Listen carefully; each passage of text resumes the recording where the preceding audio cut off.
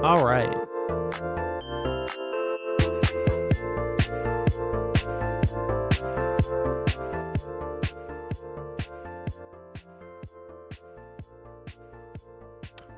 Let's see what we're working with today, folks.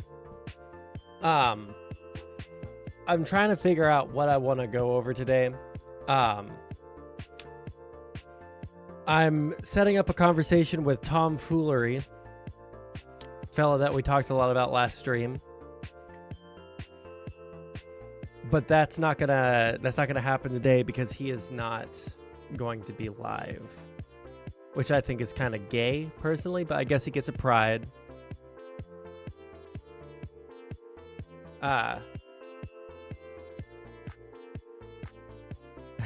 I'm getting a DM in real time. 1 second. 1 sec.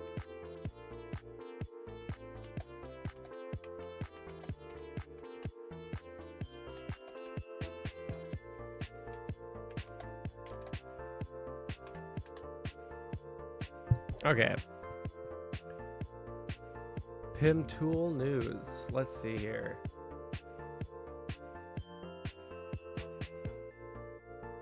Oh, I saw Fresh and Fit on his screen.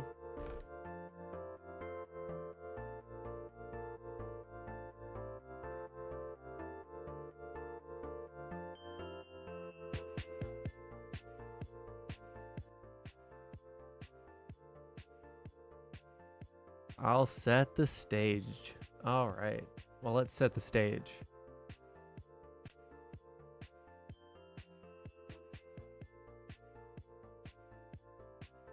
All right, here we are. Nope, wrong. That's the one. Oh, shit. You know what I just remembered?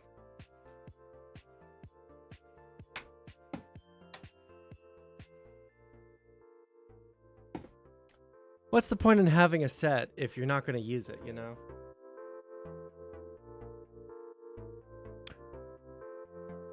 All right. Let me just put that there and let's see what's going on here. Women really want and why they do the things they do. The first thing we'll do is, of course, we'll address the pure viral video with 6.5 million views. Provide some social commentary as to why this woman is upset a man is looking at her. I love this because it's like, let me just get it out of the way. Young women wearing booty pants being like, I don't understand why men are looking at me. It's because they want to have sex with you. Now, that doesn't mean that they quite literally on the spot want to. It means they are checking out your body because in nature, women produce babies. I don't like the way he's talking right now. All right, I'm not gonna lie. It's incredibly upsetting to see Tim Pool do like attempt comedy. It's painful. It's painful to see. You hate to see it. Yeah, or you hate to see it. You hate to see it. He sounds like Bill Wait, hold on. Hold on. Checking out your body because in nature, women produce babies and men. He does have a little bit of like, he has like this like college professor mixed with Bill Cosby. And while there's like I would say like 15% of this whole thing is Bill Cosby, but 12 of that 15% isn't the voice. 12 of that 15% is the rapiness. All right, it's the rapiness. They want to have sex with you because they can see your body. Ooh, look at that fucking face. Look at that fucking freeze frame on that man. Oh, of course, it's behind the chat, so you guys can't see it. Hold on. I want you guys. That is the face of a satisfied young man. All right. Hold on. It's actually such a perfect freeze frame that I'm going to see if I can up the quality. No, I can't. Then I'm just going to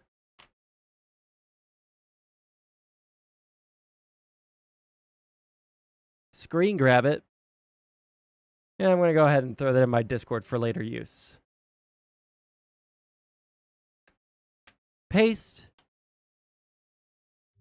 There we go. There's a free image for all of you guys. All right. If you guys want to join the Discord and you want to save that photo and you want to use it for whatever purposes that you guys want to use it for, I'm totally fine with that. It is low quality. All right.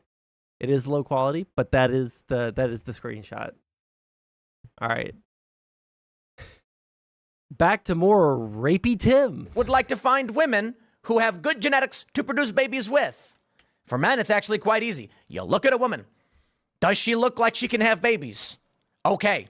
This is why there's like rouge, pinching the cheeks, lipstick. These are signs of fertility. For men, it's a little bit more complicated and difficult. And this goes into rouge, pinching the cheeks, and lipstick. Are those signs of fertility? I thought that it was like just not making you seem pale and sickly. I guess like if you're pale and sickly, you're less likely to have children, I guess. I don't fucking know.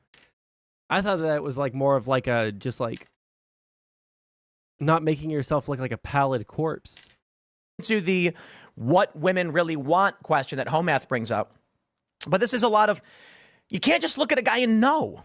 It's not so easy. Now, of course, a tall guy, that's a good sign of protection and good genetics, because then you're going to have kids who are strong and be protected.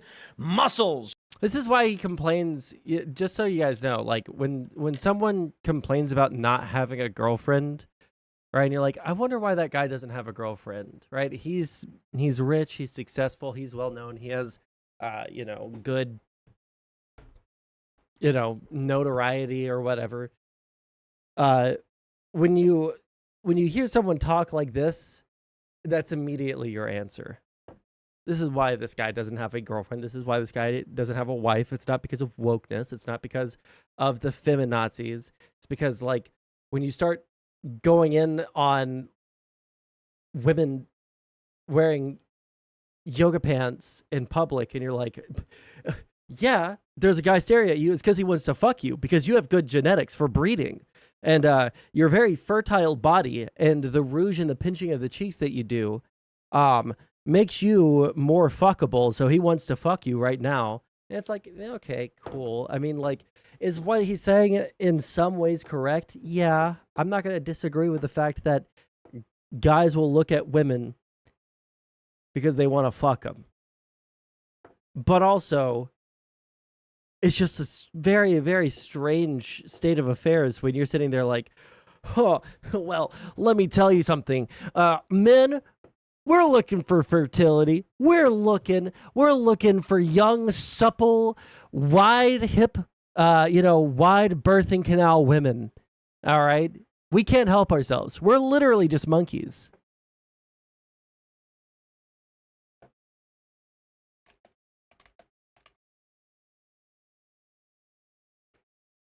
Sorry, I keep on getting ripped. Deep voice. None of which are guarantees. That's why when you show a woman a picture of a chiseled tall man, they say he's attractive. But if you include a bio where it says he's like assistant manager at a supermarket, then they lower their value of the guy from like 9 to 6 or 7. 1 second. What was the last 10 seconds? A woman, a picture of a chiseled tall man, they say he's attractive. But if you include a bio where it says he's like assistant manager at a supermarket, then they lower their value of the guy from like 9 to 6 or 7. If you showed me like a really hot woman, but then like in the bio it says that she's BPD, DID, OCD, like fucking 50 different things, then yeah, I also fucking would run away from that. If you show me a fucking 10 out of 10 smoking fucking hot woman, perfect for my eloquent and sublime tastes, all right? 10 out of 10, perfect body, perfect hair, perfect eyes, nose, lip, mouth, right? The bio could read 10 out of 10 in bed, 10 out of 10 cooking, but then if you throw in there like has no hopes or dreams or any aspirations for accomplishments in her life, I'm also probably just like going to like drop her from a 10 to like a whatever the fuck, depending on how scathing the bio is. Believe it or not, people don't want to be with people that don't match what they want in life. So if there's some, basement dwelling fucking, femcel, but she's a 10 out of 10 fucking smoking hot mama, it's still not going to make much of a difference to me, Can you do an impression of Tim Pool doing an impression of Dwight Schrute? No, I can't. I'm not good at impressions, all right? Used to could do some impressions. Nowadays, not anymore, no. All right. Let's see here. I wanted to watch this really quick. Anthony Pause. Okay, I wanted to see the trailer for the new Zelda and maybe the new Metroid. Wait, will I get copyrighted if I watch this?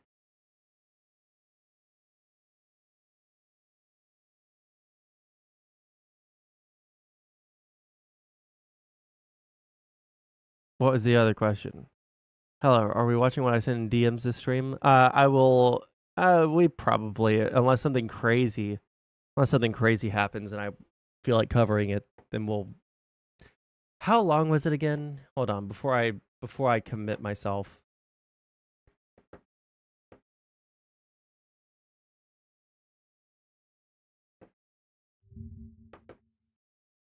"25 minutes. Not all of it. Give me a timestamp to start at."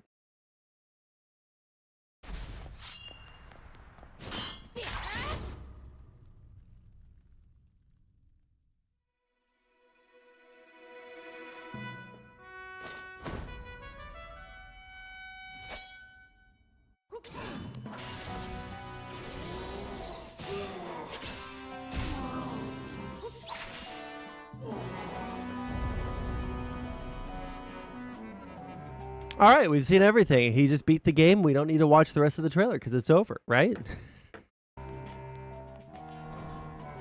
Oh wait, Zelda has gone woke. Did they make Link black? Does he fall into this pit and he comes out the other side African American? Oh no. Oh, he's determined.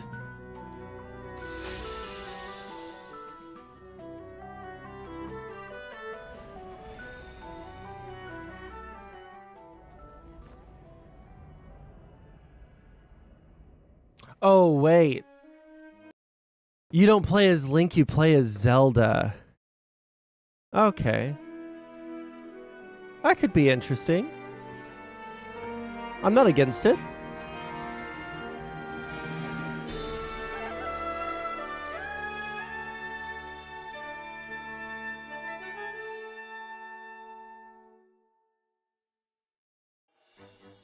Hello, everyone. I'm Eiji Aonuma, producer of the Legend of Zelda series. What you just saw was the latest installment, The Legend of Zelda: Echoes of Wisdom.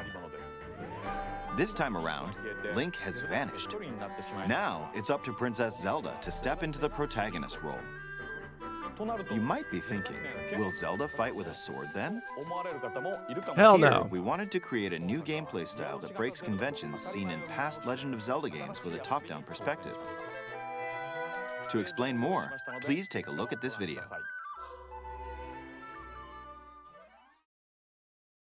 Stolen away.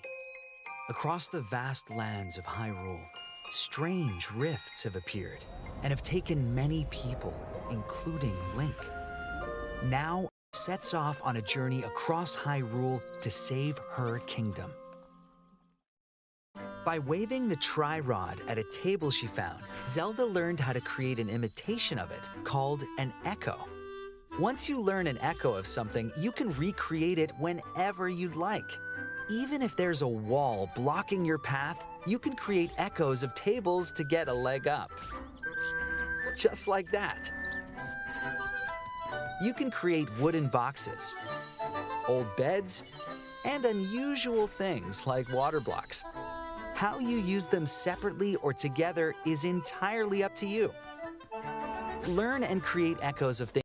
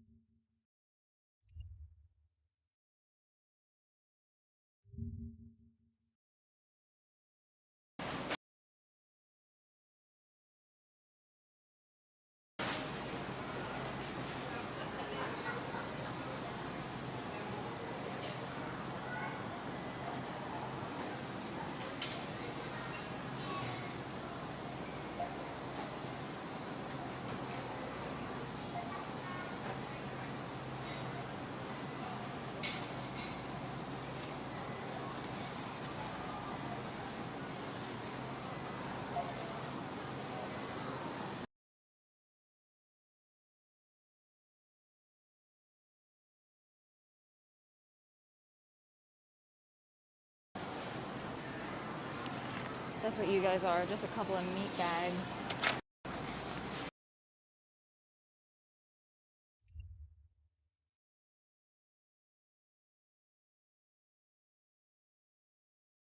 Oh, shit. Somehow, the audio got muted, but I fixed it. All I was saying was that I don't care much about the clip. Like, obviously, like, the dude's just kind of chilling there. I don't think that he's doing anything, like, egregiously bad. It's not like he was staring her down. Why does it sound outside? Yeah, no, but the, yeah, I guess I don't care much about the clip. I just don't like Tim Pool making noises and weird accents. Like, he's not a funny guy, and when he tries to be funny, it fails. Things you find while exploring Hyrule. You might be surprised at what you discover.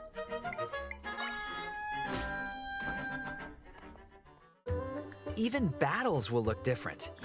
You could pick up and throw a rock echo, for example. That's not all, though.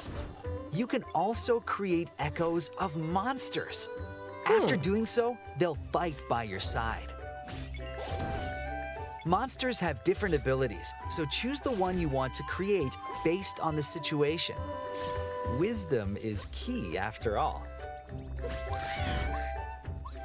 Oh, cool. Piranha plant. Haha, I know what that is, because I'm a gamer.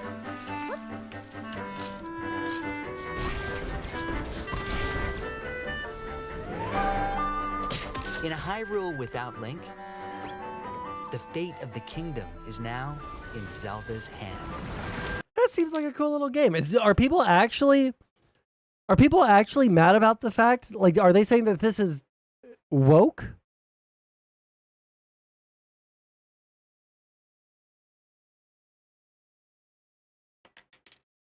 That's so fucking stupid.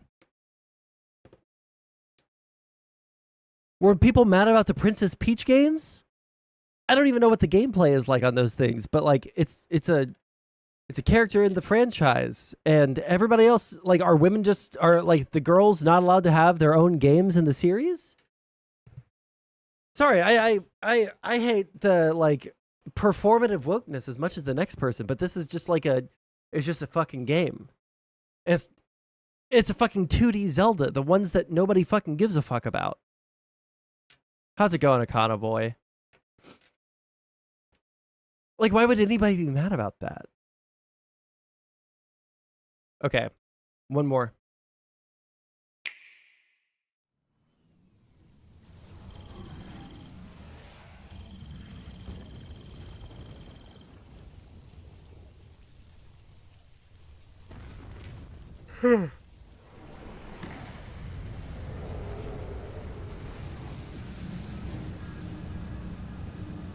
Could you set up a debate between me and Akana boy about politics and public policy?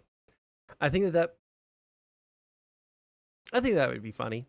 We could set that up. Hey, Akana boy, are you down to debate a 16-year-old libertarian?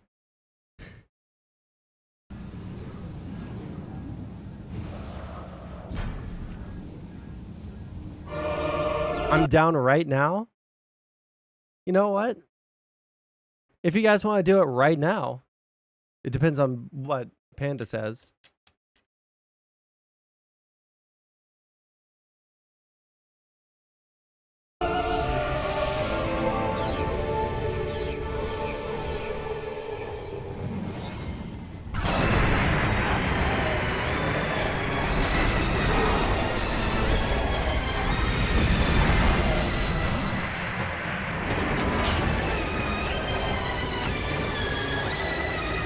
I always liked the idea. Listen, not until you watch some of the Zarathustra.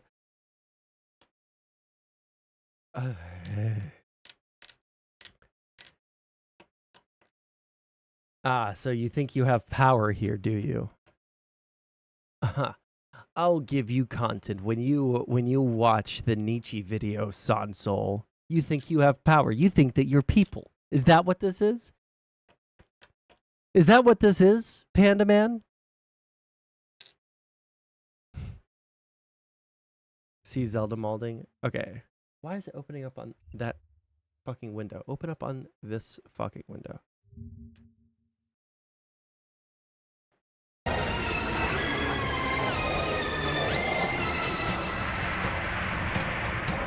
Oh, I was going to say, I always loved the idea of the Metroid Prime games, but the problem is that I think I have the first Metroid Prime. One second. I can actually look at this. It's in the fucking room with me. One second.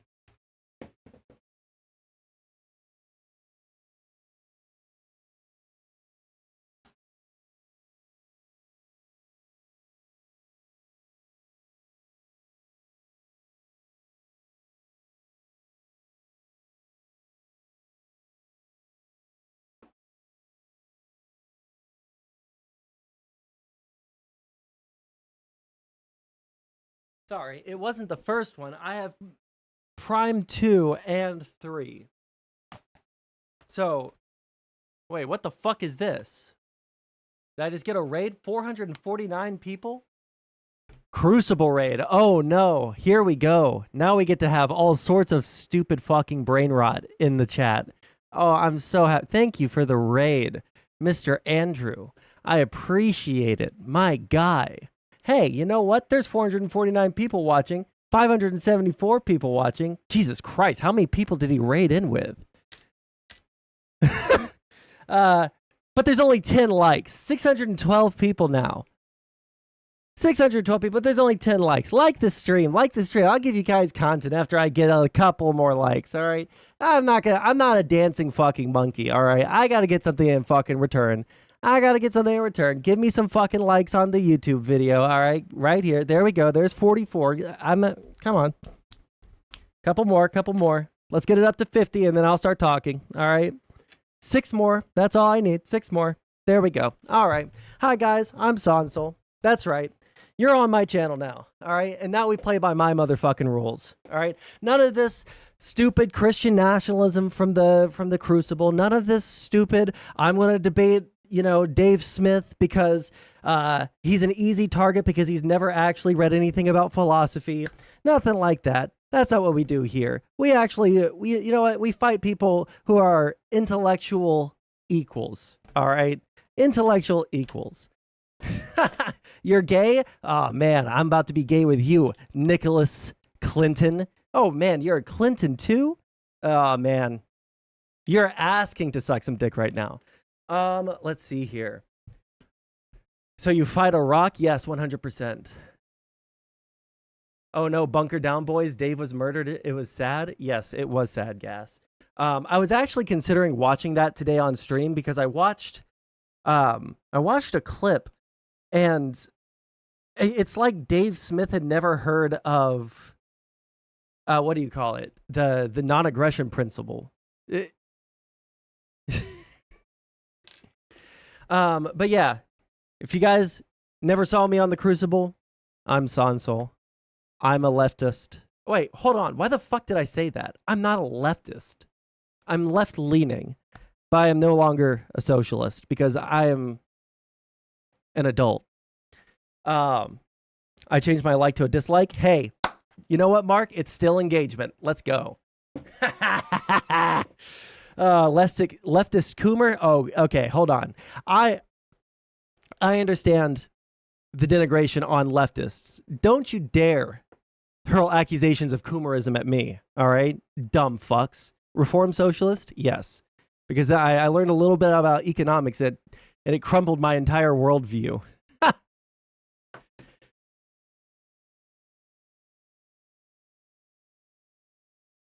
The NAP is BS thou. Jesus is our Lord. Okay, cool for you, bro. Uh-oh, someone just earned themselves a ban. We can't use those mean words. Not mean words like the N-word. That one's going to get me in trouble. All right. Well, I appreciate it, Harry Nazarian. Zoom boom coom. Very true. All right. Nintendo fan. Everybody's been freaking the fuck out about the Zelda stuff and the Metroid Prime stuff. I might be a little bit of a Nintendo fanboy. All right. I do got the Super Nintendo. I got the GameCube. I got the Nintendo. I got every Nintendo system. But that doesn't make me a fanboy. All right. It just means I have good taste. Were you on Sitch and Adam the other day? No, I have never talked to them. Is Islam right about women? I don't know what Islam says about women because I don't pay attention to Islam. All right. Hey, you know what? Chris Lestrange has the right idea. If you say N-word, like type out N and then the word, that's fine. But the soft A, oh man, we'll have to ban you. I don't want to get in trouble with YouTube. I don't know what their TOS is like on this site. All right. We don't have problems in my chat. We are all very well behaved. But am I into pro foreskin piracy? Is that stealing other men's foreskins so that you can finally feel the glorious sensation of having all of your nerve connections at the end of your dick? Is that what that is? Ban us all? I'm not that. I'm lazy. Absolutely not. N-word hard R. Hey, you know what? That's just, you're skirting it just right. Problem. You're skirting it just right for me. Sondsol the foreskin goblin. Hey, listen. I don't have my foreskin, and I'm fine with that. All right. I never think about foreskins. All these people that think about foreskins all the time are the real freaks. All right. But I shouldn't just sit here and argue and dilly dally and do all this dumb. Oh, wait, hold on. That was MJ. Niger, the country. That was a close one. I almost clicked the ban button. All right. Reformed socialist bans until there's no longer a problem. Hey, I don't get to make the rules on youtube.com. All right. Do I find the N-word to be distasteful? Yes. Do I find it to be a bannable offense? Depends on how much you're irritating me. You're lying. You still have a man bun. Totally cringe leftist.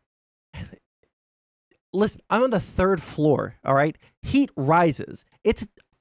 I'm in Texas. It's hot up here. If I had my hair down, my neck would be fucking soaked with sweat. I'm keeping it in the man bun. Throw the fucking insults my way. I literally do not give a fuck. All right. I would rather be known as the man bun guy than the sweaty neck fucking, degen sitting in his fucking 3rd floor waiting for, the sweet, sweet respite of winter. What dinosaur has 500 teeth? Don't care. Don't like dinosaurs. You dishonor your forefathers? Listen. I'm not gonna get into it. All right. I heard you on Rezzies the other day. That was cringe. Oh shit, it's Mantis. What did I say that was cringe? Hold on. Found someone that I'm interested in what they say. Sorry. Where do you disagree with Destiny? Probably one of the... We can start at the fucking as many people around you as possible, and we can put the end point at surrounding yourself with mentally ill people that make your life incredibly difficult. And then basically everything that you could think of in between those 2 points, that's what I disagree with him on. Right? No, I don't like Hassan Piker. There's not a single bone in my body that likes Hassan Piker.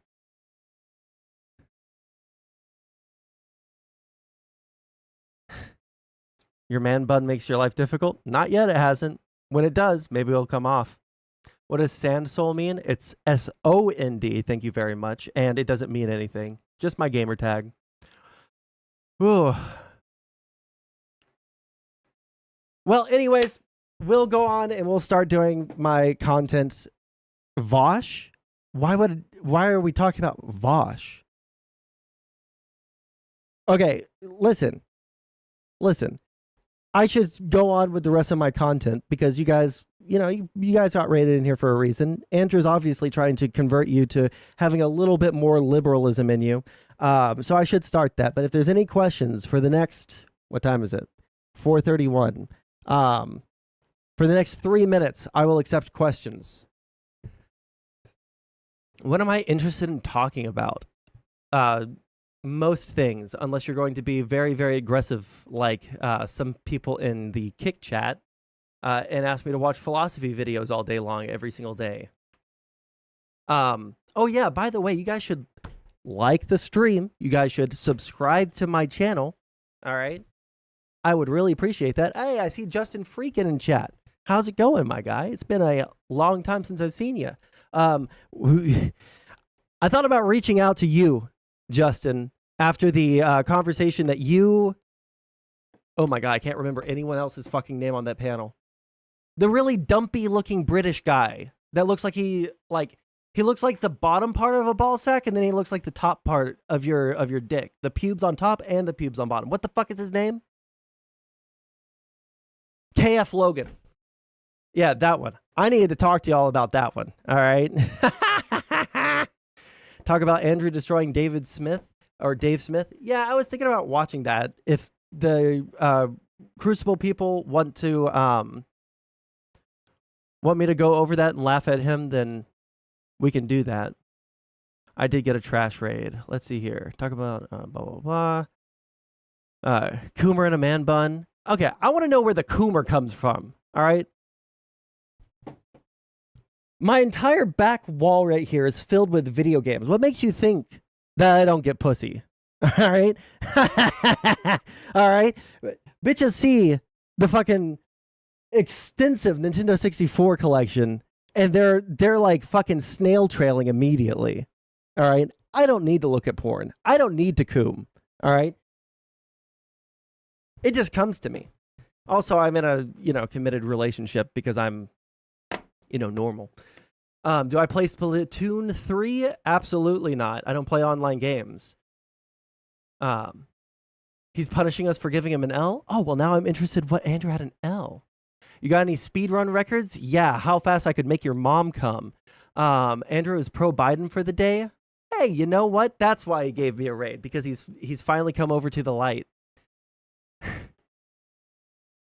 Let me see here. Watch the Dave Smith slaughtering. Would you be willing to debate Andrew about whether being a blue-haired liberal makes your wife leave you? There are so many more interesting things to argue with him about. I used to debate him all the time, all right? The first debate that I ever lost on stream was to Andrew. And I've talked about this a lot recently. Because some people will lose a debate and then they will cope that they won, and then they will never adjust, looking at like 90% of leftists and about 70% of conservatives. No, I'd say 85% of conservatives. I'm not giving you guys that much fucking grace, but leftists are a little bit worse about it. Yeah, the difference between those people and me is that I actually went and I researched and I figured out where Andrew was wrong, and then we came back and I fucking obliterated him. And then we kind of traded W's and L's past that. Coomer for pixels? That's so true. Stop pausing chat. Well, I have to read something sometimes, all right?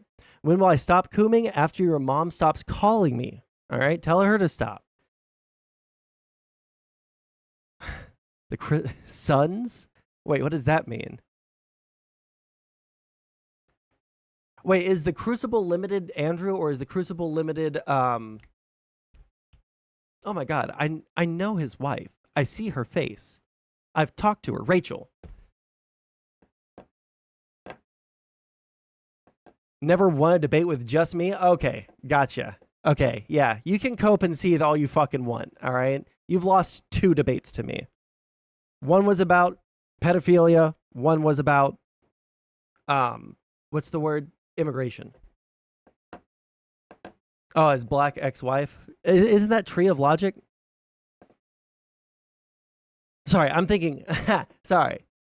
How do I know Andrew? A long time ago, we were bitter enemies, and then we became allies of convenience, and then we were pretty chill past that. My favorite topics, probably on stream. Listen, I'm interested in fucking everything. All right, I love to talk about just about anything. It's just the appropriate time for talking about something. Kumisha Wilson. Interesting.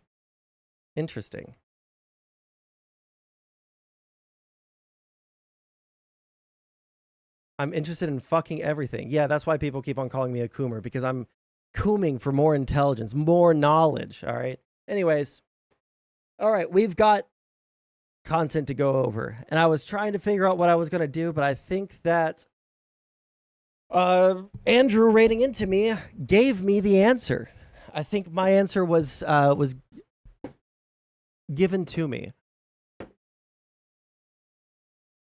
Wait, what the fuck is this? In Woke 2020, you can't even play as Link anymore. Zelda is the playable character. Oh, okay. Is this where everyone is with it? Okay, wokeism destroyed Zelda. Got it. We'll watch this maybe in a minute. All right, Panda. I was about to watch it. I actually was, but then we got a raid with multiple hundreds of people, so we're not going to watch something about Nietzsche. What percentage of my content is cooming? Well, 100% of the content of my dick is cooming all over your mom every single night. But in terms of stream, probably 0%. I make a very concerted effort never to do any coomerism on stream because of situations that other streamers have got themselves into. Which, speaking of which, Mantis, like, I'm supposed to talk to Tom about this, everything. All right. I'm supposed to talk to Tom about it. And I don't think that the Coomerism should continue in the way that he keeps doing. Are my debates with Andrew on my channel? Some of them might be. That was when I was first starting to stream, basically. So I don't know if any of my Andrew debates are on there. There are a couple of... where's my channel? If you guys want some good Andrew content, all right? But you guys have to subscribe, all right? That's the trade-off here. You guys have to subscribe. You guys gotta, like the stream and stuff like that. All right? I'm not just giving away content for fucking free. If you guys want some really good, old, classic Andrew content, where are we at? Raise purity, no. Woke skulls, talk about femboys. Xenogender arc. Am I toxic? Yes. Where the fuck is the argument with Brittany? Oh, this isn't Andrew, but this is Todd, his old coworker. If you guys want to watch Todd get absolutely just like bent over in a debate. And also admit to kidnapping Mexicans for some reason. I guess he just really loves Mexicans. Politically provoked host confronts Sondsol over Discord drama. At the very end of this, I tried to show it before, but I didn't want to like sit there and find the exact moment. This one right here is Andrew, and he made Brittany cry. He made her cry on my stream, and then I had to deal with her like sobbing after I finished stream. So that was a thing that I had to deal with.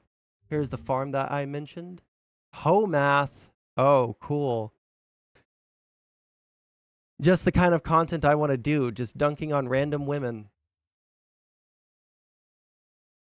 Damn it, boy, haven't I told you about being a Sondsol? I can't do it. Listen, I can't do a Hank Hill. I live in Texas, but that's not how we talk down here, okay? The chat summary says, and I quote, Sondsol is spurging. Wait, like the AI thing? True. That's true. Let's watch and review a debate or two with you and Andrew. Well, here's the thing. I don't know if like me actually arguing with him directly, or if it's just him coming on to shit on other people. Now we have to fucking scroll. Use guys. I dunk on yo apostrophe mama. Listen, if you want to dunk on my mama, you're gonna have to try and spell things correctly. You're gonna have to use correct syntax. Then I'll read the criticism. Here, we'll see if I can find the specific point. Are you literally 45 IQ, or do you understand any words that are coming out of our mouths? No, that's Mio. She's 45 IQ. Right. Oh, okay. The last load I've dumped into a sock has more of an IQ than Brittany, okay? So. Okay. Wow. Hey, what's up? What's up, Andrew? How are you? Just living the dream, being the savior of the fucking left. Yeah. Hey, I virtual fist bump, my dude. Virtual fist bump. Fuck off. I'm leaving. Bye. All right. I hate you too. Oh, man. The amount of times that I had to delete VODs on Twitch because Andrew couldn't stop himself from dropping slurs, just unbelievable. Alrighty. W for showing us? Yeah, no problem. There's a couple. I think that there's a couple on here. This was, I think Andrew was moderating on this one. By social programs. No. So, no. Andrew was trying to save Mio. Andrew was trying to save Mio. Sending him arguments on an immigration debate. And Mio couldn't do it. I can summarize your position in a whole conversation with Tom already. You're adding nothing new to the convo. I could tell based on your dog shit convo with Rezi the other day. If you want to come and talk to me about it, you're more than welcome to. I already talked to Tom earlier today. We're not going to be talking about the facts of anything. I don't know what the fuck you think I'm going to be talking to him about. You all right? I appreciate it. Do slap that motherfucking subscribe button, though. I would appreciate that.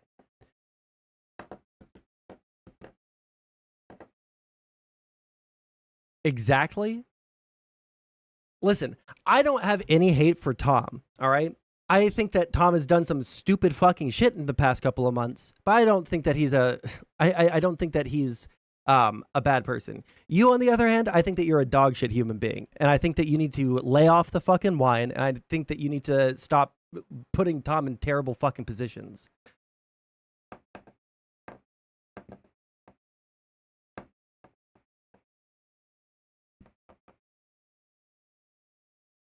I will subscribe to your mama's OnlyFans. Well, listen, I don't have to pay to fuck your mom, all right? She comes to me willingly. And comes on me willingly. Is Andrew JQ red-pilled on the DL? No, I don't think he's JQ red-pilled on the DL. At least he hasn't said anything to me in private. Andrew is like a conservative that I fucking think has... I'm not going to fucking sugarcoat it. I think that he has like pretty abhorrent fucking views. And he sometimes says some pretty abhorrent things, but I don't think that he's an evil or horrible or like bad person necessarily, you know? I can get along with Andrew. I think that I don't think that he's like a genuinely just like hateful person, you know? Unless I have a degree in sociology, sorry, still working on my degree in political science. Sorry, I'm part of the deep state. Such as in regards to what? Sorry, I'm responding to like what kind of mean stuff? I mean, I'm sorry. You guys watch Andrew and you guys don't think that he says mean shit to people? Sometimes it's funny, but it's still mean. You're going to pretend like, oh no, Andrew is just always sitting there being such a little angel, never says anything mean, never says anything controversial, never attacks anyone's intelligence, never attacks anyone's looks. He's just like a Christ-like figure who's sitting there and accepting of all people. Shut the fuck up. What are you talking about? What kind of mean stuff? Come on. Who rated Sondsol? Andrew did. Just say out loud, you think I'm a big meanie Bo Beanie? I actually regret saying that out loud, Mantis. Andrew goes through 2 cartons of cigarettes every stream, and when he's debating me, he's going through like 3.5 to 4.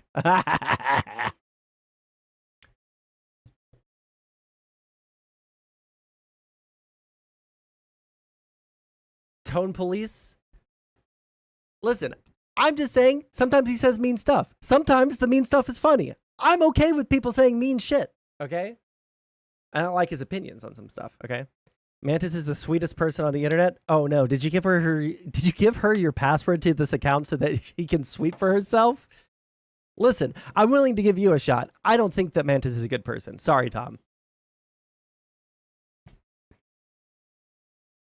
What opinions? Listen, I'm a fucking liberal, okay? I am enthusiastically voting for Biden, all right? You guys knew when he rated into me on his pro-Biden day that you guys were going to get a Biden supporter, all right? So basically, anything on the political or anything on the theological level, we're probably going to disagree with. What opinions? I disagree with his, basically everything with his religious opinions. I should be less broad with that. I'm not a religious person. I think the way that his view of religion is dog shit. And I think that it's antithetical to everything that I saw in church growing up. All right. I think that, so eating babies is cool. Yes. That's what I've been saying. And I've been saying that on my stream for a long time.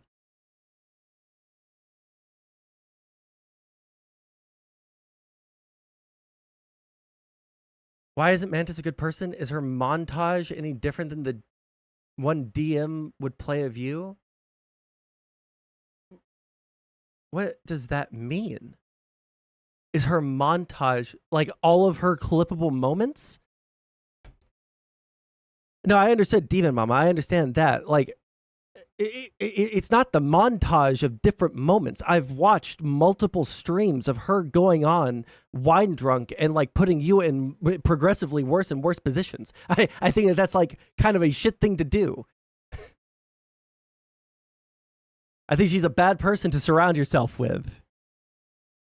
But like, you're not streaming tonight. You said you weren't able to talk, so I'm not gonna like sit here and litigate like the conversation that we were gonna have. Like that's not the conversation I want to have even.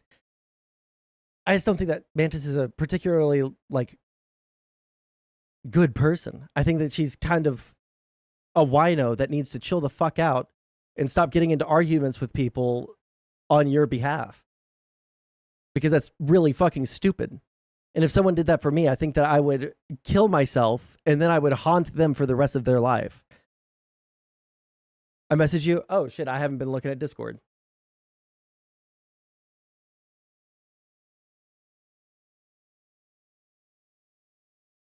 Okay, yeah, well now I see your DM. Also, I got a DM from a close friend.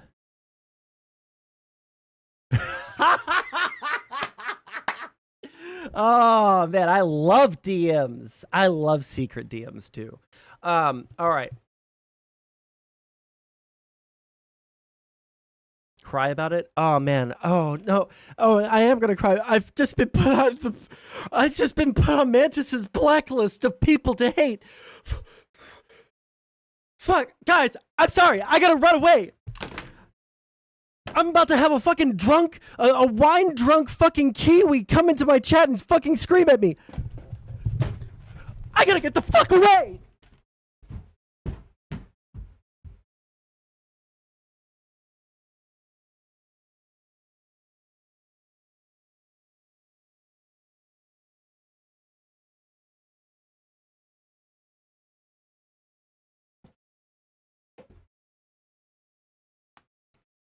Whew. Look at that greasy hair. Sorry, I was working out earlier, pumping my dick deep inside your mom, rearranging her guts. I didn't hear a gunshot. I'm sorry. It's not an American breaking into my home, all right? Any American breaking into my home, immediate danger. Anyone with like a British or British adjacent accent, they're not a threat to me, okay? They're not a threat to me. Alrighty. Well, there was something that we were supposed to go over, but I can't remember what it was now because this is completely rearranged what I was going to do for stream. So this is what trans women look like? Yes, right here. This is what I am. That's what I am. Yes, very true. Alrighty. Anyways, if you guys have any suggestions, if things you guys want to go over, let me know. How does it feel to be a necrophiliac? Oh no! He used the fucking like third grader retort. Ha! You can't fuck my mom because she's dead. Ho math? I don't know what the fuck this is. If I'm, oh yeah, you know what? Someone link me the. I guess I can just 1 sec. Crucible. What's the fuck? Dave Smith.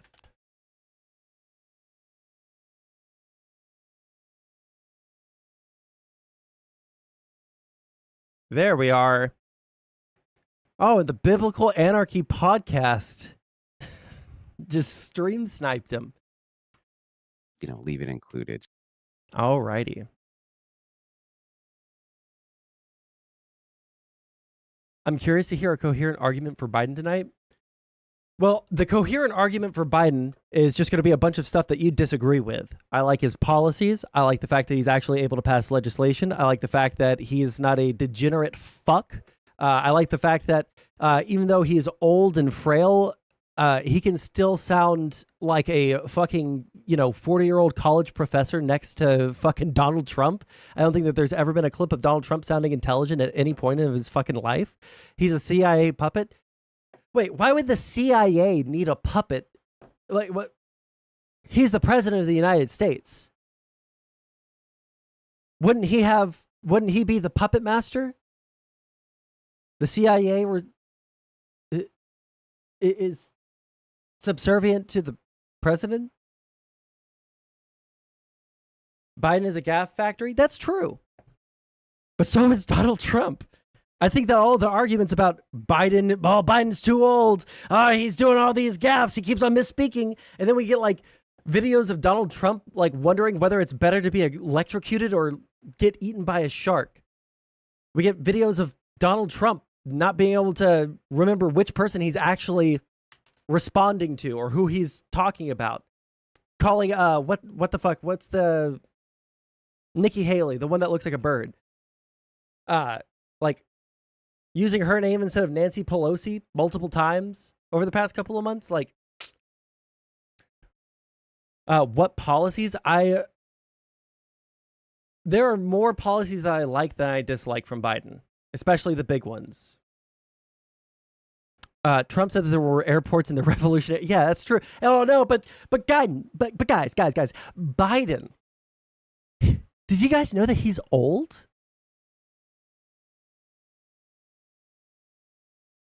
Biden is literally suffering from dementia. I don't know if he's literally suffering from dementia. He is old.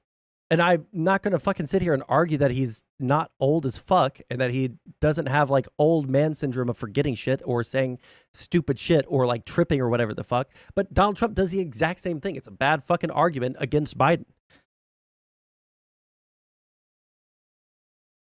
Don't you have eyes and ears? I have both. Trump is America's #1 insult comment.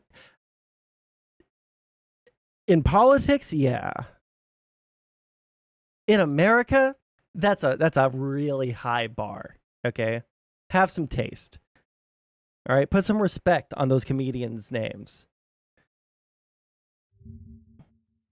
We believe that only American citizens should vote in American elections.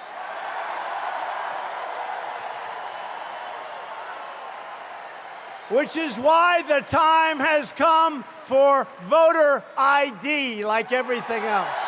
Voter ID.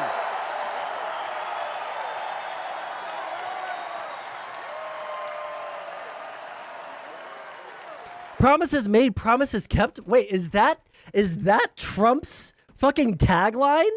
What promises kept? Where's the wall? Where's the immigration reform? Where's the like crazy economy that he talked about? What promises were kept? He had like one major piece of legislation go through. What promises were kept? Did he make literally one promise on the campaign trail in 2016? I'm going to moderately lower taxes for some people, and they're only going to last 5 years. Is that the one promise he made during 2016? Because that's the one piece of, or one major piece of legislation that he actually got through the House and the Senate. There is a wall, though.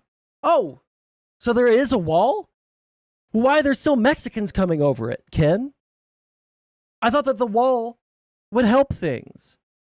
But if the wall is built, so you either have to live with the fact that he didn't build the wall because he didn't keep any of his promises, because he can't work with anybody else, because he's not actually a good, amazing businessman that is able to negotiate good deals, right? Or you have to contend with the fact that he did build a wall and it doesn't work. Ken said because they climbed the wall. So what the fuck is the point of the wall?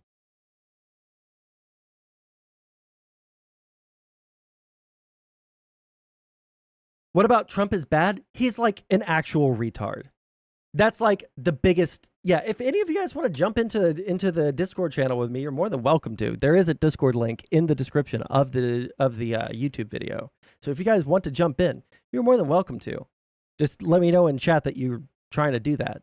But like the idea that we're going to pretend that like Trump is like living, it has put us all into like this Schrodinger's world where there is simultaneously a wall that he built because he keeps his promises, but also we have this unimaginable, immigration crisis that like nobody wants to fix, but the wall is built, but it's not doing anything. But like we want the wall because it will stop the immigration crisis. Like, which world do you live in, Ken?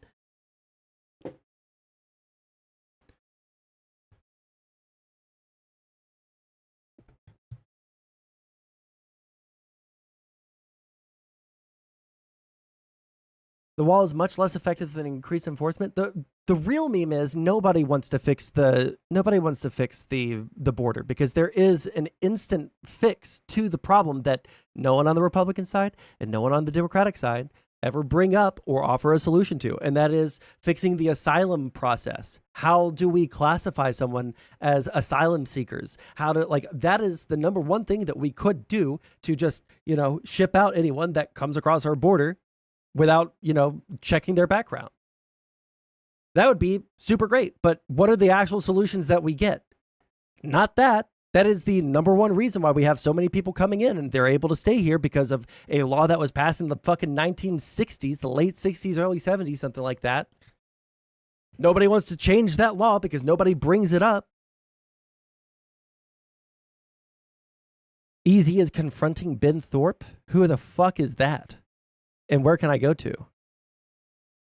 I subbed even though you're a liberal scumbag. You are funny? Oh, I appreciate that. Do you believe in economic asylum? I would have to think about it. Right now, as it is right now, I would probably not. I would probably tighten the conditions that it would take for someone to qualify for asylum. How do we stop them from crossing illegally? They cross illegally across the border, and then they surrender themselves to law enforcement for an asylum hearing that they either do show up to and, you know, in like 10 years, or they just like skip the hearing. But that's not what the problem is, right? Because the incentive is coming over here and claiming asylum, and then we can't kick them out. A wall? Well, according to your buddies in chat, Glock, the wall is built. And I need to turn on the fucking AC because it is hot as fuck up here. Do not, I repeat, do not move to Houston. It is really, really goddamn hot in Texas, all over Texas, but it's really hot up here. Come on, internet, give me the AC. Fuck me.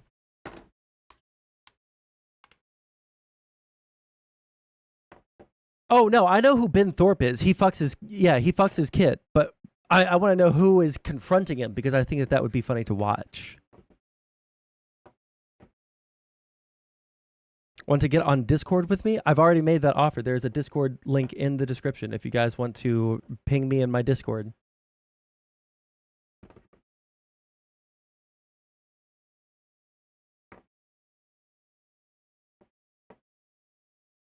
Why not apply for asylum in the dozen other countries they pass through to get here? Well, I assume because they don't have the asylum law that we do, number one. And number two, because those countries suck ass compared to America.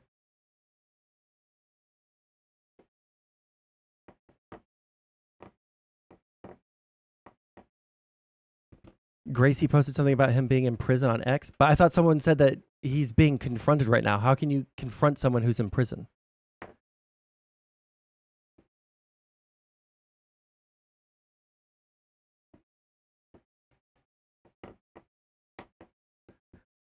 There's a reason why it's called illegal immigrant. They should be sent back. It is illegal and simple. It's not as simple as you think, because illegal immigrants, yeah, that is illegal. Asylum seekers are not illegal immigrants. They're asylum seekers. By definition, they are not illegal immigrants. They are seeking asylum by entering the asylum system. And if we were to reform the asylum system, we would actually have some sort of solution to what's going on right now. But you guys don't actually care about that, because otherwise you guys would support people who talked about that. But instead, you guys want the motherfucking wall. You guys want the motherfucking wall. Y'all want the aesthetic of a solution. That's what you want. Seek it from home, apply from home. Well, the asylum system that we have right now that was instituted back in the late 60s does not incentivize people to apply from home. So if we want them to apply from home, we should probably fix that law, yeah?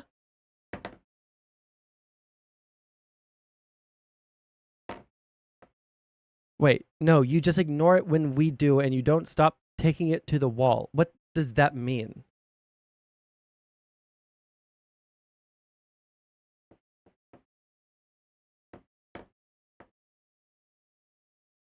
They aren't in need of asylum truly if they're that picky. Oh, wait, hold on. You said something that I missed. Yeah, so they must not be in actual danger and that much need of asylum if they're going to use, well, that country sucks ass as a reason asylum seekers aren't in the millions like they're flooding now. Well, there's two parts of that. Number one, some of these people might not actually be in danger in the way that like the traditional asylum seeker would be. Yeah, I mean, like I understand that, which is why we should fix the asylum system, because I'm agreeing with you on that one. But what I'm saying is, like, yeah, if there are people that are genuinely like scared for their life because, you know, there's these things called drug cartels that like, if you want to see how much activity they've been doing, just look at the last Mexican election. They killed like 140 fucking politicians or some shit like that. They were going around killing the politicians that were running for office. You think they're not scared to, you know, strong arm the fuck out of everyone's family in a certain town? There are certain towns that are just like completely overtaken by the cartel. It would make sense that they might not want to stop in a country where that cartel is operating. But like, that's like, I understand that like the immigration thing is a problem. I'm not saying that we shouldn't do anything. I obviously agree that we should do something. I think that a wall is fucking stupid. And I think that when you guys offer all these other solutions, you're not actually worried about a solution. You just want to say what you want to say. And you just want to say, fix the problem. Fix it. Well, what do you want us to do? Fix it. Sondsol, I'm in the waiting room. Oh, fuck me.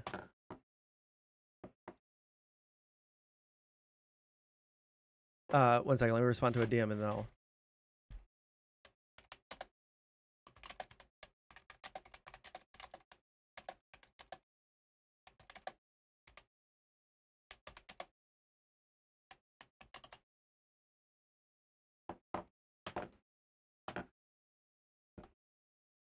Let me make sure that you have the correct roles.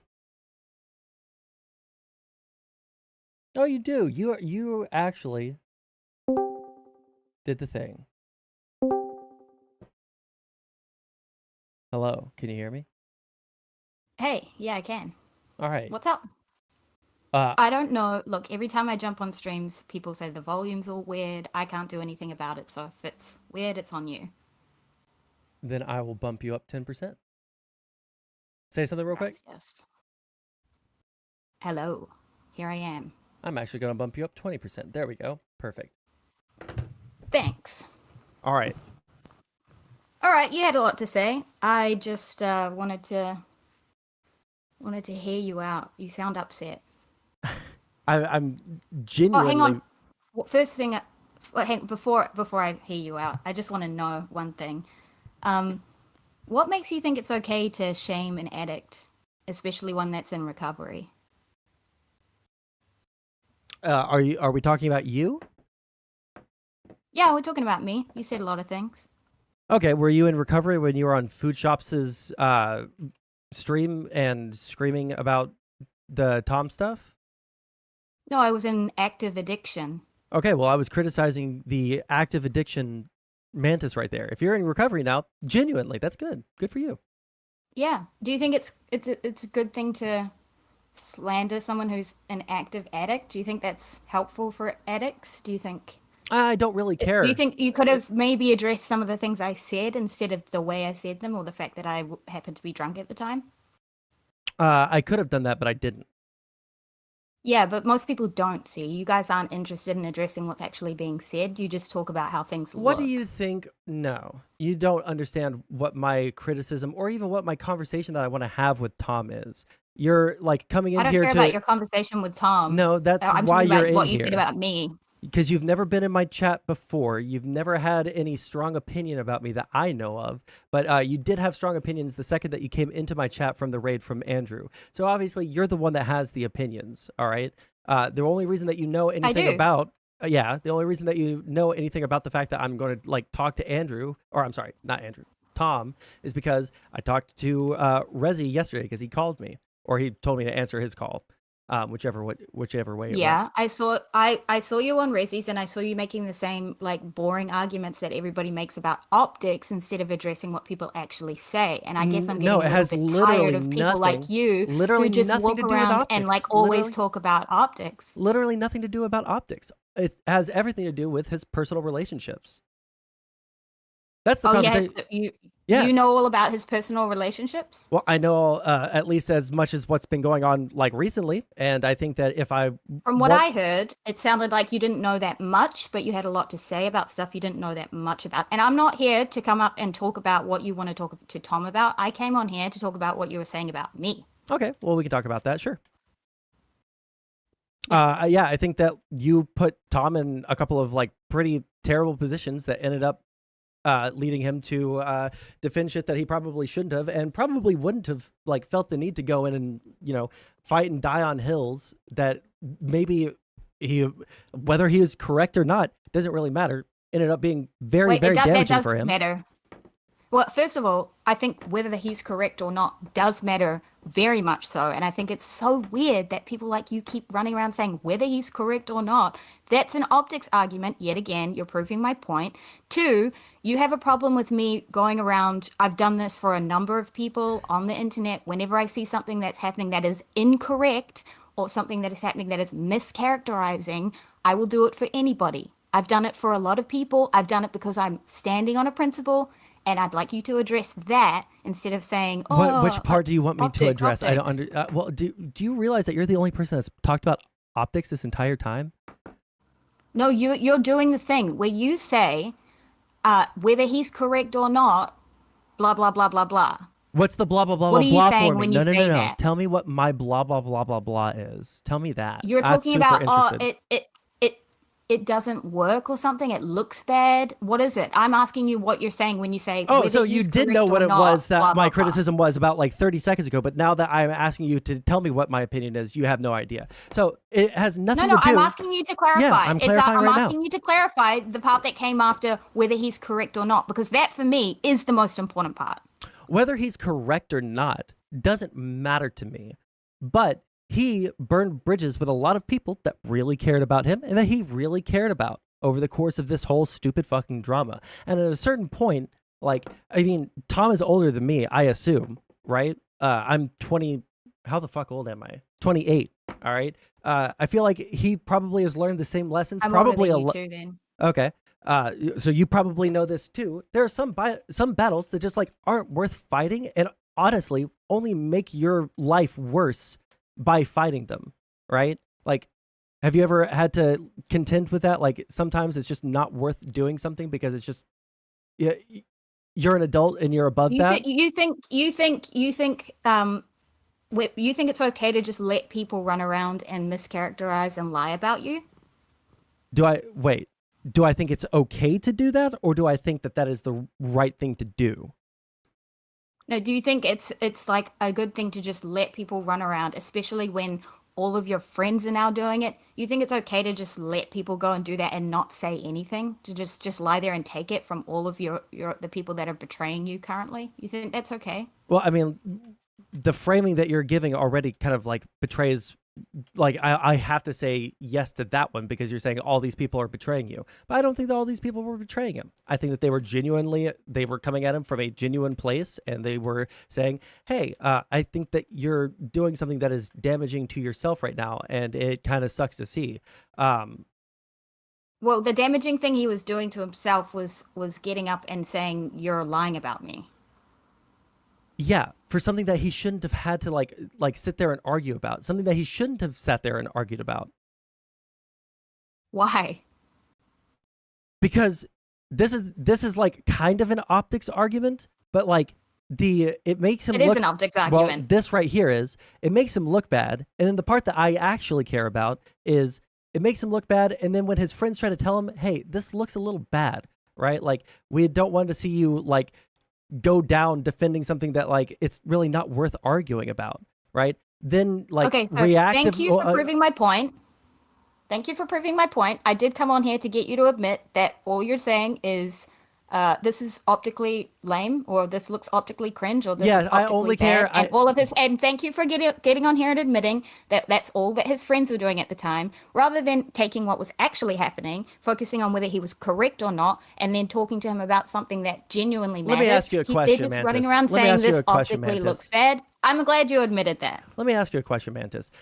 If there was some argument that you were having with some people that like already fucking hate you, right? But it was, you know, it really didn't matter in the grand scheme of things. And like your friends are telling you like, hey, you know, like at this point, like I understand where you're coming from, but like you need to like chill out, and then you like lose all of your fucking friends and you lose all of your fucking connections as a result of that. Was it worth it because you're at least you're correct? Is being correct the end all be all of everything, or is there like maybe some other things in the human experience that are a little bit more important than just being fucking correct about literally everything?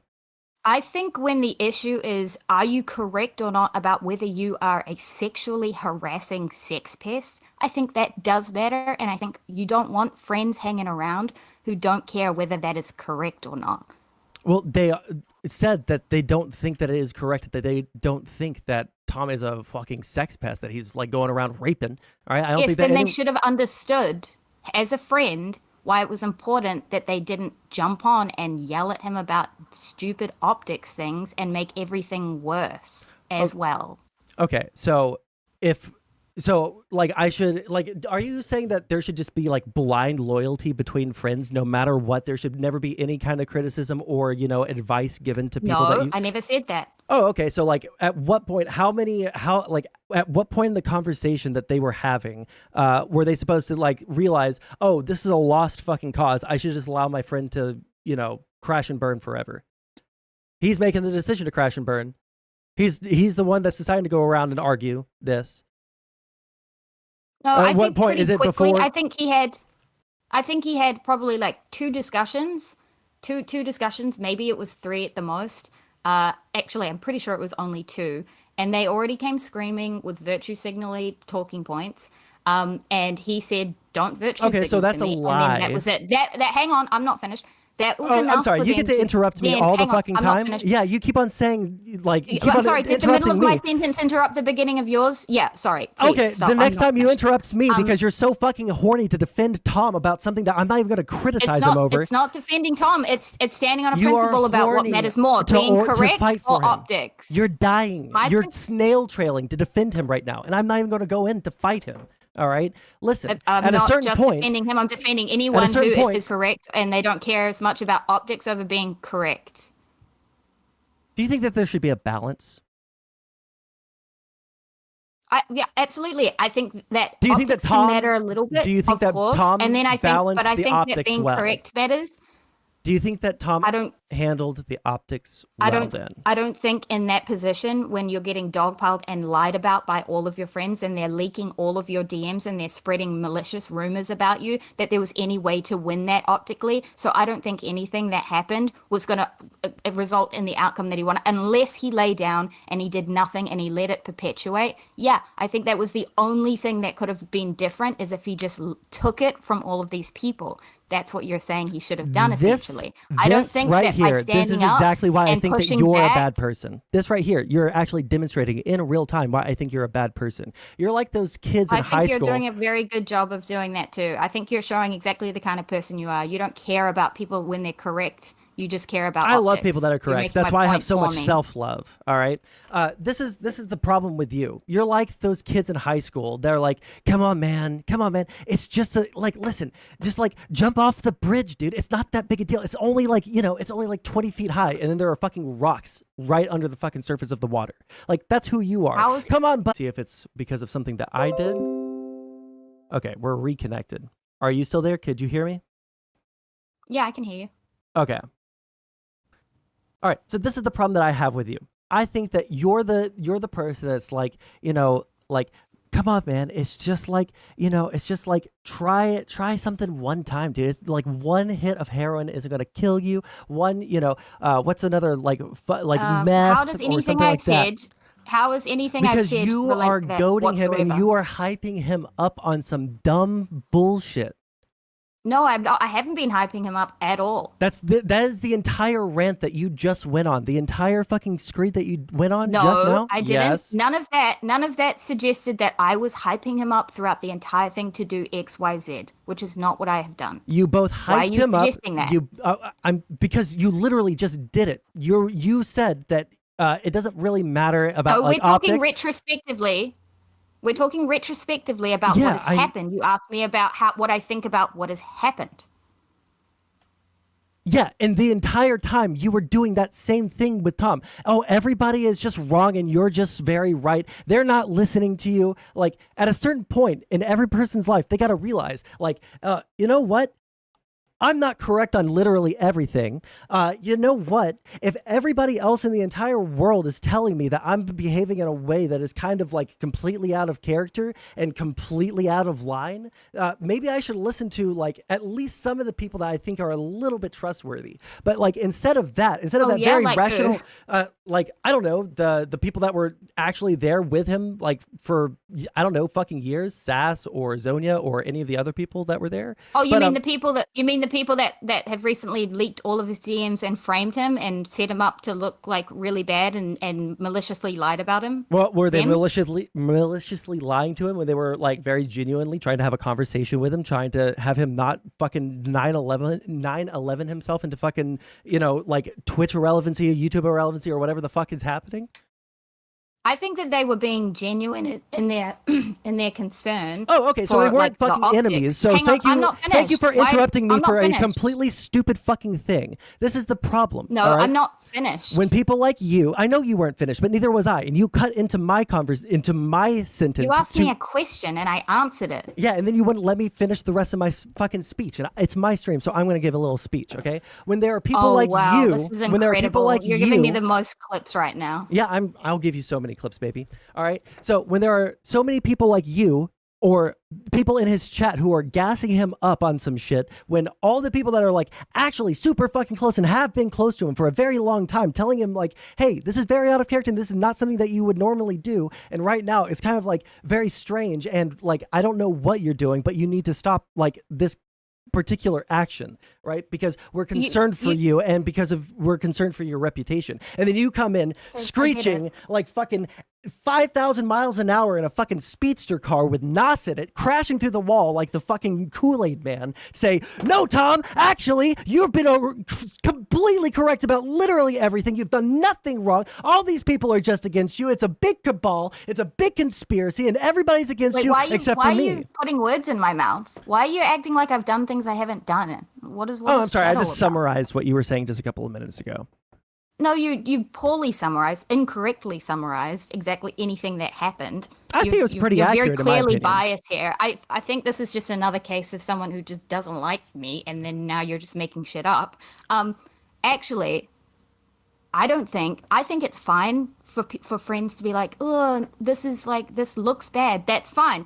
That isn't a very good argument when someone has gotten to a point. You say it's out of character to push back on people who are spreading malicious lies about you. I think it's after 2 or 3 months of hearing it and after 2 or 3 months of shit being spread around, I think anyone would get to a point where they're like, you know what? I've had enough of this. I don't think I like when people get up there and talk shit and maliciously lie and it's spreading to a community of hundreds and hundreds or thousands of people. I think I would like to get up and say things that they were talking and about I think if were like the I'm not weird finished. things that he said in that chat that he admitted were really bad. These big long rants, these big long soy rants about your shit that's actually completely incorrect. Yes, I think being correct if you keep on saying that you're correct and I'm incorrect, that means you win the debate, Mantis. No, I just think that being correct in these situations, if you're being lied about like that, does matter more. And I think it's super weird that you keep saying that it doesn't matter at all. I didn't say that it doesn't matter at all. When did I say that? You said, I don't care at all about whether he's correct or right. It doesn't matter to me. Yeah, for the purpose of the conversation that I want to have with Tom, yeah, it doesn't matter whether he's correct or incorrect. You keep wanting to have, this is the dynamic that keeps happening. And people like you just get really upset and start like crying about it a lot harder than I understand. What's happening is you want to have an optics conversation, and I don't want to have an optics conversation. I want to have a personal relationship whether things are conversation true or false, and that's why I don't really care about you or these people that you keep saying are his friends or even were his friends. Because when you meet someone who doesn't, who Because cares you're the more real about friend, optics Mantis. than they Because do you were the about one there being gassing correct, him up, telling him that he then was correct. they're not standing real by friends. his side, the last bitch standing in his inner circle. There's plenty of people around who still are okay with Tom because they know it's not true, the stuff that's being said. Oh yeah, The only like the people who are in his whining are people yeah, like the people. No, I'm not whining about his optics. I think that like all of the content you that's come out of it. You admitted it. I said that there was an aspect of the argument that involves optics, but that's not the overall argument. Okay, I think I got what I needed out of this conversation. I also think it's gross that you shame addicts, especially ones in recovery. You should maybe think about that. Were you in recovery when you were have a talking to good food drink. shops? Does it matter? I was an active addiction. I don't think shaming someone post hoc for being an active addiction instead of Well, who the addressing fuck anything cares that they about said you is a way outside to of deal with it. Nobody gives a fuck about Who the you fuck outside. cares about Listen, addicts? True. No, nobody cares about you. Okay, well, the slimy fucking New Zealand Kiwi can slither on back to her fucking wine fucking basement, and I'll explain to you what I was going to say to her. All right, when you do something as an addict, you can still be criticized for that thing that you did as an addict, and when you are a literal fucking nobody on the internet, known only to be a fucking cringy fucking accent having wino who goes around and puts another person in really bad positions all the fucking time, nobody cares about your personal fucking life. Who the fuck knows about the fact that you were or are or will be again an alcoholic? Literally nobody fucking cares. Thing that is, I want you in next. All right? I want any Tom sweepers in next who are going to fucking uncritically just fucking sweep for him 100% of the time. I don't want to just shit on Tom. I will shit on Mantis because Mantis deserves it. All right. Tom deserves a little bit of it, but that's not the nature of the conversation I want to have. Uncritical? Yeah. What I just heard was an uncritical endorsement of Tom.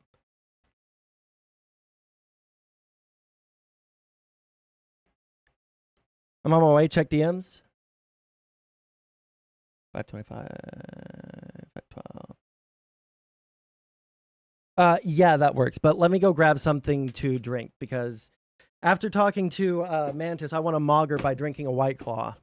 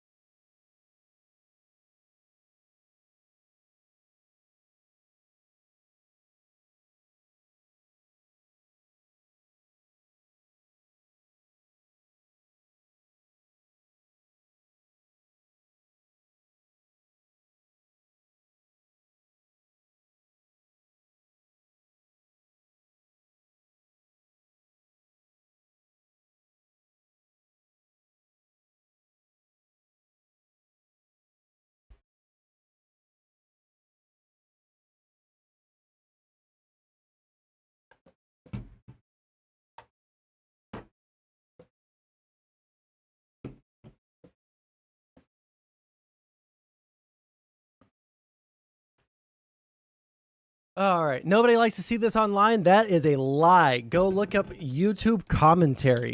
You'll be either sucked into the worst little black hole you've ever seen in your life, or it will be incredibly depressing for you. I don't know.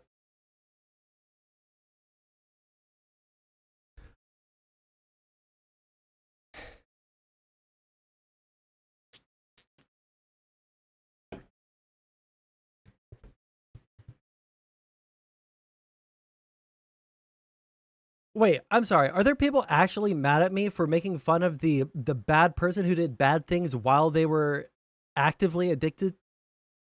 I'm sorry. Are addicts completely above reproach? Are we not allowed to say like, hey, when you were an addict, you did this really fucking crazy bad thing that was like really not a good look. It was really like kind of horrible for you to do. I'm an addict and I was in the throes of an addiction right then. Okay.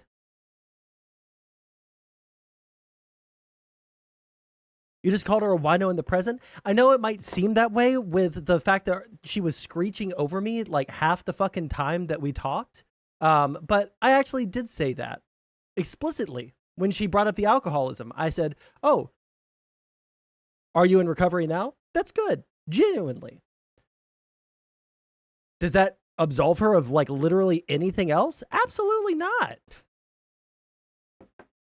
Before she got in VC? Well, before she got in VC, I didn't know that she was an alcoholic.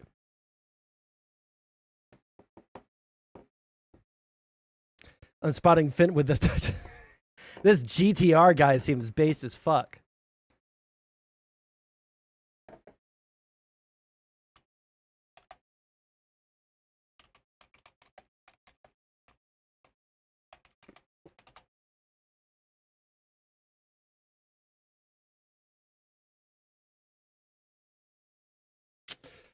All right. Well, it looks like we are going to be talking to Tom here in a minute. So I won't watch anything else. I won't move on to anything else because I don't want to stop in the middle of something. I'll just talk to chat for a couple of seconds. Make sure you have Naxalone next to you. Well, listen, if I do it right, the Naxalone ain't going to work, okay?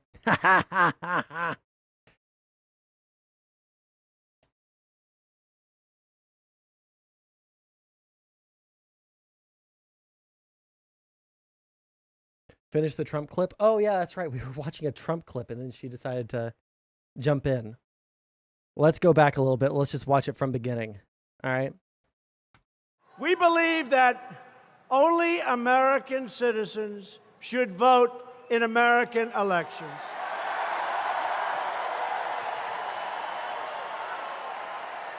Which is why the time has come for voter ID, like everything else. Voter ID.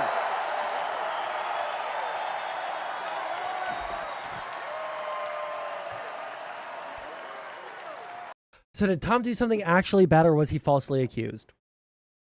I think that he's admitted that there are some parts of what he did initially that were either bad or optically bad or whatever, like whatever level that he copped to, which doesn't really matter to me because he didn't do anything like fucking crazy egregious at first, right? Like it was like Coomerism, right? Like the Coomerism was strong with the Tom, and that's something that he can do. I don't care, like genuinely. He can do that, but people responded to him being a little bit of a gooner, and then he said some shit in their chat, which he has since said was not something that he should have said. Then Mantis went on to their stream. The crazy woman that I was just talking to, went onto their stream and started fighting for Tom. And then Tom had to join, and then a bunch of things spiraled from there. Basically, I don't care if he was correct or incorrect. It literally doesn't matter. It doesn't matter.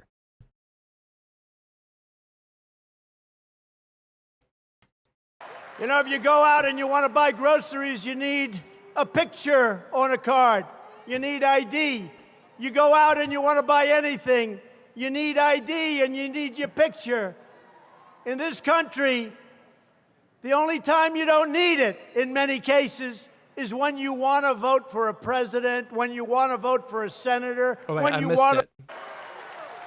You know, if you go out and you want to buy groceries, you need a picture on a card. You need ID. Oh yeah, that is. See, I don't even think that Trump is stupid here. I think he's out of touch. I don't think that he's had to buy his own groceries in like 30 years. So he just thinks that that's the case. he's not actually just like a complete fucking retard that totally thinks that you need IDs to buy bread. He just doesn't know what goes into purchasing your own groceries. Sorry. Keeps on opening on the wrong fucking window. In June of 1775, the Continental Congress created a unified army out of the revolutionary forces encamped around Boston and New York, and named after the great George Washington, Commander-in-Chief. The Continental Army suffered a bitter winter of Valley Forge, found glory across the waters of the Delaware, and seized victory from Cornwallis of Yorktown. Our army manned the airport. It ran the ramparts. It took over the airports. It did everything it had to do. And at Fort McHenry, under the rockets...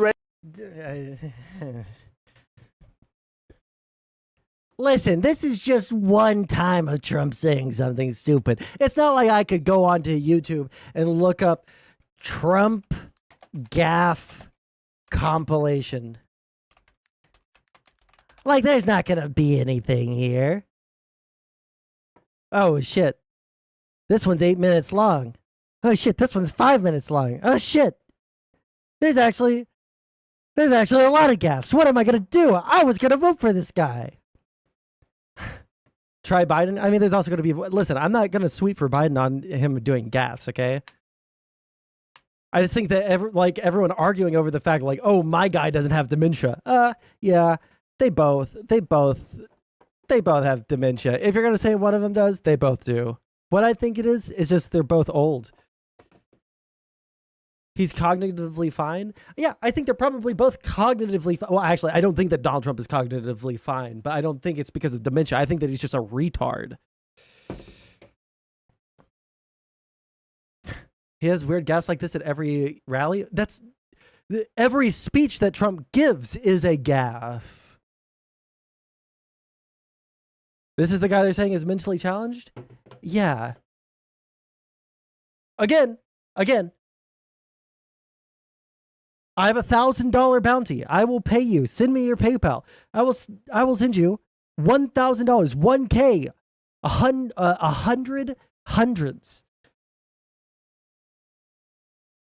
Wait, hold on. That's a fucking 10,000. No, hold on. I'm stupid as fuck. You know what? I retract it. All right? Fuck you guys. I might be bad at math, but I can recognize a retard. As a retard, I can recognize a retard. Okay? But $1,000, if you can find me one singular fucking clip of Trump sounding intelligent in the past 20 years. One clip of Trump sounding intelligent. Trump exaggerates. Biden literally lies. Trump literally lies. Okay? You're not bringing up anything that's a good counter argument because you're just thinking that your guy is good and the other guy is bad. Both of these guys are old. Both of these guys have gaffes. Both of these guys lie occasionally. One of them a little bit more than the other.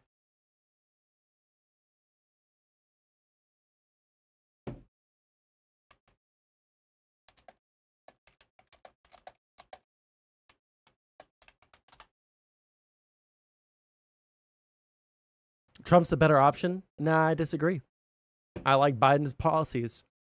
Even if he is a desiccated corpse on a golden throne at the top of High Terra, and he's not able to make any decisions for himself, at least Biden knows how to pick people around him that are actually competent and aren't going to be immediately tried and sent to jail as soon as their term is over. That's my personal opinion, though. We all have opinions. The bottom line is you are a liberal. That is an astounding and astute operation or observation. Holy shit. Am I the retard today? I can't speak.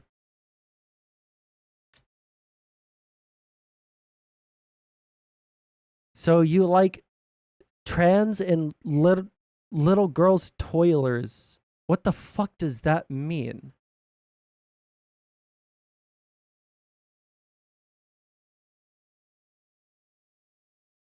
He said in his 2017 inaugural address that there will be carnage in the streets. Guess what, George Floyd? Oh no. He was the oracle. He was the oracle that we never gave a chance. Oh shit. You know? I literally don't know what a toiler is.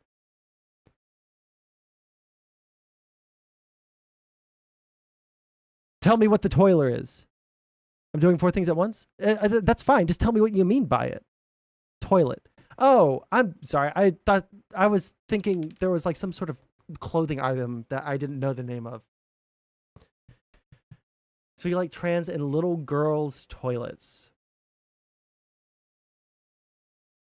Are the toilet, are there like, are we restricting people not only based off of gender, but off of age too? This is the children's bathroom and this is the adult's bathroom?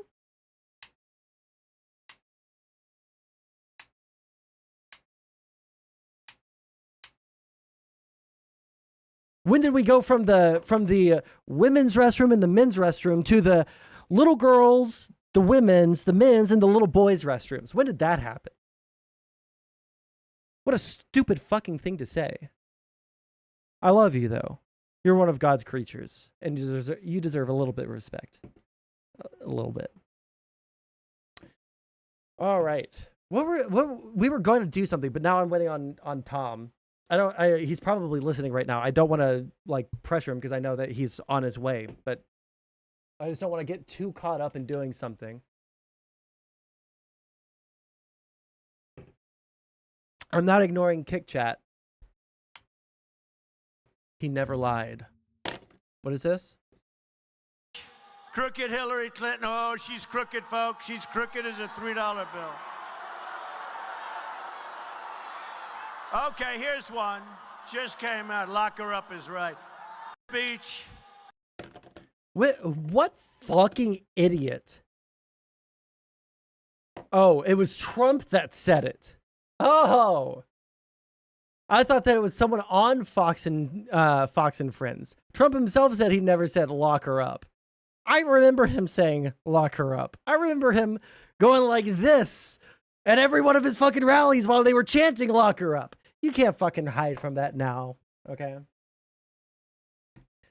All right. Let me see here. What are my views on gender? I don't care that much about it. I don't like it when people are hateful. No Nietzsche, not until after the Tom conversation. But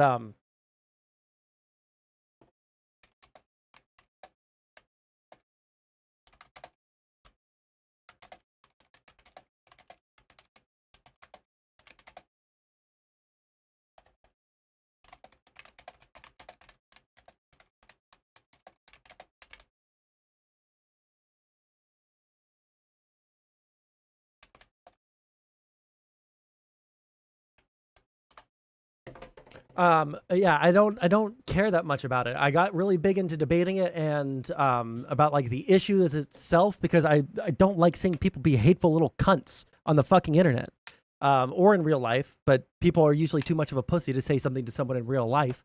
But yeah, I don't like it when I see people being actually hateful little fucking shits, right? But like I got banned from Twitch multiple times because they think that I hate trans people. So if you want to take that as you will. What's the optimal number of genders? I think there's 2. I think that there's 2, and then you can be non-binary. All right, I'll let the non-binaries exist. Okay, they can chill. I don't believe in like brick gender or some shit like that. I think that's really fucking stupid. Czech got owned in that game? I don't know what that is. Oh, is this a game that he's talking at?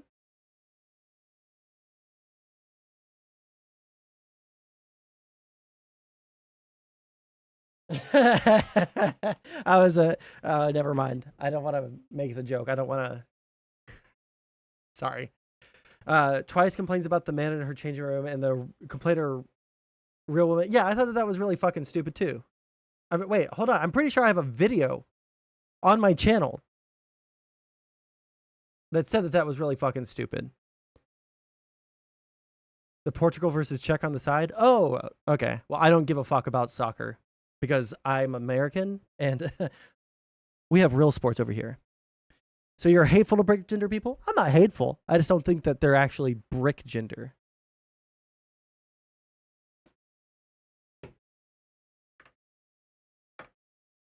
I need to slow down on drinking that. I'm going to get actually fucking drunk before Tom calls.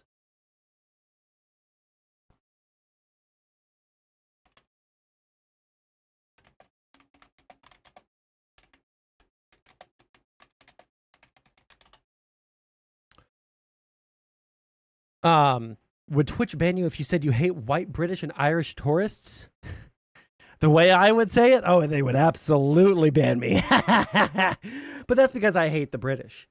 There's this one second. Let me see if I can. I always forget to add it to my watch later, I think. But there's this one fucking YouTube short that I fucking goddamn. It is so fucking funny.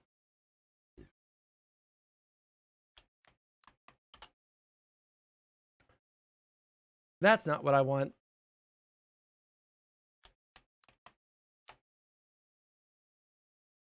There we are. No. On September. Well, I'll be honest, guys. I have and touch the sound of silence. And in the naked. All right, what's going on, everybody? Welcome back. What the fuck is going on? Come on.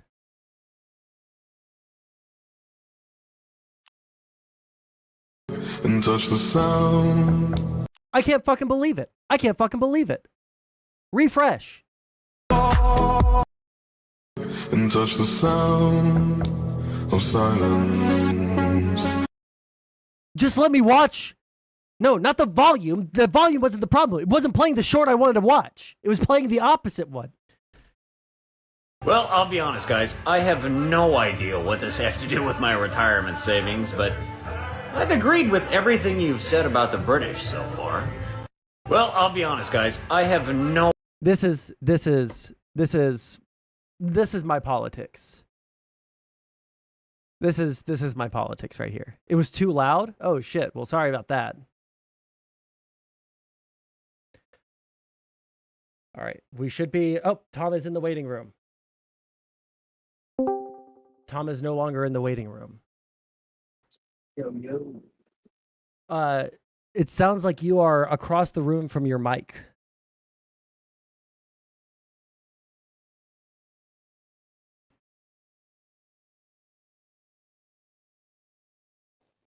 All right, how's that? Oh, that's so much better. Yeah, sorry, I switch my mics fairly often. No, that's fine. All right. Let me love on you and kiss on you for a little bit and get you to calm down, okay? How you been doing, buddy? I'm pretty good. Just getting ready to move cross country. About to finish my degree. Just vibing. Yeah, I know. Last time, I think you were gone for a while, and I feel like the last time I watched you before, I guess last week or the week before when I tuned in, was when you had like a friend over and you guys were sitting there trying to get people to call in and debate you guys and shit. That was funny. That was a long time ago if that happened. Jesus. Yeah, I hadn't seen you in that long. Had you been gone for a while or? I've streamed consistently, but I just don't get into much of the drama or like debate much anymore. It's just not something that I get to do. Partly because I'm banned from Twitch, partly because I look at the dramas now and it feels like I'm in hell, so I don't engage. Bruh, you got banned from Twitch at a very convenient time.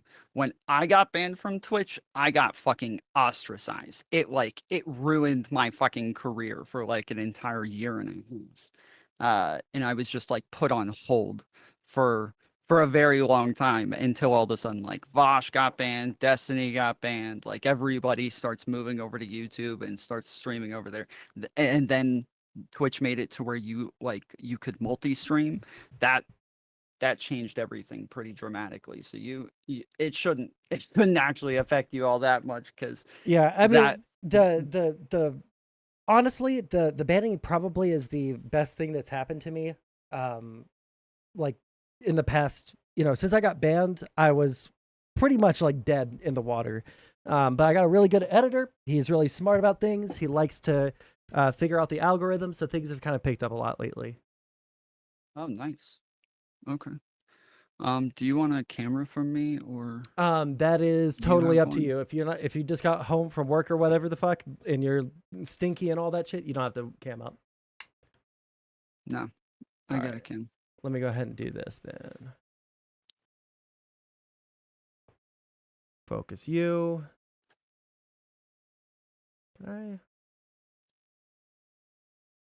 Okay. So while I set that up, okay, so the thing that I wanted to talk about, I don't care that much about the, Jesus, where is there it is. Yeah, So, I guess I'll explain. You in DMs you said I oh said to yeah, you, sorry, I was like giga high when I sent that, so I didn't know if I gave enough information. No, you did. And I guess while you're setting that up, I'll I got explain so that you don't have to. It's like you were trying to tell me that you felt like, or you said that you wanted to talk about this stuff, and I was like, okay. I was like, for me, like my problem is that everybody just keeps talking about the optics, the ways that things look, and I don't really care about that. I care about the facts. And you were like, yeah, I don't really care about the facts. It's more about like the behaviors to me. And then I'm like, well, how can you have a judgment of my behaviors if you haven't gotten to the facts? Like the facts are what justify your behaviors. And so that's kind of where we left off. Yeah, so it's not about like the optics necessarily. I guess that's a component of it that Mantis thinks that she got a massive own on me for saying that, yeah, optics are going to be a component of this. But for me, so this is my like broad view of you as a content creator and as a human being in this space, right? You did panels, you did a lot of debating, you had a lot of respect in terms of your argumentation and the way that you would engage with different people, and you had quite a good number of friends and connections. You could pull just about literally anyone that you wanted onto your stream. Maybe not at any point that you wanted, but you could contact them and you could get like Destiny. You could, well, actually Vosh, no, but that's because it's Vosh. You could get. No, I got Vosh on a bunch of times as well. Oh, like, just on your the main thing I was known for was like networking and being able to hold relationships and shit like that. Yeah. And so like for me, like I could respect that because I'm not very good at networking. I fucking hate talking to people in friendly manners on the internet, right? Unless I have like a specific topic that we're going to sit there and talk about. It's just like a very alien form of communication to me. But you were really good at it. Ever since I don't know what started the, I don't know exactly what started the drama, right? I know that like for a couple of months before the big confrontation on JStalks or whatever the fuck his name is, on his Discord, there had been like things that he had been saying about you being a sex pest. You didn't like that very much. You didn't respond. But after that, when I was talking about behaviors specifically, I guess like maybe it's the loss of my internet brain. At a certain point, like there are some things that would give you a Pyrrhic victory so much worse than any kind of defeat that I would think that it's simply not worth it, right? Like, do you agree that that's a possibility? I mean, it would depend on like what we're talking about. So, Well, yeah, like, of course, but when like you just like say the if it's concept not of worth it. Well, yeah, if you say it's not worth it, like the things that like hurt my career wasn't like shit having to do with like Kelly Jean uh or JSTLK or any of that. Like I during that drama for the 2 or 3 days that was happening, by far the majority of like the engagement that I was getting was like supportive, and it seemed to be like only beneficial for me at the time. It was Sassafras and Zonia's stream where they come out with like a couple of DMs here and there. And this is after like Zonia and I spent days in uh in VC talking about her doing this stream and her saying, hey, I'm like, I need all the facts. I'm going to help you. I'm going to go live and I'm going to try to explain all of this to people. And because now that Sass has left, a bunch of people are like wondering what the fuck's going on. And so I'm gonna go live and I'm gonna explain your side and I'm gonna do all this. But also like I really don't like Mantis, so I'm gonna go off on Mantis. And then so I go over all the facts with her. I show her a bunch of DMs. I go over everything that happened. And then she goes live and not only does the thing with Mantis, but then also starts leaking my DMs with Sassafras with like an insanely different narrative than what it is she said she was going to say and what it is that actually happened. And so from there, what all I did is I said, I was like, I don't think they're malicious. I don't think that they're like trying to hurt me. I think they're just confused. This is what actually happened, but I didn't like leak DMs back. I didn't like, fire back at them or anything. And then I just kind of like took some time off and stepped away for a while. And then when I came back, there was still shit being leaked and there was still new narratives coming out that I was abusive to Sass, that I was leading her on and using her for work.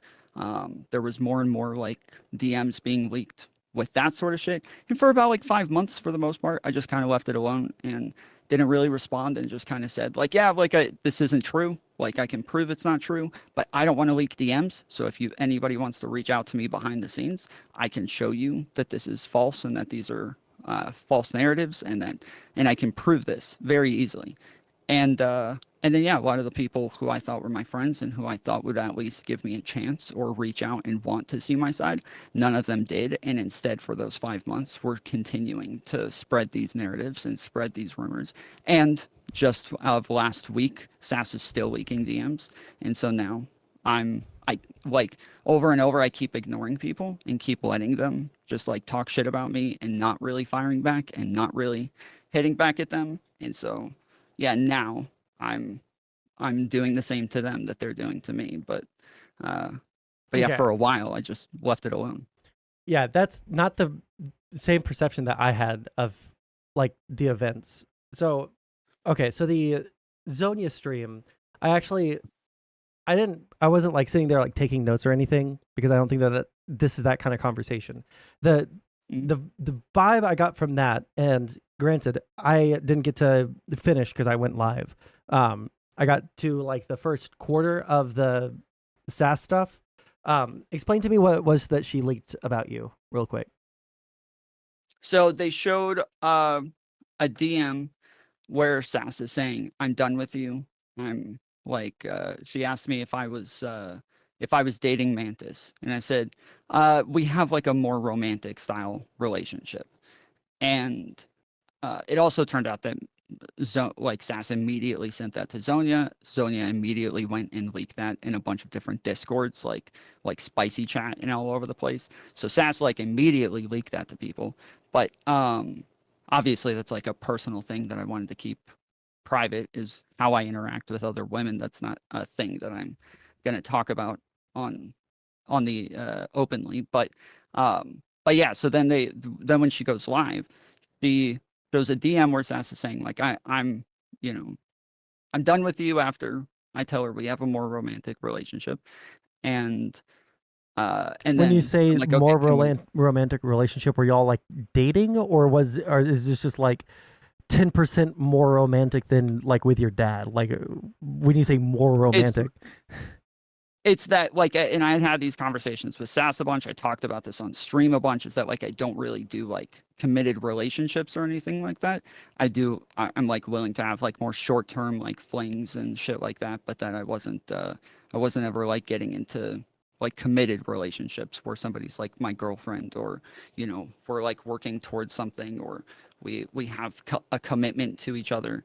And so I was very open about the fact that that's who I was, and that's the types of relationships that I was interested in. And so when I say it's a more romantic style, it's me kind of just saying like, yeah, like this is just like somebody that I soft dating. Is that a fair? Yeah, I guess it's like a fling, whatever you want to call it. Yeah. It's and so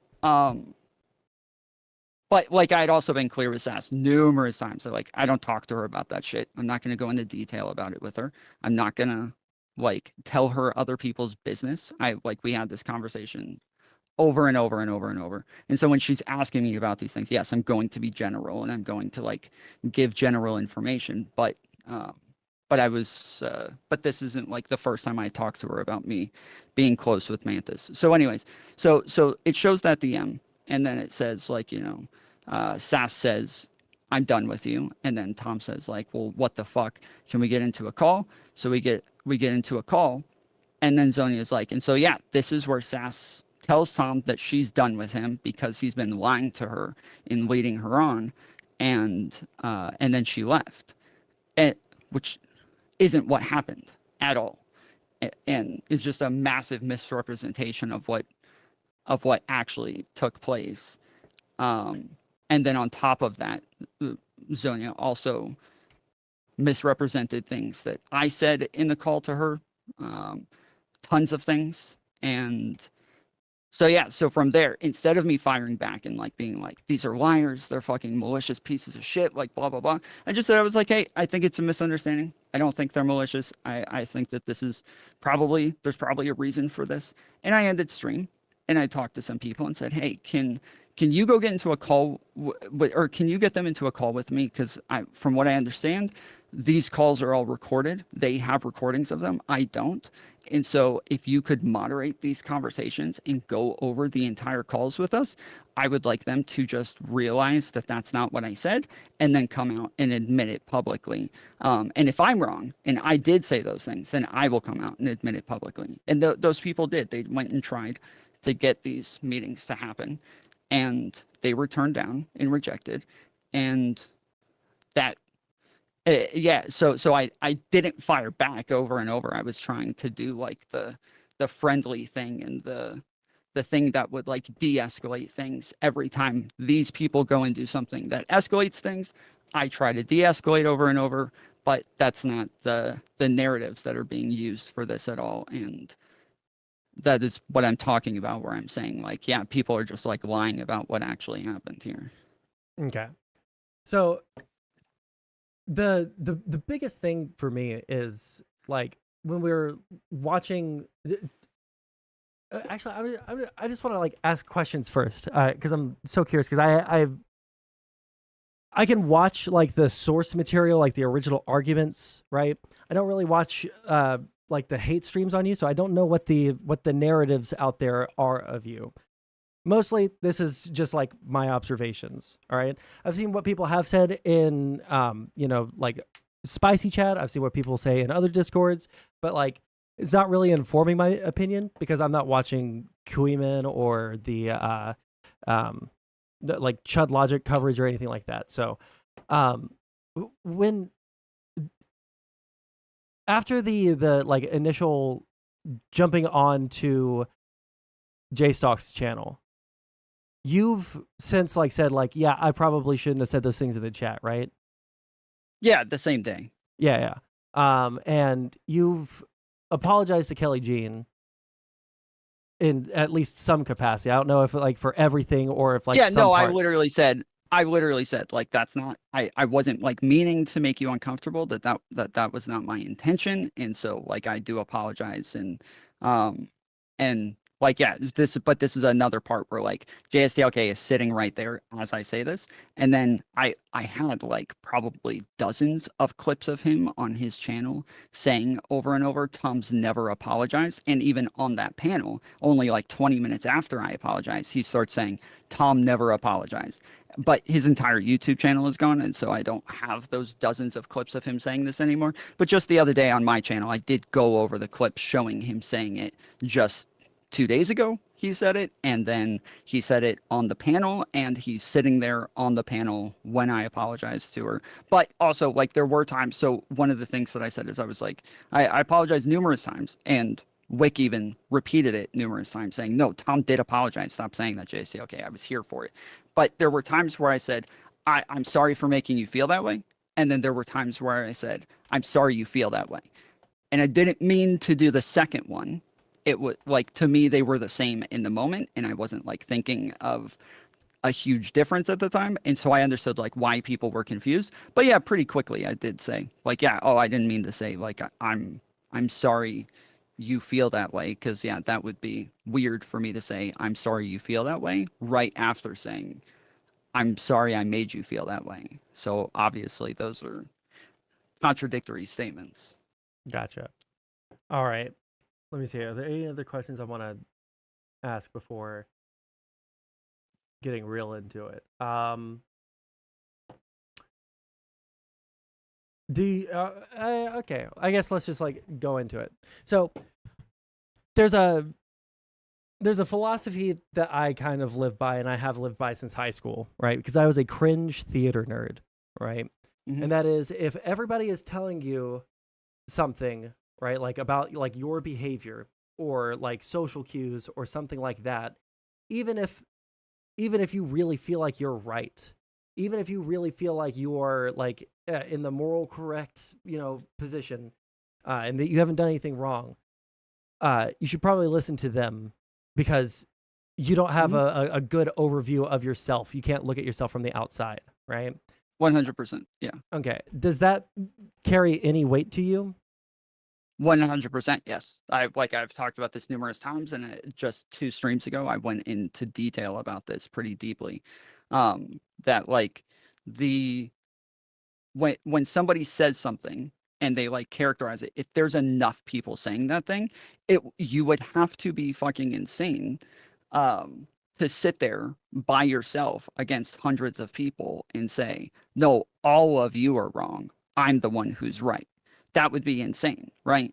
Mm-hmm. But if instead those hundreds of people are saying you're bad for something that just literally never happened, and they're hearing that you did that thing from a bunch of other people who just have like a bigger voice and are more capable of spreading information than you are, then there's a big difference. And so if you're able to go back, so like, let's say, for example, let's say there's one person who's doing a stream and another person is in their chat, and that person on stream, the streamer says to the chatter, like, you're a pathetic alcoholic wine mom and you're a drunk. So that person jumps on and they argue against that person, and they say like, hey, it's probably not good to like make fun of somebody's addiction. And then the streamer says, well, I can't criticize somebody just because they have an addiction. Go back to your wine cellar. I'm going to mog you by drinking a White Claw. There, nowhere in there did the person say, you can't criticize me for being, or for the actions I did while I was drunk. They're saying, calling somebody a pathetic alcoholic wine mom and a drunk, who's like, for somebody who's like an addict and in recovery and those sorts of things, it starts to like really discount what happened. But if everybody else, then all the chat turns around and says, yeah, that chatter said that you can't even criticize them because they because you're not allowed to criticize them just because they're an addict. Well, that person never said you can't criticize them just because they're an addict. They said that it's probably not good to make fun of people's addiction, and especially when they're in recovery. It would be weird, right? And so if everybody starts running around saying this over and over, hey, this person said you can't criticize them just because they're an addict. Well, it would make sense that a lot of people think that's what happened because that's what was repeated by the streamer. But for the person who was actually there, they know they didn't say that. And they can pull up the clip over and over and show that they didn't say that. So at that point, it doesn't matter how many people say you said this thing. If they can pull up the clip and just prove it didn't happen, it would be it'd be enough for them to say convinced, right? Sure. So on that, first off, I didn't know that Mantis was an alcoholic. I'd never heard that. I just could tell that she was drunk on that food shops thing. So that's where that insult came from. And I said that it was good that she was recovering or recovered. I don't know what the terminology for addiction is. So I don't know if you are recovered or if you're always recovering. But yeah. So in my defense, I didn't know she was actually an alcoholic. I thought she was just raging. Now, but yes. You do recognize she didn't say that you can't criticize her because she's an alcoholic, that you couldn't criticize her actions, that she was saying it's kind of messed up for making fun of somebody's addiction. Well, the only thing I did afterwards is she's acting like I can't criticize her just because she's an addict. Yeah, well, that's because the second time that I brought it up. Yeah, that's because the second time that I brought it up, she was saying that I was making fun of her for being an addict, and that's not what I said. I said that she went on and like drunkenly raged on Food Shop's stream. That's why I said she's saying that I can't criticize her because she is an addict. Because I didn't bring up her being an addict. I brought up her doing a specific action on someone's stream. But that aside the point, I understand what you're saying in regards to like bringing up a clip, seeing like the evidence, but you can do that. And I agree that, yeah, just because everybody else says something, if you have proof of the contrary, that doesn't mean that you should just automatically take their position, right? And I said as much like talking, I don't know if I said it to Rezi or if I said it after Rezi left and we were just talking with chat, but yeah, you don't have to just automatically, because everyone's telling you to jump off a bridge, obviously this is the correct action to take, but like maybe for like your own self-preservation, like your own like mind, like thinking, okay, well maybe I might be correct, but this is like a really bad hill to die on. Did that cross your head? That is what I did for a long time, and that didn't work out so well. That is me continuing for almost 5 months. Yeah, just not really talking about it. If other people brought it up or other people asked me about it, sure, I would respond. But I wasn't really like attacking people, and I wasn't like going after them. I wasn't leaking shit about them. I was never escalating. But yeah, for like 5 months, that's what I'm doing. And my shit 5 months later is still being leaked, and I'm still being attacked and being mischaracterized and being lied about. And so at this point, not only am I like telling the full story, but saying, hey, now I'm working on a video that will just leak everything. Now I'm putting out a video that is just going to leak everything and tell the entire story and prove over and over and over that not only are these DMs cut out of context and just like misleading you, but there's entire narratives that there's just absolutely no evidence for whatsoever, and there's proof of the opposite. And so there's like, that is what I'm saying now. And now, yeah, they're getting upset about it. Or there's like the shit about like my friends, a lot of these people that I was talking to, a lot of them, when I contacted them, they didn't really have like criticisms for me, right? That was like when I took time off right after all this shit happened, I felt like I was losing my mind. I was very upset. Sassafras is one of my closest friends. She's somebody I cared about a lot. She was somebody that I was very close to for a while. And as was Zonia. And so when they both come and tell me one thing, but then they go and do streams and do the exact opposite and tell a very different story, a very different story than what it is they told me. Well, yeah, I was in like a fucking whirlwind where I thought I was losing my mind. I thought I was crazy. I thought maybe I am just like totally missing everything. And that's why I wanted to go over phone calls with them. I wanted to go over DMs with them. I didn't want to do it publicly. I wasn't trying to embarrass them or anything. I was just trying to have my own like peace of mind and gain sanity and And then other people who are also friends with me, when I talk to them in calls, they didn't have criticisms for me when I asked them for it, that not like things that I could actually use or had like some substance to it that I could actually latch on to. And today, When you say that, what do you mean? Calls, meaning like I asked numerous people in numerous calls, hey, like I'm really trying to understand like what the fuck happened here.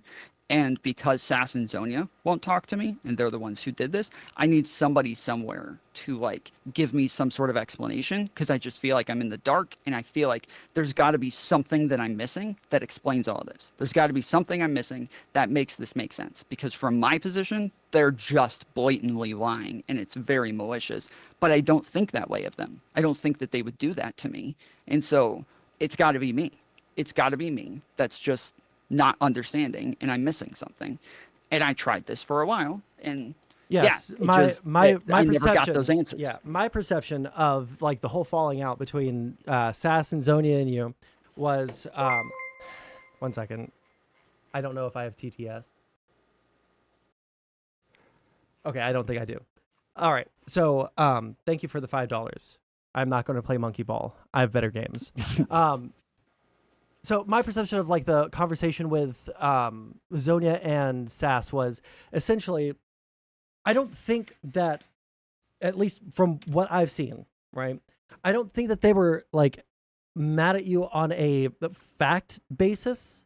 I think it was the response, which was like the main criticism that I have of you, right? Like, wait, the response to what? Just like I think that you went around and debated, and that was the L. That was the initial L. Was the initial defense. Oh, but it had nothing to do with that.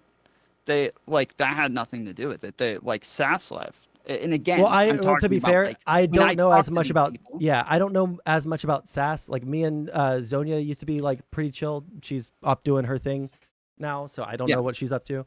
But like I watched. You know, with one single Indian tear going down my eye. Talking about this. I have phone calls of me and Sass talking about this, where she just is on my side, and she is talking about the fact that, like, yeah, obviously Kelly Jean and JSTLK, they're insanely bad faith. Like, you want to keep going after them and like disagreeing with them. That all makes sense. Like, she is not. She was like, yes, it was not this thing where she's like telling me to stop or anything like that, and that is how Zonia framed it, but it didn't. But that wasn't what actually happened with Sassafras. These were all on like VC calls. These weren't on. These aren't in DMs. Yeah, we didn't. Yeah, no. Like okay.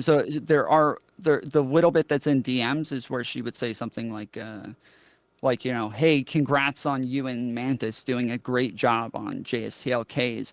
Go do a victory lap because you did so good. And then she'd say, like, right after, like, I hope you, just in case you didn't know, that was sarcasm. But she had a, like, hate boner for Mantis for months at this point. And so, yeah, she was upset that Mantis and I were debating together on something. Is that going to come out in your manifesto or? Yeah. Okay. Yeah. And even like there was, I can even like give you a DM now that like Chud showed where it was, yeah, if there's anything that you can link me now, like, because again, I'm not here to like fucking. Sass already came out with this. Is my point? It's like Sass already said she was upset that I didn't listen to her about Mantis, and that was like the thing that she was upset about. But what was the thing that she was saying about Mantis specifically? So this only recently was made public. There were other people that were involved in this. And so when I went and talked to Sulfur about her saying one thing to me in private and one thing to me like when we're in person, but then every time she goes on another stream or she's in other people's chats or Discords, she says like something very different than what she's saying to me. We got into this on stream just a couple weeks ago and had that conversation. And she showed DMs where she was talking about the fact that her and Sass and some other people were going around saying that Mantis and Abby Blackbird were running ops in a bunch of different Discords, like my Discord and in Spicy Chat, and that like this was all like a thing to create drama and drum up drama, and they were there specifically to like start fights and just stir the pot. And this is something that Sass came and warned me about. And when she did, I showed her DMs or something from Mantis where I was like, here, this kind of proves that that's not true. This is from a while ago where it's Mantis showing Abby trying to, saying that she wants to coach Mantis on how to talk in DMs and saying, or in Discords and saying, hey, I want to teach you how to like be less feminine around these people because they'll use it against you. And Mantis sending these to me being like, this fucking bitch is crazy. Like, I don't know why she thinks she can coach me. I can't stand this person. She's so weird, but I'm trying to be nice to her, but she's so fucking cringe. And so I show this to Sass and she says, oh, okay, like I guess we're wrong, like my bad. And I was like, okay, yeah, go tell all your friends that are spreading this, that this is wrong and that this is, that doesn't make sense. And so they're like, okay. And then plus on top of that, like Mantis at this point, before I'd ever even spoken to her, had been like defending me with like JSTLK and Queeman and all, and in Spicy Chat and just all over the place because she was part of my community for a long time. So like, it was just, it didn't make sense. So Sass is supposed to tell the others that this isn't true.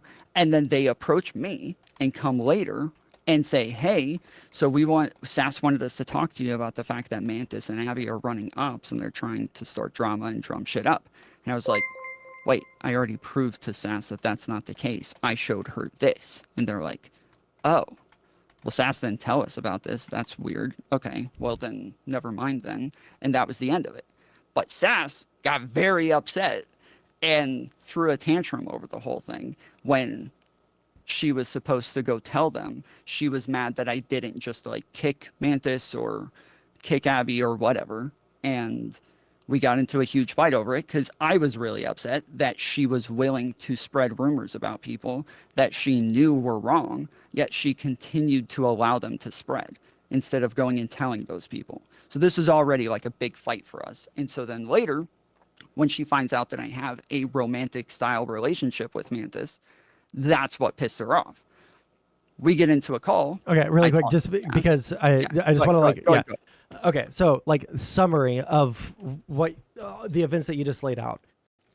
Mantis and Abby Blackbird were running ops on behalf of you in JStalk and Spicy. No, not on behalf of me. No, against you. That they were trying to run behalf. Yes, that they thought it was on behalf of like Spicy or JSTLK or somebody like that against me, and that I should be worried about them.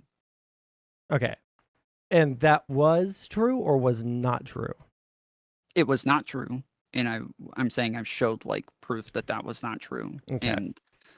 And so Sass thought that there were these ops being done by these two people, and you... Well, after I showed it to her, she said she agreed with me that it was not true. She said she agreed that it was not true, but was still upset about it for some reason.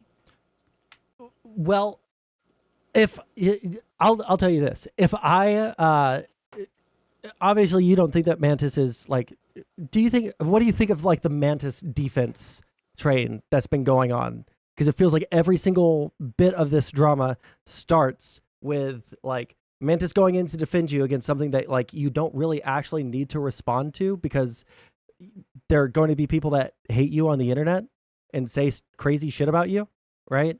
Like Mantis going in and causing a big hubbub, and then you're kind of like now put in a position where you either have to go in and defend yourself because it's been made a bigger deal than it actually was. Like that's my perception of it. If I didn't know any better, I would think it was a fucking op. Not gonna fucking lie. So yeah, so the thing is that like, again, people don't know, and this is like, that's part of the narrative, is because it's just missing so much context. So where I'm telling you, hey, you went and talked to Sondsol, he gives you, or sorry, you went and talked to Rezi, he gives you a rundown of everything that happened, and the narrative is just blatantly untrue in missing like the most important facts, or just like parts of it are just lies. That is like part of my problem, is that like even the way that you're like presenting this part, it just misses so much that doesn't actually tell the truth. Mantis was somebody who was, again, part of my community for like 6 months before any of this shit happened. She was part of my community before she was part of anybody else's, like Speakeasies, JSTLKs, Queemans, Spicy Chat, all of these. And during all of that, when she first joined those communities, she was jumping onto streams and defending me for like 6 months before any of this shit happened. So it's not this like one-to-one comparison, because yeah, she was doing this shit for a very long time. Right, but did any of those like put you into bad positions where you had to jump on and like start defending yourself because of the like? I don't think any debate she's ever done put me in a bad position where I felt like I had to jump on and debate. Do you think? So what was you just felt like doing it on JStalks? Yeah, because like you said, like at that point he had been doing this for like 3 or 4 months now. And he was always like trying to find something new to say, oh, this is what justifies my characterization of tomfoolery being a sex pest. I had already debated him on this twice. So like it wasn't like I completely disengaged with him. I debated him on it twice. And then after that, every time he wanted to talk about it, I was like, unless you have something new, I'm not talking to you about it. Well, this time they actually had something new. And that was me just pulling up Kelly Jean's Instagram. And so, yeah, so this time I wanted to go talk to them about it and have a conversation. And Kelly Jean is just so infuriating that I ended up yelling at her instead. So, yeah. I mean, I don't like when I was watching the conversation with you and Kelly Jean, I feel like I would start yelling at her too. Optics be damned. It's really difficult listening to her. I can't imagine talking to her. But yeah, and I felt like people were right afterwards where they're like, yeah, this is like bad optics. And I'm like, okay, fair enough. Like, I get it. It's just that I feel like, yes, when people say like, oh, Kelly called Tom creepy and so he went and yelled at her for it, that's again just not what actually happened. That is like a very like narrative driven sort of optics thing that's just not true. What actually happened is I went on there, I was being nice, I was like just trying to have a conversation, and she was just so fucking infuriating the entire time that eventually I'm yelling at her for skipping around, changing the arguments, changing, what happened, refusing to respond. Like, yes, that's what I yelled at her for. Nothing having to do with like her calling me creepy. Yeah. I mean, like, I understand how that can happen because it's Kelly Jean. And I mean, there was that big fucking thing on Destiny's yesterday that kind of showed those same kind of behaviors.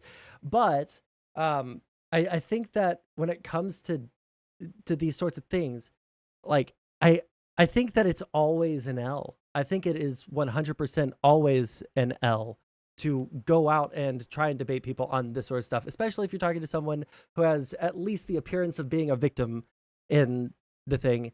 That if they're like adequately able to, Yeah, I didn't plan on really debating her on that. Again, that was not like the thing that I went on to debate her on. I'm sorry. Can you repeat that last sentence? Sorry. That is not what I went to debate her on. Right. Like, they were just like they were saying things that didn't make sense to me. Like they were saying like, oh yeah, Tom's a sex pest now, like this is confirmed.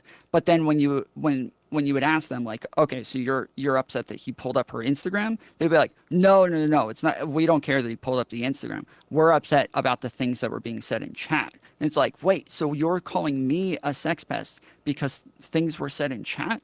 That just doesn't make sense to me. So I just wanted to clear that part up. And then also, while Mantis was on, they were arguing with her about like all objectification being wrong, which to me means that Kelly Jean shouldn't even have the Instagram that she has. It just doesn't make sense anymore. So I wanted to talk about that. I wanted to talk about the fact that like they're acting like cooming at all, or like being like sexually attracted to women on streams is wrong. And so that's what I went on to talk to her about. That's what we had a conversation on.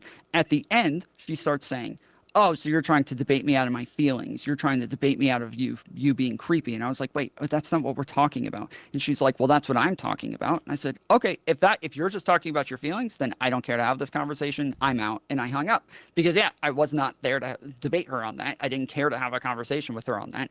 I wanted to clear up like just the little bit of information. And I thought that we could do that amicably initially. You're talking about the chat messages, or you're talking about something else? Just me pulling up the thing on stream, not the chat messages. No. Okay. Yeah, obviously, and again, like the chat messages were a little bit unhinged. I was just fucking around. I thought it was funny at the time, but yeah, I wasn't I was not there to debate her out of her feelings or debate her on any of that. But that was like, again, the narrative afterwards is Tom debated her on her feelings. And it's like, damn, dude, if we go back to it and look at it, that's just not what happened. But okay. Like, did it seem and then, like people in the moment felt that way? Like, if we were to, I don't know if there are still mirrors of the VOD, because I know he's banned off of YouTube. Were the chat saying things to that effect, or?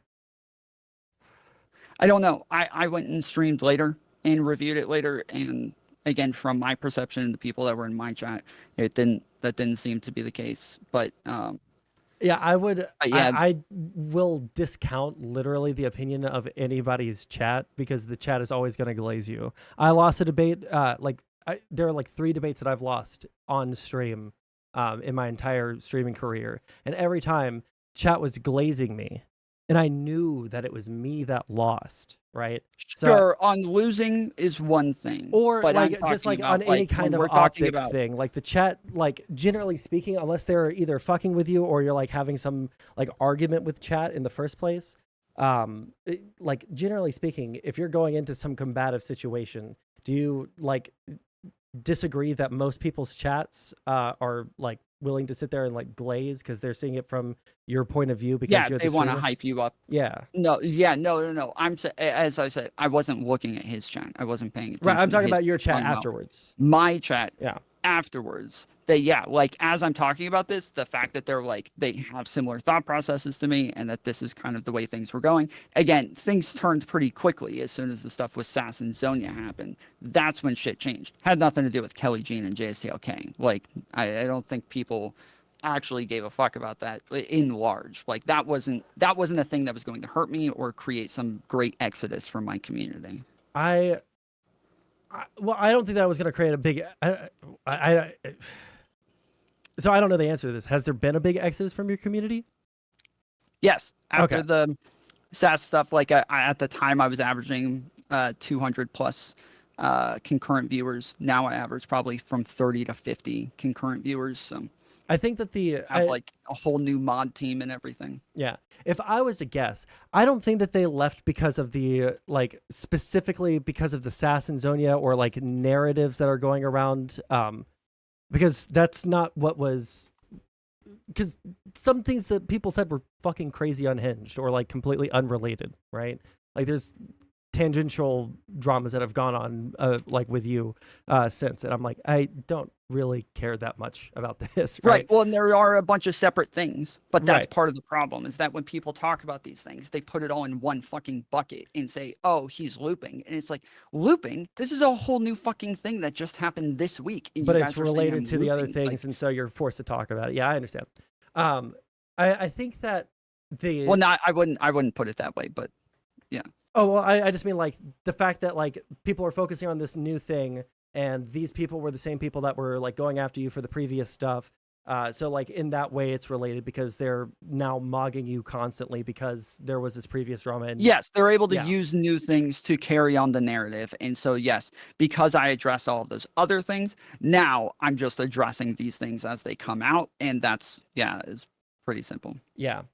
So yeah, this is like real quick. I mean, we went 100%. Down that line of logic. Like you started off by saying that like Mantis like goes onto these platforms and kind of starts the problem, but you understand, again, that is just like a lot of narrative driving. But there's one time where she went onto a platform and debated. That was with JSTLK and Kelly Jean, and I probably would have done that regardless of but she because there's been at least debating 2 them times on. That's happened. So what was another time? The food shops one? I didn't go on there. Oh, sorry. I misunderstood you. I thought you were just talking about Mantis going on and like arguing for you, and like in what you said was that Mantis goes on and debates things, and then I have to jump on to debate them now because of her, and that I create new problems, and that it's because of her. But that's the stuff with food shops I didn't ever really even address any of that because it wasn't anything to address. The only thing that I was addressing had to do with the person who jumped on before Mantis, who was talking about the fact that he had a long conversation with Sassafras, and she was telling him how abusive I was and how manipulative I was and all of this shit, and they were leaking new DMs, new information and shit like that. Like, that's the only thing that I addressed. That everything having to do with Mantis was just her arguing against him doing that or saying those things. Okay. Yeah, no. So, okay, what was the question I was just asking? Talking about... Fuck, I lost my train of thought. We're talking about me addressing things because people are carrying on a narrative. Okay, yeah, no. Okay, so we were talking about like the exodus from your community. Yeah, so like this was like my perception throughout the entire like initial phases of like the big you know, blow ups that started with the Kelly Jean stuff. Was there would be a something that would happen that like maybe, yeah, this probably wouldn't cause a big exodus from your community because it's like one part of a drama and your chat is like mostly on your side. Maybe they think that there's like some part of it that's cringe, but it's not enough for them to like turn against you. And like, same with me, I wasn't like super offended at the argument with Kelly Jean. There were parts of it that were really funny. You know, we all like some drama slop every once in a while. It is the, like the doom spiral into like protecting your reputation, defending your name and defending your actions that like it probably went on for like a week and a half, maybe 2 weeks. And then you did calm down, but it feels like there are continual little bits of like responses that don't really line up with the idea that like you're not responding to anybody. You're not, you know, like perpetuating the drama. It just like keeps on coming out. Right. Okay. So that again isn't actually true. So I have to address the facts here in order to like. Sure. Yeah. No, I'm listening for that narrative of this doom spiral that happened for weeks. On the 6th, the stuff happened, or on the 5th, the stuff happened with Kelly Jean. On the 6th, I reviewed it. I think on the 7th, nudes leak, and then Sass leaves on like the 10th. So I was gone. After that, like there's the Wick panel, the nude leaks. I'm gone. And then on the 10th is when Zonia does her stream. I do my stream with like a script, just like mostly reiterating everything that happened, talking like reiterating apologies, saying that like, yes, these are the things that I apologize for, but all of these other things didn't happen. And then I pull up the Zonia stream where I'm saying, hey, like those are DMs that they're showing, but that doesn't actually make sense based on the DMs that they're showing. So I'm going to try to fix this. I don't think they're being malicious. I don't think they're trying to hurt me, blah, blah, blah.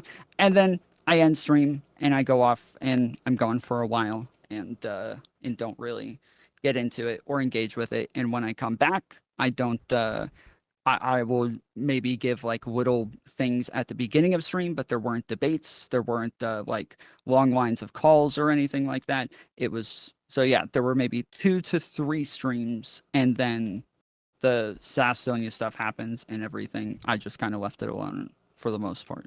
So like there's no like segments that you've published or like parts of live streams where you are watching like J-Stock or Kelly Jean or, you know, someone else or Kuiman or, you know, anything like that. You're never responding to anything that they're saying on stream. Wait, when you say anything that they're saying, like are you live reacting to them on stream about you? In general, yes. Yeah, sure. Like I still react to people who are talking shit. Just because that one thing happened doesn't mean that I'm now going to ignore all accusations from all people having to do with anything ever. No, like on that shit, for the most part, I addressed it. It happened. Like that's over with. But now, yes, when new narratives come out and there's new things to address and there's new shit to talk about, sure. So like just 2 weeks ago, Quayman came out with this thing where he's saying, hey, I proved that Tom was irresponsibly labeling himself an authority. And so I was like, okay, well, actually, I have the clips that kind of prove that this isn't the case. And I went over the clips on my stream. And that was the time that I addressed Quayman. In that, I said something about sulfur that she didn't like, so we had a conversation in DMs. But then she goes into Rezzy's chat and says something very different there than what it is she said to me in DMs. In our DMs, I'm telling her, hey, you keep telling people things that are different than what you're telling me. So then I go on the Rezzy stream and talk to her there. But that's, again, very different from the Queeman thing, and very different from the JSTLK thing, and different from the shit with Sass and them. So all of these are like separate issues. So, okay, let me ask about the sulfur thing. So I wrote down like the addressing new things as they pop up. Because I still wanted to understand, because it felt like we faded off again. You do understand that, like, the way that this is framed with Mantis, like, starting shit for me and causing new problems. Is that a common narrative? It is something that people have said that doesn't align with reality. That it is something that people just keep repeating.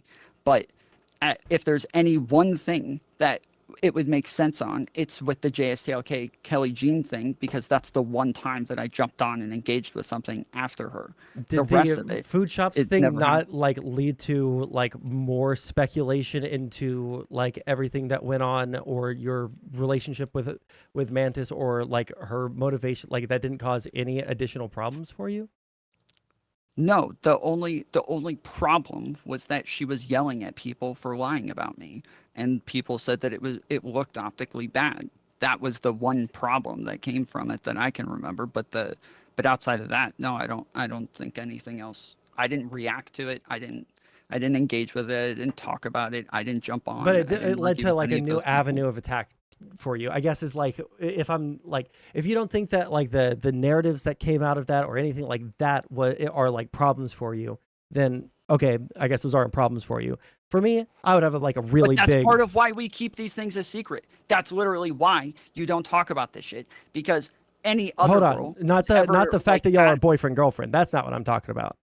Right? No, Right? you're saying that it causes problems for me just because she's now attached to me because people leaked those things. But otherwise, she is just another one of these chatters who goes out and argues with people and defends me sometimes. That outside of that, she would just be Well, that. she's associated with you because she's jumping on to defend you on shows that are specifically talking about you and getting into like protracted long arguments. Yes, so do tons of other people, but they don't get the same shit, and nobody says, oh, they're creating problems for Tom. Like, nobody says that about STV Philly anytime he jumps on and debates somebody and defends me. Nobody says that about like fucking like Thing That Is or Trib or anybody going into chats and defending me. Nobody says that about them. Yeah, but well, going into chat goes into a chat. Let me ask you about STV Philly. People. Let me ask you about STV Philly. Is STV Philly going on to someone's stream specifically to defend you for more than like 10 minutes? Or is this being brought up in the middle of a conversation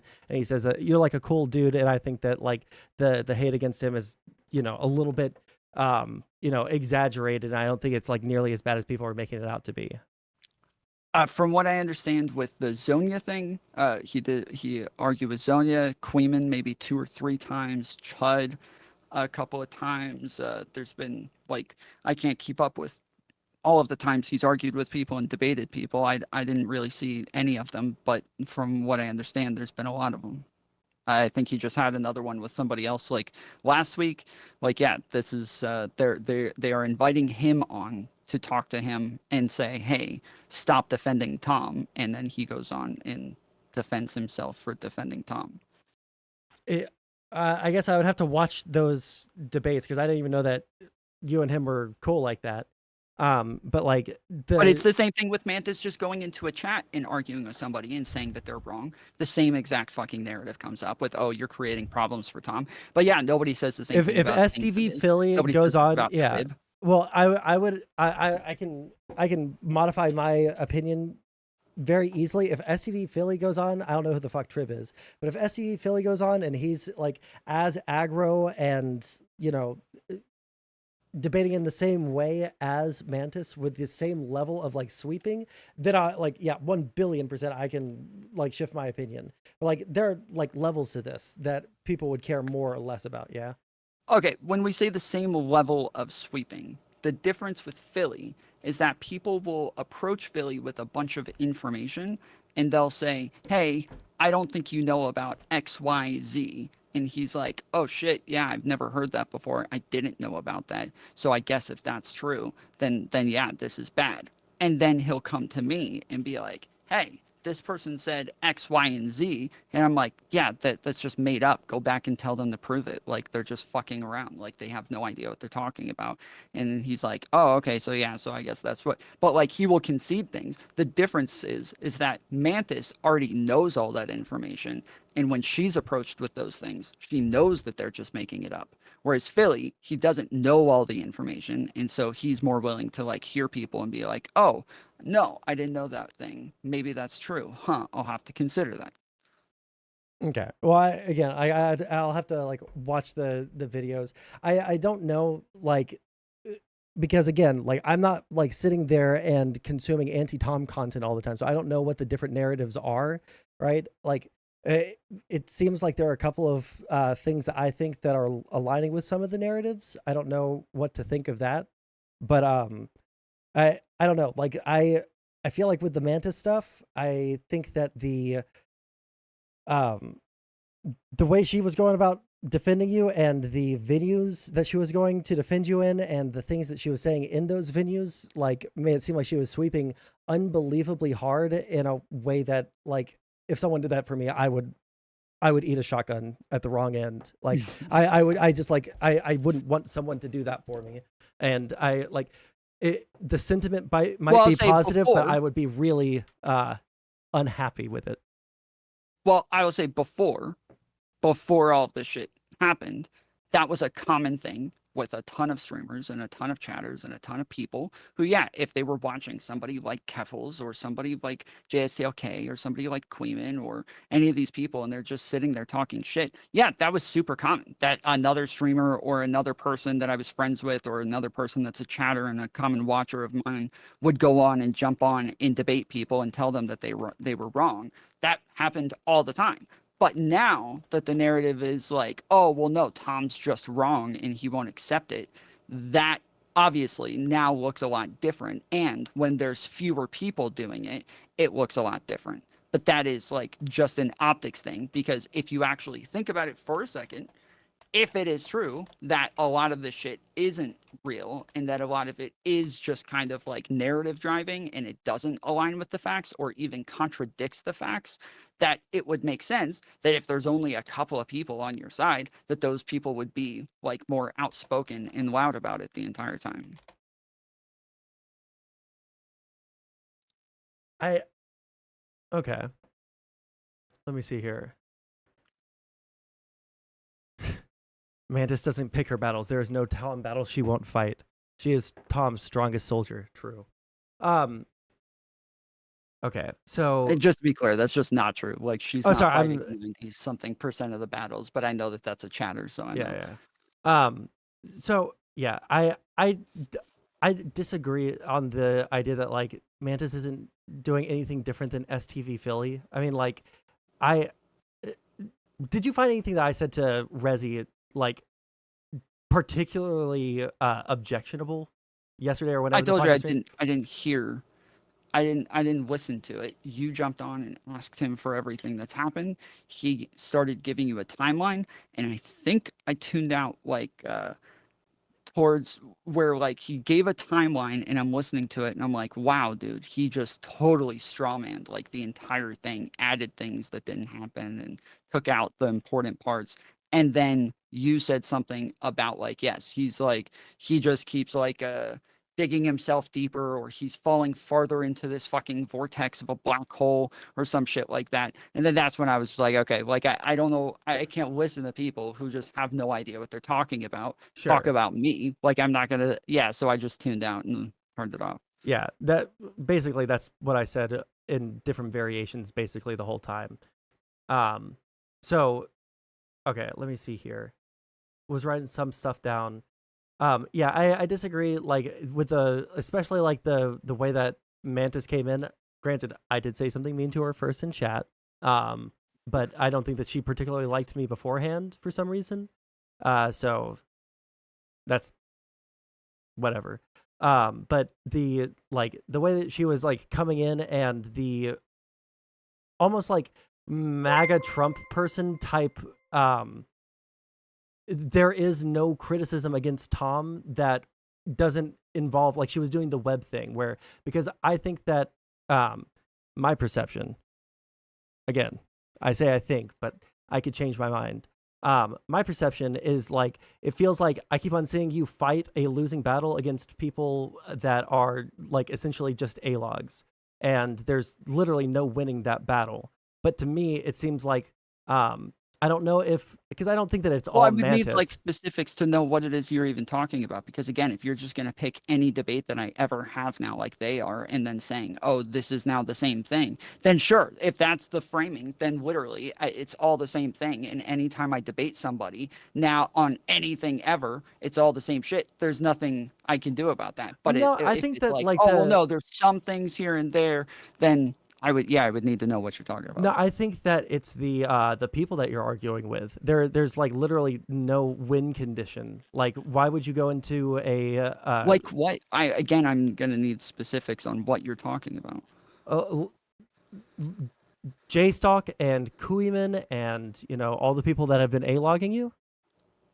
I talked to JSTLK for the last time on Wix channel. I'm not talking about just talking to them. I'm talking about responding to them, or like even addressing something new that they brought you're up. saying like, hey, they come up with new shit that they're making up, but they're able to like pull up clips and misframe them in a certain way, and they're able to just keep repeating things enough to where it everybody starts to believe it's something that actually happened. And I just don't respond to that, and I allow people with bigger audiences and bigger reach to just slander me for a long time, and I just leave that alone and never respond with new shit that they come up with. At a certain point, yeah. Personally, I mean, like, No. It's happened to me, and it was like never worth it. And it's happened with smaller streamers, and it's happened with larger streamers. But like at a certain point, like you have to realize these are not the people that it's not possible to win against them. There is no reframing. There's no winning. There is no winning. I'm not trying the only way to convince win, people. right? The only way to win, the only way to come out on top is to not play the game. That's fucking retarded, Sondsol. Like, go tell Destiny. Okay, I can hear you now. Can you hear me? It sounds like you're back, yeah. Okay, sorry. It just like completely died and didn't give me a notification that it died, and I was all right. Yeah, you're back. So Yeah. I was saying, Yeah, you're gonna go tell the Destiny Destiny thing, not to engage with Hassan and Vosh and all these people who keep making stuff up about them just because they're bad faith. That every time they make up a new thing with big audiences, that he should just ignore them. No, I wouldn't say that to Destiny or to Vosh. No, I wouldn't say that to either of them. What's the difference between me and you and Destiny and Vosh?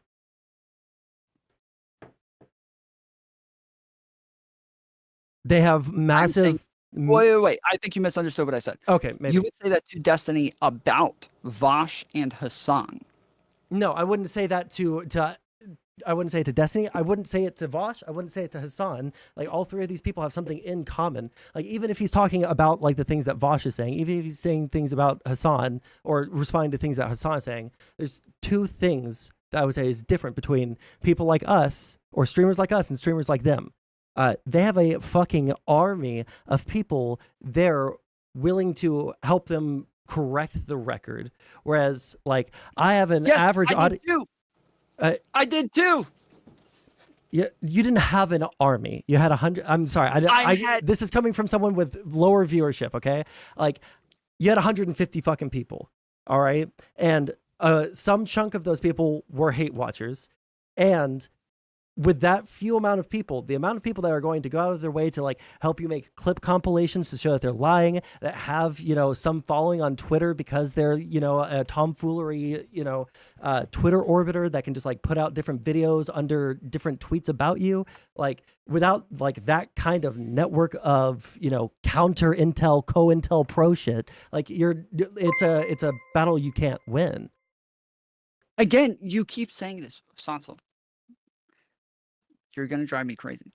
when you say it's a battle you can't win, I don't know what the fuck that means. What I know is that if somebody comes out with some narrative about me and they're able to clip things in a way that is convincing, I believe my audience, if they are honest, would want to know what the fuck that is about. And so I deserve, or my audience deserves an answer to those things, and that I am going to respond to it and explain it to them so that they understand what it is that actually happened, or what it is that, what it is that my thought process is on it.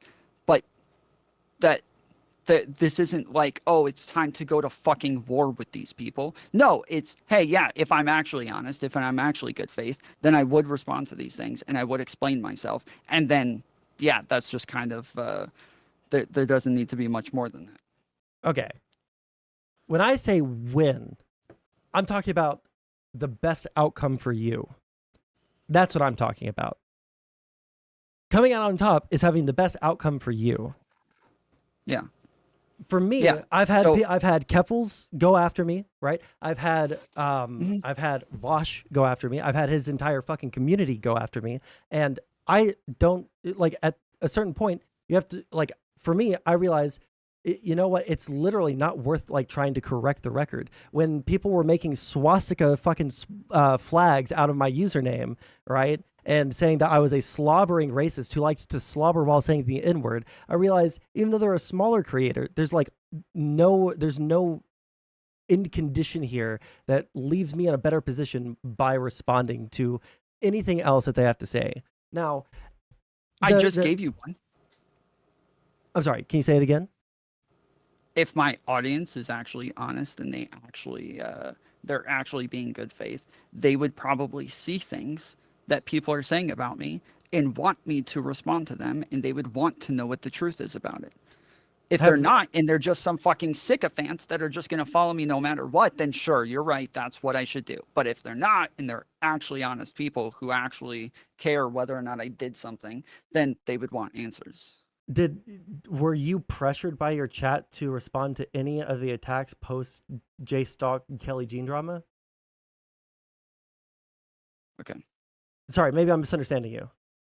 We got to be specific. I don't know what we're talking about. In like, if you're talking about Queeman saying that it was proven that I was claiming to be an authority, yes, that almost anything that I get about this shit is from my community. I don't watch any of these people. I don't watch streams at all. I don't really watch YouTube I understand that. So yes, any of the shit that I get, I am getting it from my community, and they're saying, hey, this thing happened.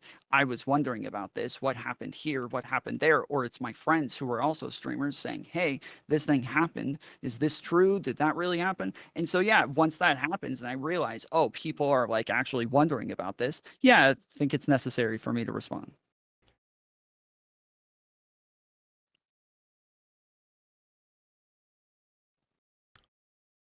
So the answer to what I was saying was yes, that there was pressure on you to address this on stream. You say pressure, but like if people are asking me about things, so like let's say STV Philly gets called onto a stream and they say, hey, I wanted to convince you of this thing because this is why it's bad to still be friends with Tom, or these are things that I don't think you understand. And they do this on a stream in front of a ton of people, and Philly is like, oh shit, I didn't know that. That's, yeah, then I really need to, reassess my, the way that I talk about Tom and my friendship with Tom. And then Philly comes to me and is like, hey man, this isn't good. Why did you do this? And I'm like, wait, that never happened. Here, let me show you. And I show him and he's like, oh shit. Yeah. The way that they explained it was really convincing. Now I'm like, okay, well, yeah, then there's probably tons of other people who are also looking at that and thinking this is really convincing. And so I should probably go address that.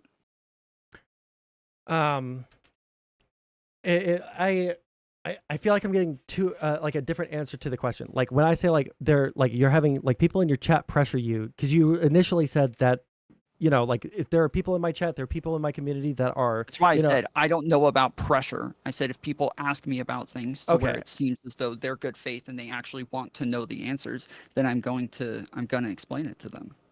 Yeah, I think that addressing anything on stream is what like adds to the broader narrative, even if you don't perceive it in that way, or even if it like in reality isn't that way, or maybe it's not as what's the word I'm looking for? Not consequential to you, but like it's not like this like big thing like, oh well, I gotta like go out there and like respond. I guess like I would just say you probably shouldn't respond, or if people like specifically ask you about it, like, no, it's bullshit. Here's the response. You're asking in good faith. I'll give it to you, but I'm not going to give these guys any more like ammunition. I'm not going to give these guys any more, attention that they want, because they're, getting all this viewership for watching streams about me, right? Like the more the rule of lolcaldom is like, wait, but I'm getting all the viewership for responding to them as well. So why? Do you think that is good viewership, or you think that is people coming in? They're watching my commercials. If that's the way you want to live, brother, like you can do that absolutely. If you're willing to fight the holy fight, like you're like the rest of your existence, and fight against people that are just for like the sake of the conversation, like bad faith, like just giving bad critiques of you and just fucking lying, right? If that's the way that it is, right? I would say that dressing them gives them more ammunition. I would say that giving them air gives them more ammunition. The law of lolcaldom is they always respond, and they always feel like they're correct. And even if you are correct, you're given that lolcal energy to them for them to further feed off of, like an Ouroboros. Yeah, I don't like everything that you're saying are just like things that are totally irrelevant to me, and I don't really care about. I look at what happened with because no matter how long I've been streaming, never used the word lolcow, never like talked about milking people, never talked about this shit, because I think it's just like a cringe way to even engage in content, and I've never like looked at any of the shit that way. So when people use that talking about me, I think, okay, well, I can just kind of discount the way that they're talking about this here.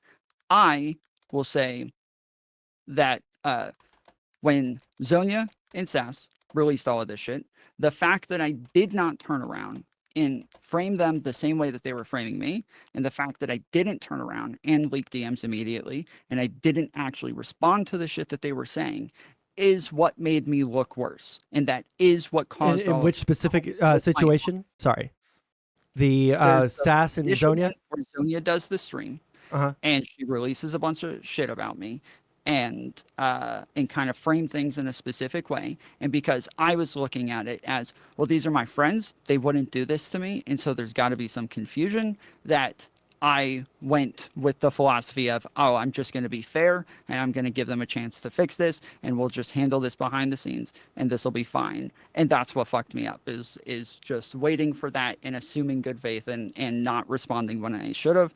And so, yeah, I missed the opportunity. And so now that shit 5 months later is still being leaked and still going on, there's no other option but to actually just show everything that happened from the beginning and show that these people are just not trustworthy, and engage with things as they happen now and explain it as it happens, instead of waiting forever, just hoping that people will just want to be on my side just cuz. Okay. I know what my last question to you is going to be, but there are a couple of more things that I want to just like see the perspective on before I ask that. So we talked about the narratives that you see. You talked about like why you're responding. We disagree on that. For like, this is just like my perspective on the responding stuff. Like, I think that there is a time and a place for a response, even with the initial situation with J Stock and Kelly Jean. Like, yeah, 100%. I think that the best way to respond is once, as quickly as possible, and with everything that you have. And then after that, like addressing it any further, like having the discipline to like never talk about it again is is the best way to go about it. So like, for instance, like if I were in the same position as you, right? What my thought would be, this would be a thought. I would never actually go through with it because I'm a lazy fuck, but would be to basically put together a timeline of events, right? In a Google Doc and do the manifesto thing. Like lay out everything right there, release it, and then like literally never address what anyone says about you literally ever again from like the crew of people that you know are just there to like farm outrage from you, right? That's a little too simplified, just to be clear. Sure. Yeah. I mean, like, but like that's like just the to be clear, summary, I can TLDR. put it out. Yes, I can put it out, and the point isn't to like drag it out. But if like I ever want to get back to the content that I was doing, where I'm just having people on, taking call-ins whenever, doing panels whenever, and that we just like turn shit into content here and now, or just whenever the fuck, that me having people on, and then they're going to be like, oh, well, let me ask you about this thing that you put out on Sassafras, and me being like, oh, no, can't talk about that, actually, not having that conversation, the whole like open and fairness and like being genuine and all that shit. I'm not doing that anymore. Can't be that person anymore. Like my entire channel has been about like fuck optics, fuck what people think. We're going to go review what everybody else is doing. We're going to review the other drama streamers, and we're going to point out where they're being bad faith and they're running with narratives and they're running with shit that's not true, that doesn't align with the facts. And now all of a sudden I'm supposed to change it for myself and be like, oh no, actually this time I'm just really worried about narratives and I'm just going to ignore the facts, and the whole philosophy of the type of community that I want to build and the type of person I want to be, just going to throw all that in the trash now and just do this whole different thing. It just doesn't work. It doesn't make sense. I mean, if you're talking from like just like principally standing up for mistruths, yeah, I guess if you're going to go like the lawful good route on that, and you're just like consequences be damned, like fallout be damned, this is the truth and I'm going to put out the truth.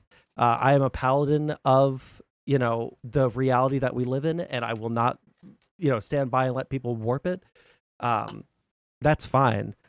I guess maybe from a principled standpoint, I would agree, like you should defend the truth as much as possible, and you should defend yourself to the greatest extent possible. But I also think that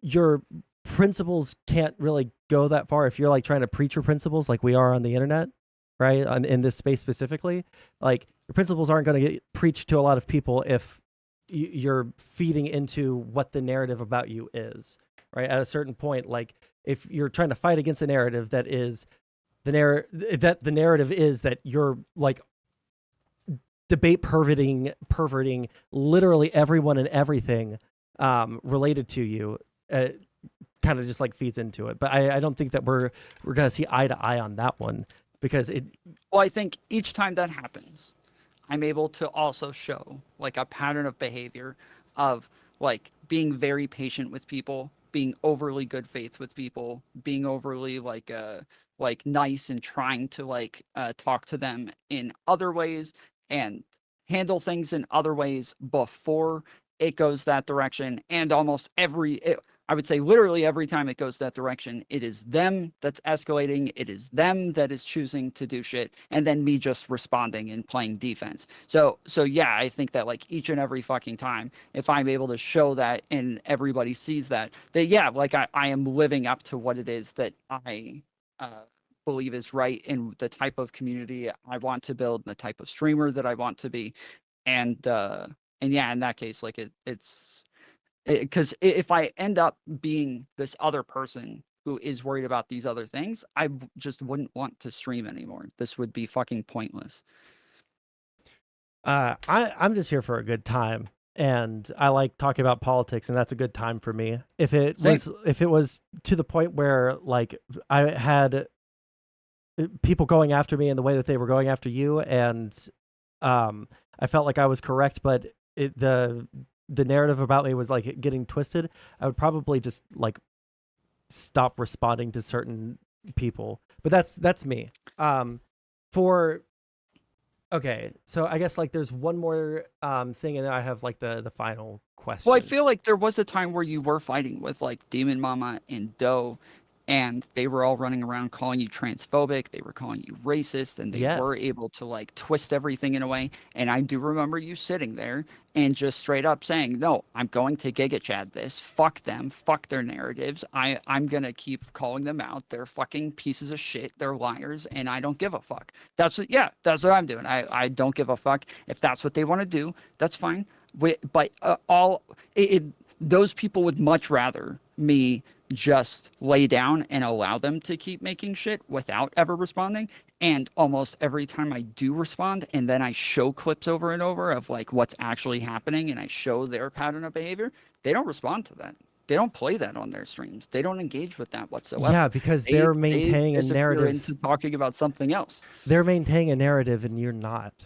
Is the problem, and they have a wide Exactly, and that's what I'm saying, is that like the whole idea of like, oh, you responding just constantly feeds back into the loop. No, it doesn't actually. Like when I actually, instead of just talking about them and just telling everybody, you remember when this happened, you remember when this happened, instead of doing that, no, I'll go get the clips and I hold on. There's a fundamental there's a misunderstanding of what I mean. I'm not saying that they're gonna like keep on responding to your clips about like how they're bad faith and you proving them bad faith. If you have something that like, you know, side by side proves that they're lying or proves that they're, you know, misrepresenting or whatever the fuck, right?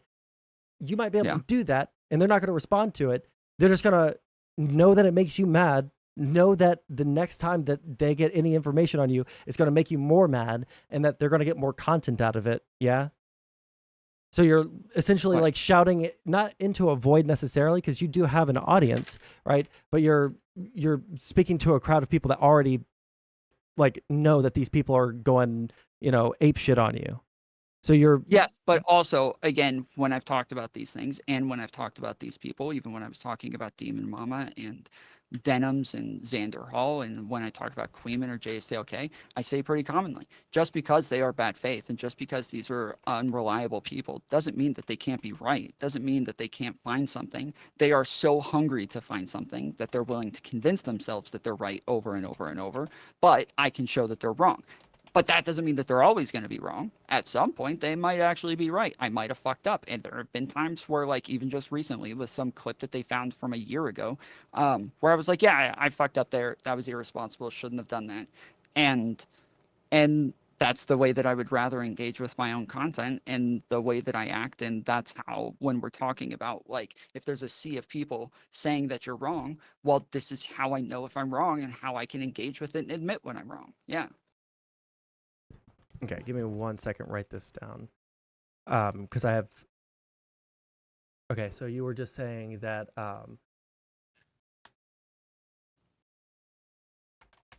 Okay, so in regards to like the Demon Mama situation, yeah, you're hitting the nail on the head with that one, because I fought with him, I giga chatted it, and it kind of fucked me.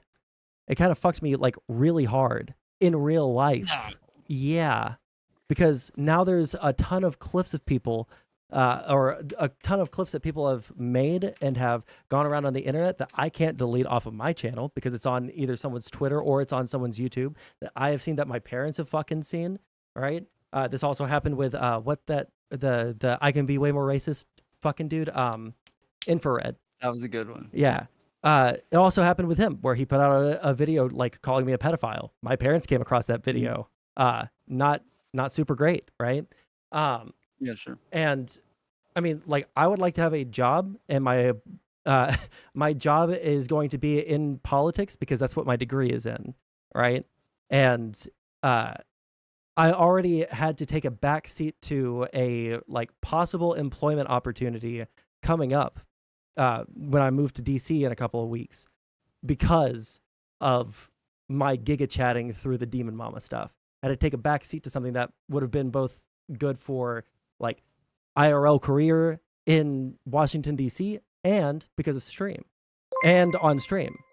So like the idea that we can just giga chat through things and like we're telling the truth, like, yeah, on one hand, that's like a pretty good way to live your life, and it's a really good philosophy to live your life. But in my opinion, I feel like there are some battles that are worth fighting and some people that it's just not worth fighting with, because there is Yes, no again, I'm not good responding to outcome. every little thing. There's like Sure, I'm just saying, tons of like, any streams response on a daily basis that are about me, and I'm not engaging with literally everything. But yes, if there are new things that people are releasing and new DMs of mine that are coming out and new shit that's being reframed, then yeah, I'm going to engage with that. I'm going to explain it. I'm going to make sure that I'm still being open and I'm still being like genuine with my audience, and that I'm not going to hide from this shit.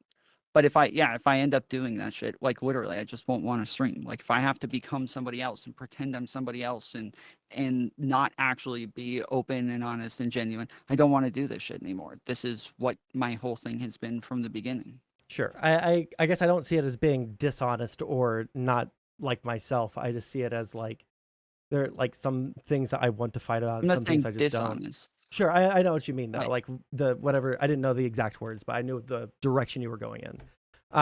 Like I understand it, and like to a certain point I can respect it.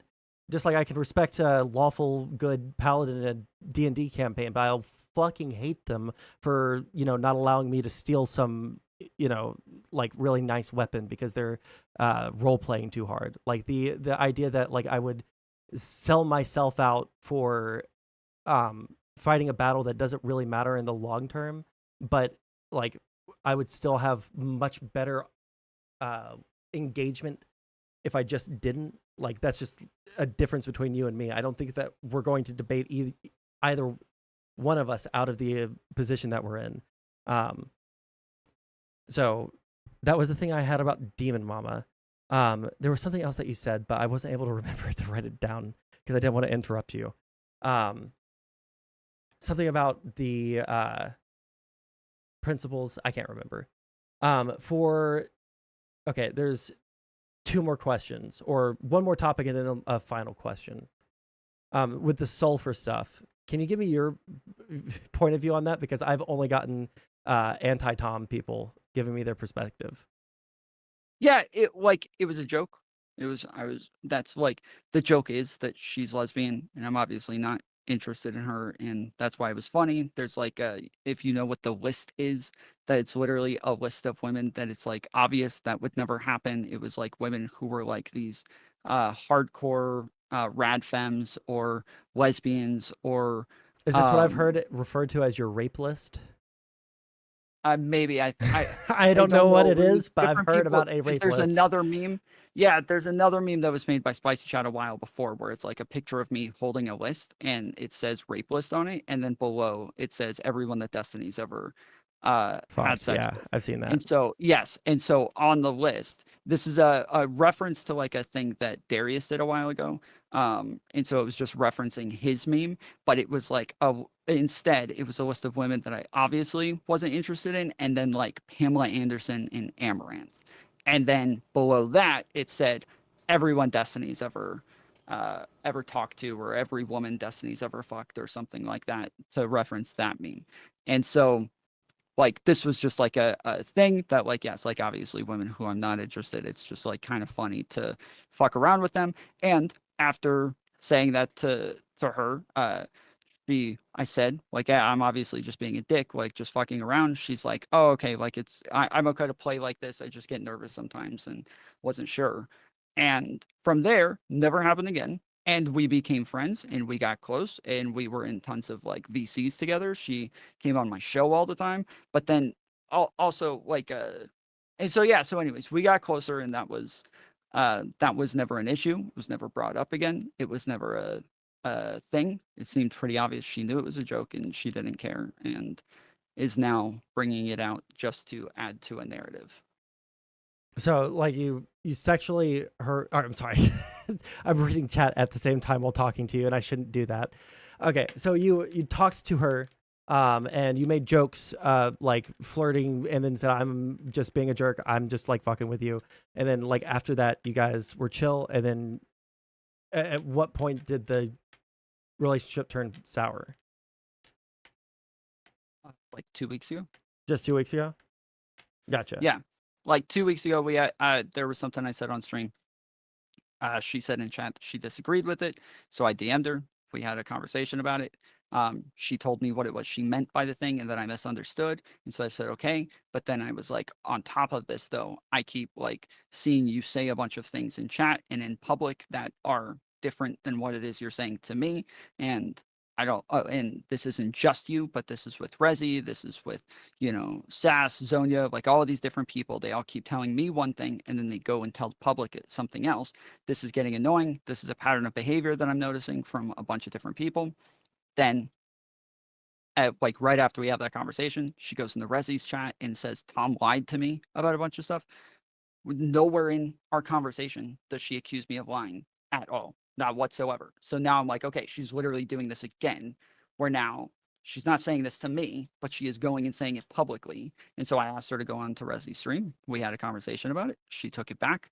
And then after she took it back, she jumped off that stream and went and said a bunch of new things about me that again, she had never said to me or never mentioned to me. And that was, yeah, just the same thing that I had just accused her of, is just kind of being two-faced towards me. So, yeah. Okay. Because like those DMs that she leaked, those are like one of the first times that we met and had talked. We had already been like memeing. She had been in my chat for a while. And then now we were on streams together more often and we were talking more often in DMs. And so now I was just like fucking with her there.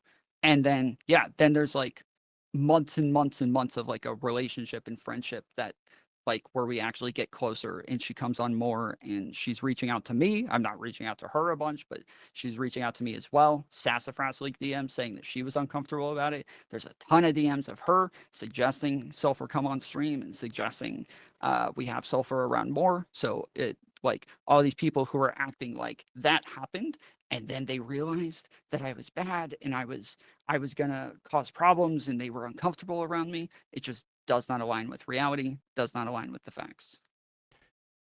Okay. So I don't know what DMs that she leaked. I was sent some DMs about this because I said that I wanted to talk to you, and so of course 5 billion people start messaging me. So I have some screenshots. I don't know what is and what isn't public. So can you tell me what like the gist of the DMs that she released were? Are you talking about the ones from what I was saying to her? Whatever it like, what did she leak? Sorry, I have had a really bad speech problem the past couple of months. There's a bunch of things that she's leaked, but like I want to say like 3 or 4 different things. So if we're talking about discrete images or discrete conversations. I don't know which. I'm totally lost on what you're. So were they, when you say 3 things that she's leaked, were they like, this is one conversation? Right. But was it like multiple images of one conversation, multiple images of another conversation? Or was it like, here's one screenshot, here's the second? To the first one or the second one? Sorry. The first one. Okay, there were got you. Multiple conversations. Okay. Because I have these screenshots here. And before I like ask you any other questions, can you tell me what the deal was with like taking the shirt off? Because I didn't get any context for that. But I don't know what you're asking again. There's like a clip of you, or like a clip compilation of you like asking her to take her shirt off on a stream. Oh yes, so we're on a panel. They invited me onto the panel to like dress up as maids, and so we got there. She was still getting ready as we were like waiting, and while we were sitting there, it was just a lot of waiting, and there was nothing really happening. We were supposed to be like drinking and just like having fun and fucking around, and yeah, over time I'm getting like progressively drunker, and there's still just like nothing really happening. And so I think at one point said something about like I don't know if it was because she was changing or what. Again, this is a while ago, so I haven't actually seen the stream. If anybody has the link to the stream, I would love to see it, because I haven't seen all of this, but I'm just trying to remember the best that I can, and I will admit it's not a great memory. But yes, that like eventually I just started memeing about like her taking her shirt off. From what I remembered, I thought other people were playing into it and other people were fucking around. And then it was like a 5-hour panel, and for like maybe 4 minutes of it, I said something about her taking her shirt off a couple of times. Other people were saying it as well. Even in the clips that were released, you see other people playing into it. And then I stopped, and Okay. and then I think I want to say that's the same day that I started, like, instead just kind of like messing around with her in DMs instead of doing it on stream, just to meme with her there. Okay, Instead gotcha. of live in front of everybody. Yeah, that lines up more with the timeline that I have. Because at first you said that like you did the like joking flirting at first, and then you said you were a jerk, and then like y'all's relationship grew from there. It seems like the reverse. It seems like the first DMs were pretty professional in September. And then after that, the Halloween stream was the one where you said the okay, for me wait, that's not the opposite. Wait, that is the same thing. Is that yes, like before that we were just kind of like acquaintances, like we have like friends in common, and we just kind of like saw each other here and there, and she was in my chat fairly commonly. But then I want to say the Halloween stream is where she was messaging me saying like, hey, so what happened was she came on my stream, and it was for something, I don't remember what, but if I remember correctly, again, Sass told me to invite her on. So we brought her on, and she, when she came on, Sass sent me her Twitter and said, hey, promote her Twitter. She doesn't really have a channel. So I pulled up her Twitter and I said, hey, everybody go follow her Twitter. Also, she has like a Fansly on there. So you guys go follow her Fansly. She got a little embarrassed. And so I DM'd her in the background and I was like, hey, I'm so sorry. Was I not supposed to mention that? Was that fucked up? And she was like, no, it's perfectly fine. It's fine. Like, don't worry about it. I was just caught off guard. That's all. It's perfectly fine. Not a big deal. And so, yeah, from there, from what I remember, I would meme with her in chat when she was in chat the same way. And then, yeah, right after she invites me onto the maid panel, making me think, okay, so I didn't fuck up with the Fansly thing. She didn't think that was too far. She didn't think that was a problem. So she specifically invites me onto the maid panel with her and Rezi for Halloween. I go on there, fucking around just a little bit here and there. And again, this was like kind of common with like lots of girls who came on the stream. We would just like kind of joke this way. And then, and so, yeah, it was like for a couple of minutes of that where I said something about her taking her shirt off. Then I was fucking with her in DMs. Again, obviously, she's a fucking lesbian. So, like, there's no fucking way there. I talked about it on stream a bunch of times. It's cringe for guys to think that they can straighten out lesbians. But yes, we have that conversation. She says that's fine. It's okay to play around with her like that. But then after that, I didn't keep playing around with her like that. Because, yeah, we did end up just becoming friends. We were in PCs together. Have you responded doing a bunch of other shit together.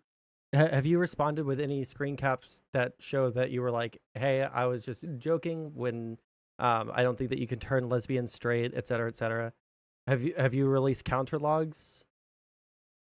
No, in the DMs, I say like, sorry, I was just being a dick. Like I'm shit like that. Like I'm literally telling her that, and she says, oh, okay, sorry, I didn't know.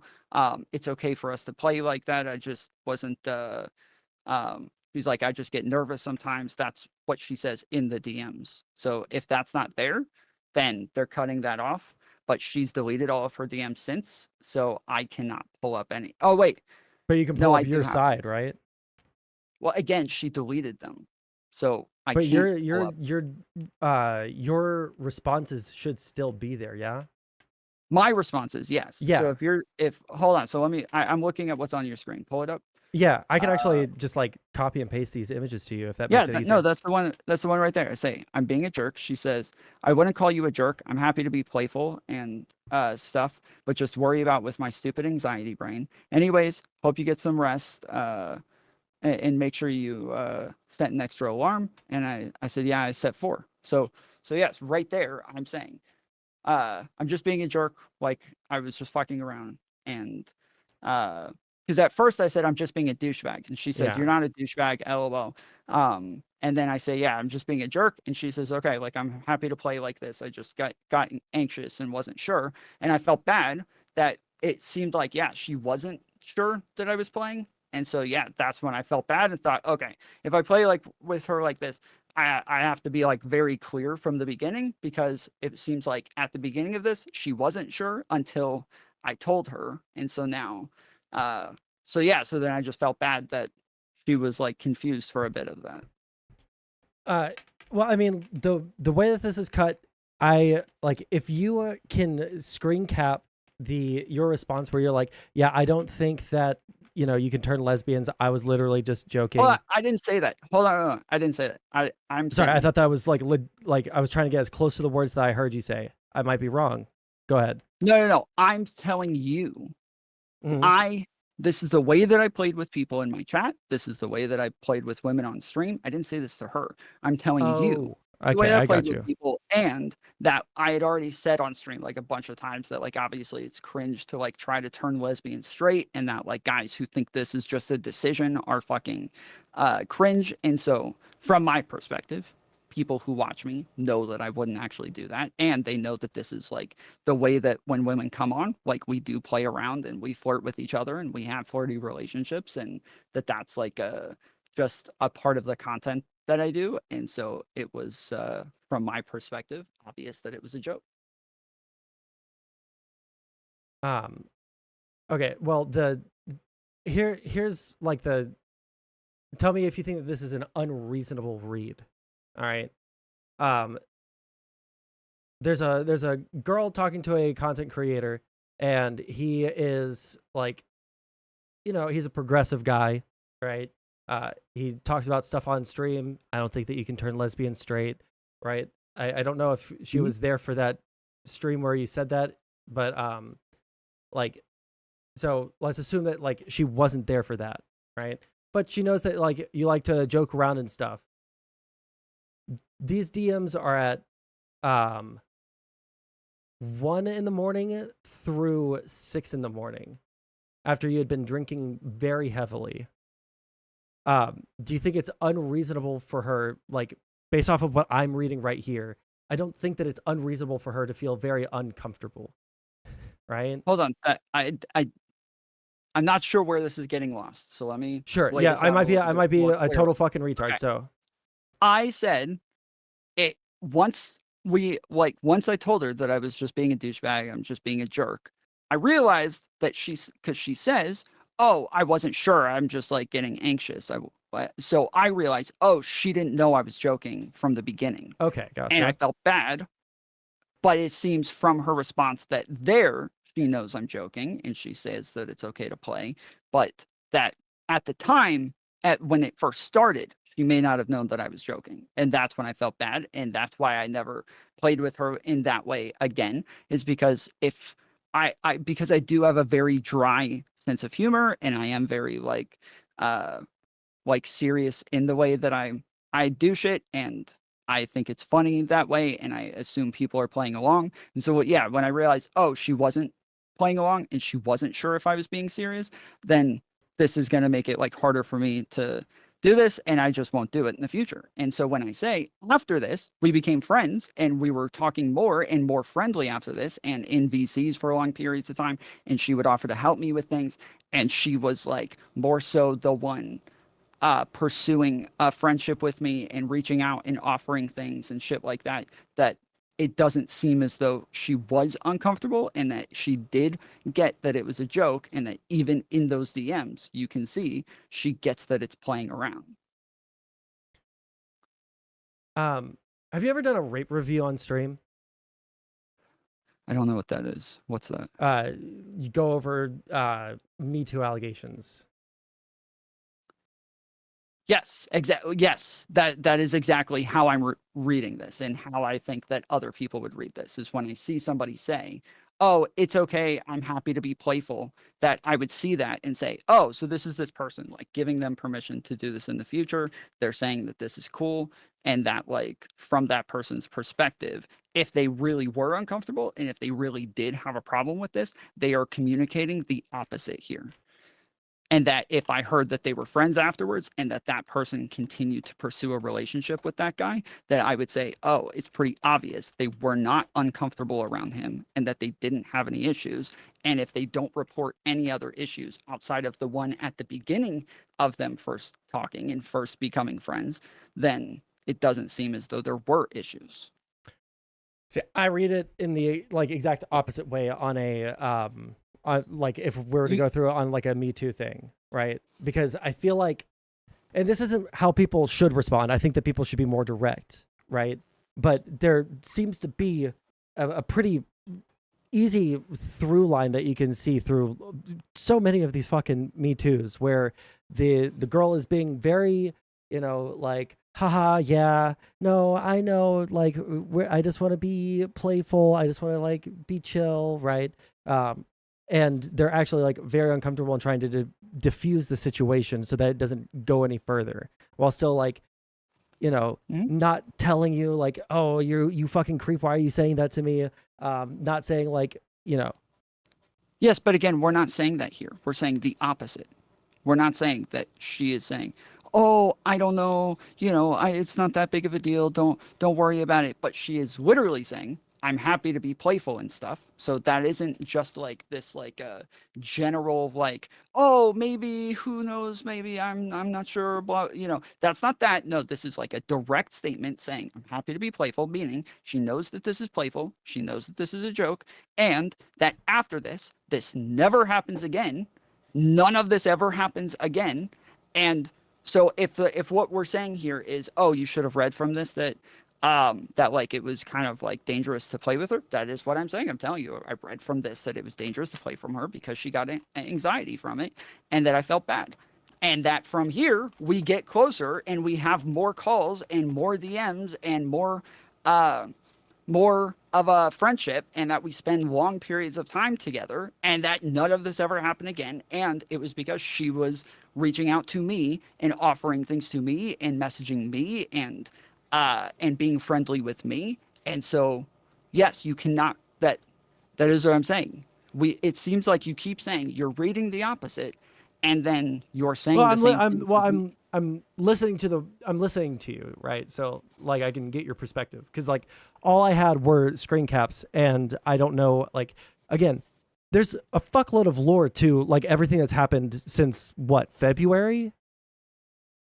So like I'm not going to sit down for a conversation that I want to have in a like relatively chill way and like autistically go through every single 5-6 hour VOD to like catch you in a lie or something like that. I'm not going to go through everything. Right. Okay, so hypothetical then. Hypothetical.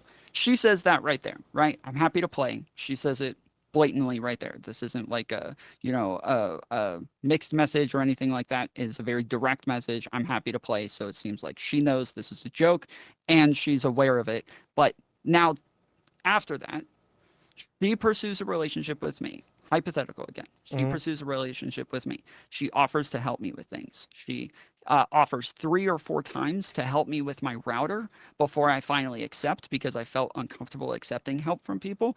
And finally, I accept it, and she spends 3 to 4 hours in a call with me just helping me with my router. And that the whole time we're sitting there like and talking and like having long conversations about shit, that she reached out to me numerous times outside of that to join calls with her where we would have conversations about things, that she started coming onto my show more often after this. That from there, if that is the hypothetical and that is what you're getting, and that even after that day, I don't message her, but she messages me the next day asking me how I'm feeling, if I drank enough water, blah, blah, blah. Like, that this is not somebody who is shying away from me. This is not somebody who felt uncomfortable with me. And this is not somebody who was trying to like distance themselves from me, and that I was like pressuring them and continuing to make them feel uncomfortable and continuing to pursue them. Right.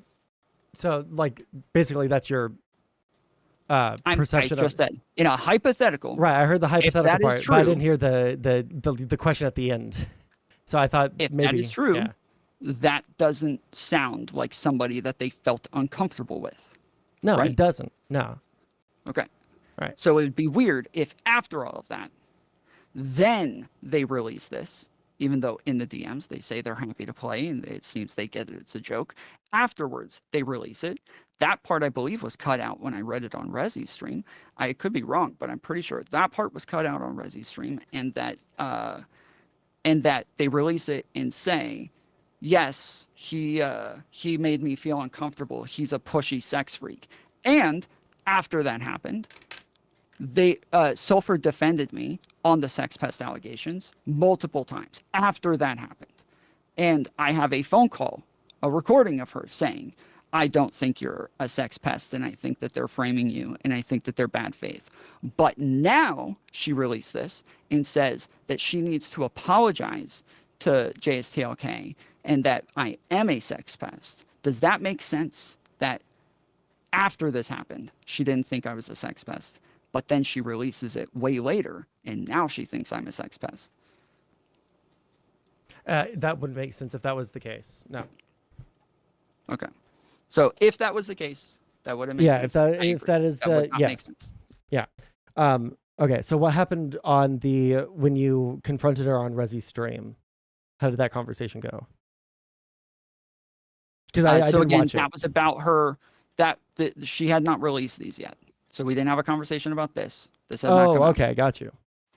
And She released it after that conversation. So in DMs the day before, I was talking to her about the fact that I was getting annoyed by the fact that her, Beckett, like Sass, like all of these people who I thought I was friends with keep saying one thing to me, but another thing publicly, and that this is two-faced, and that I'm like, and what was the thing? Annoyed by the pattern of behavior. Huh? And what was the thing that she said to you privately versus publicly? There isn't one thing. There's like a number of things. Or So, like, an example.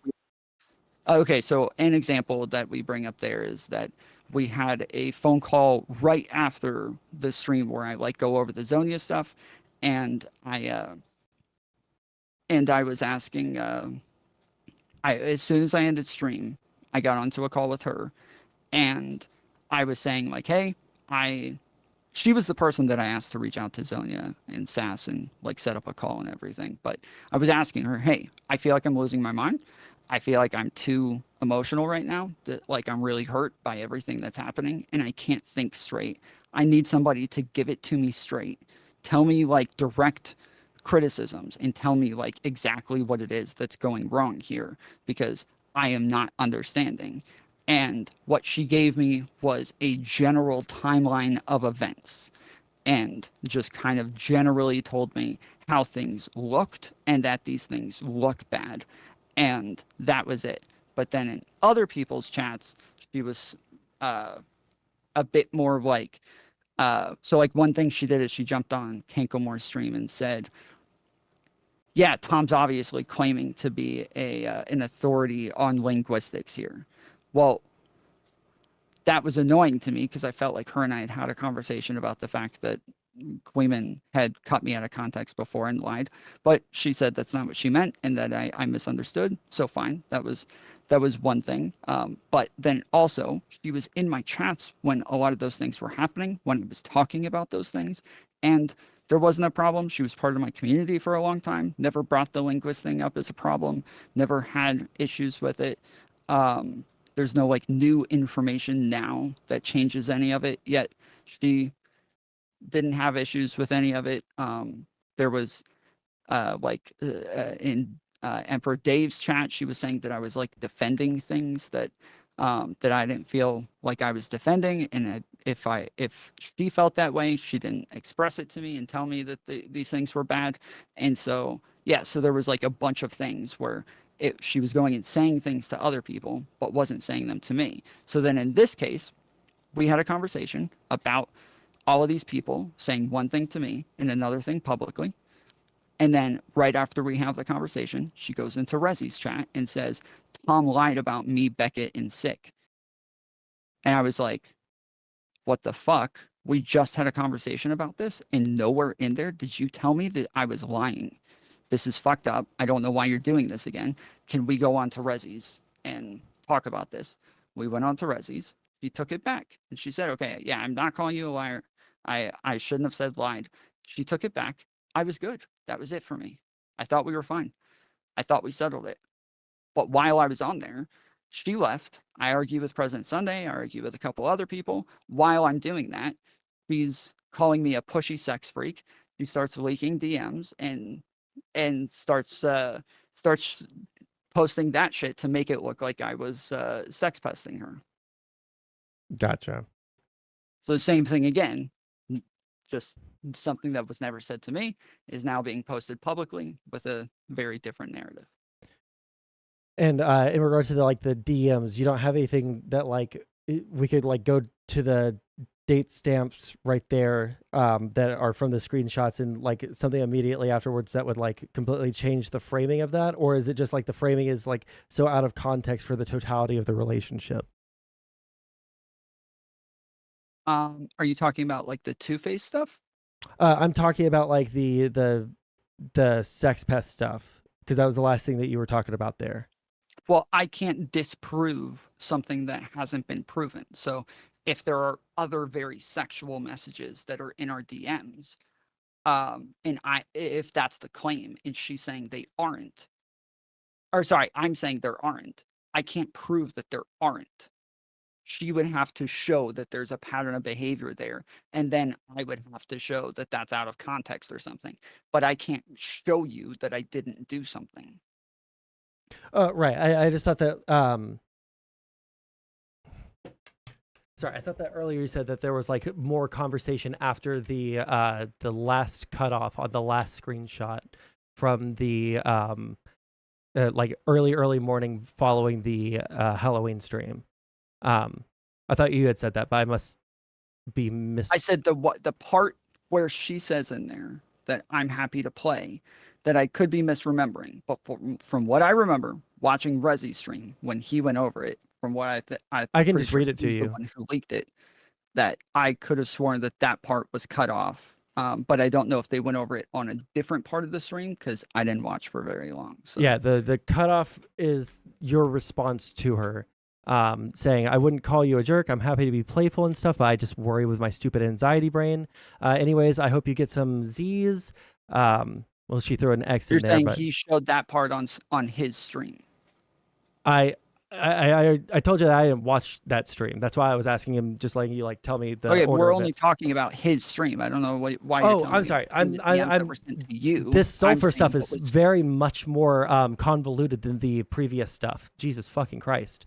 Okay, so we're not talking about any screenshots that were leaked prior to that stream. Everything happened afterwards with the leaking. Yes, everything happened afterwards. She hadn't leaked anything. She hadn't had any of these problems before. She hadn't said anything to me about it, nothing. And then all of a sudden we have a conversation there. I was upset that she was saying something again that was I felt like was two-faced.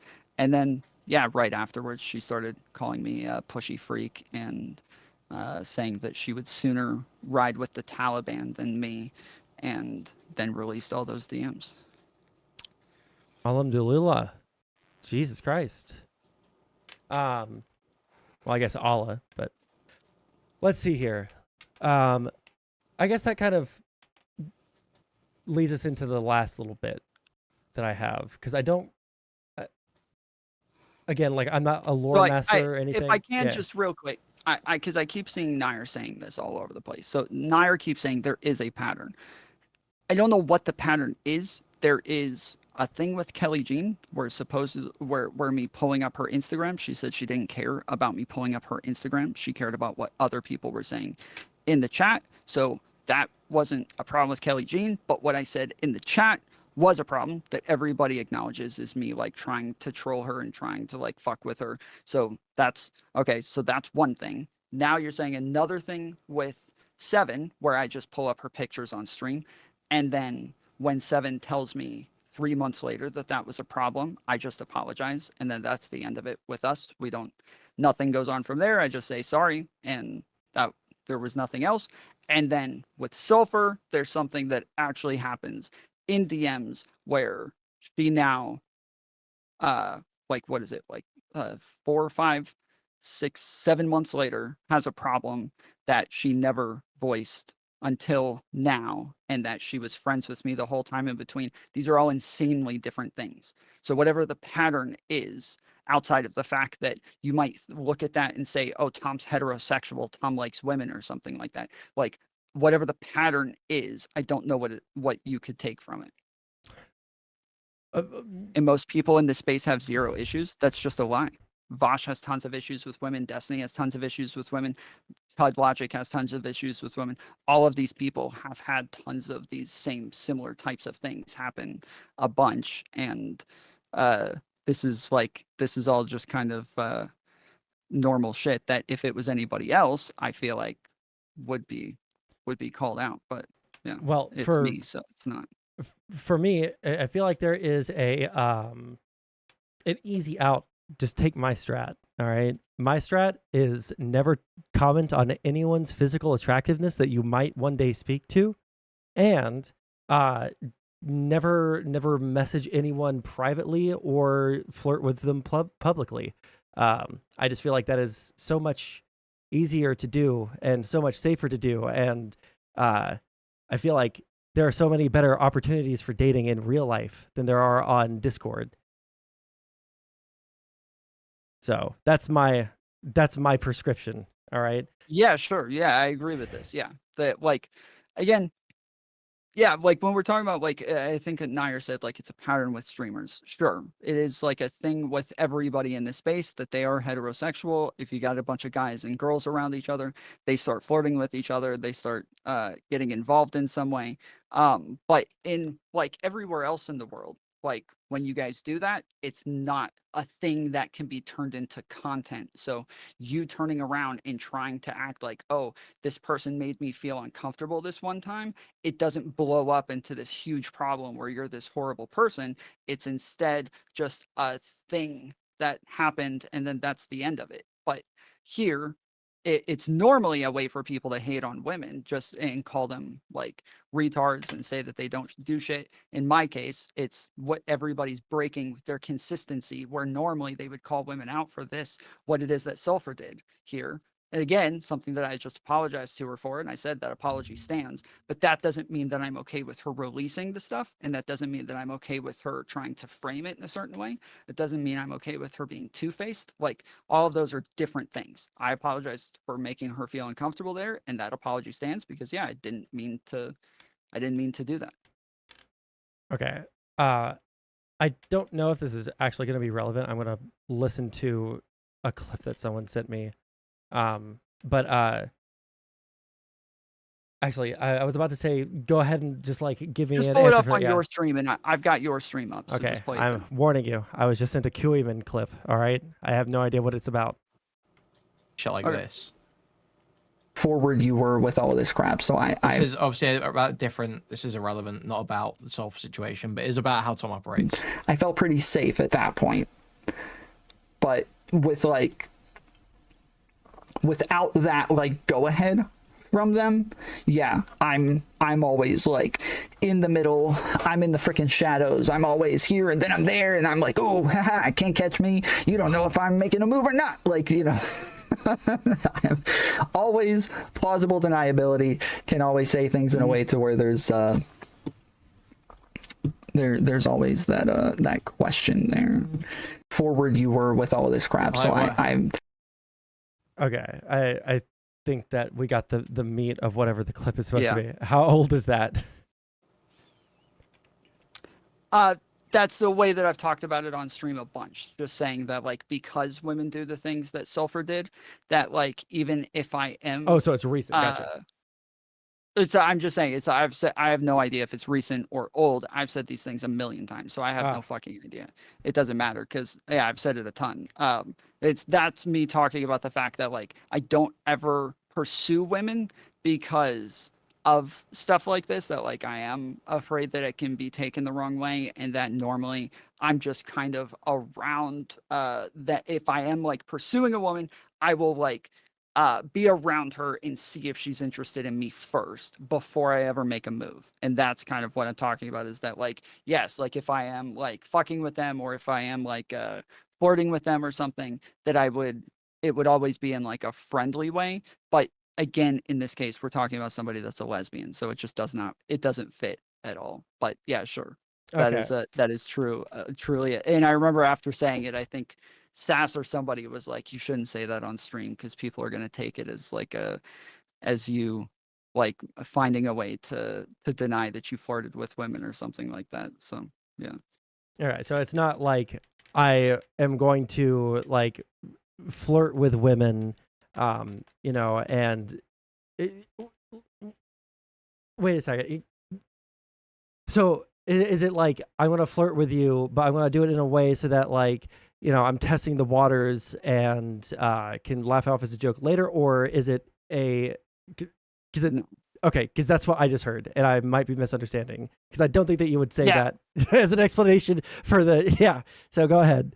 I misunderstood you.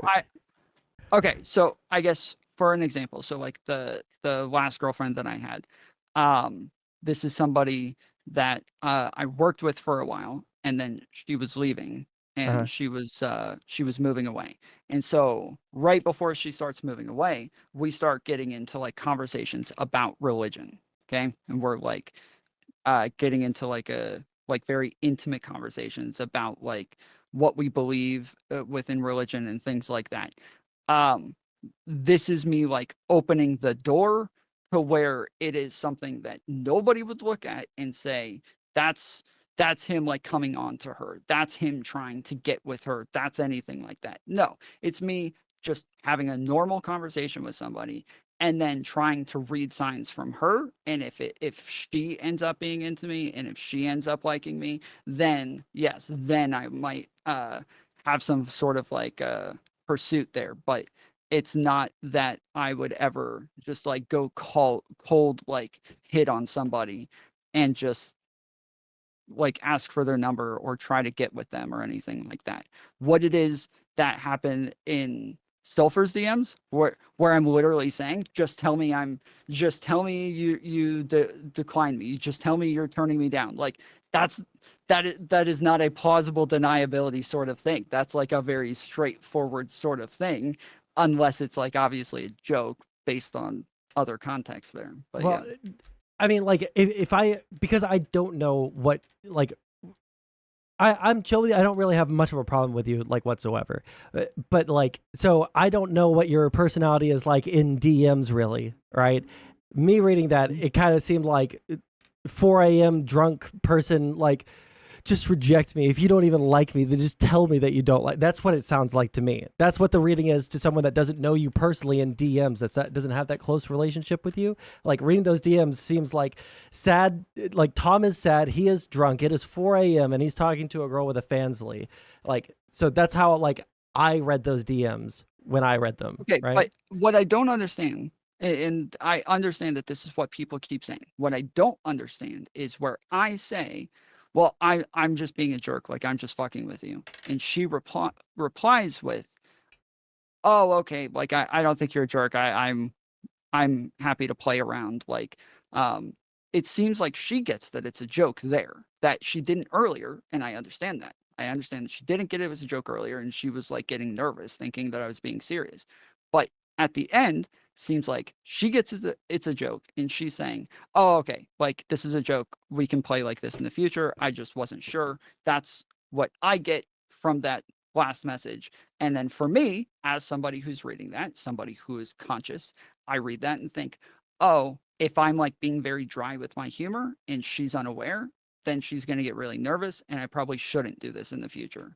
I get her saying, yes, this is a joke, and me saying, even though she gets it's a joke, I'm not going to do it anyways. Gotcha. Okay. How do you not get that is my question. Like, how do you not get that from what is read? Because I feel like I've seen 1,000,001 sad boy DMs, not just like from like Me Too's on the internet, but from like women that I know personally who like show me like sad boy DMs on their Instagram. And it like, I'm sorry, I'm such an asshole. Sad boy DMs. like a usually when I say sad boy DMs, I'm talking about like those kinds of dudes who are, self-deprecating but want to be with a girl, but they're like, I know, I'm just like I'm horrible. I shouldn't be doing this or something like that, or like I'm such a jerk for saying that. I know, but like I just think you're so beautiful, that sort of thing. That's what I'm referencing when I say sad boy DMs. Okay. I don't know if like there's anyways, a but more when she popular term says, for it. It's okay to play like this. What do you take from that sentence? What do you get from that?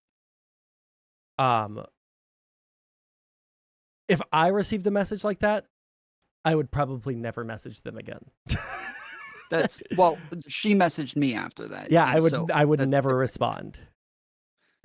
Again, what would you get from that message? What is being communicated with That that? I have made her uncomfortable. That's the reading I get. I understand what you're saying, and especially given the like later information, like you have the power of hindsight, right? But if I didn't know that she was going to message me tomorrow and continue coming on my stream and shit like that, if I had been messaging a girl even jokingly and like I realized, oh shit, maybe this bitch is uncomfortable, and then they said something like that, no, I'm fine with joking around, like I would feel suicidal, and I would just like I probably wouldn't block them, but it would be a long time before I responded to literally anything.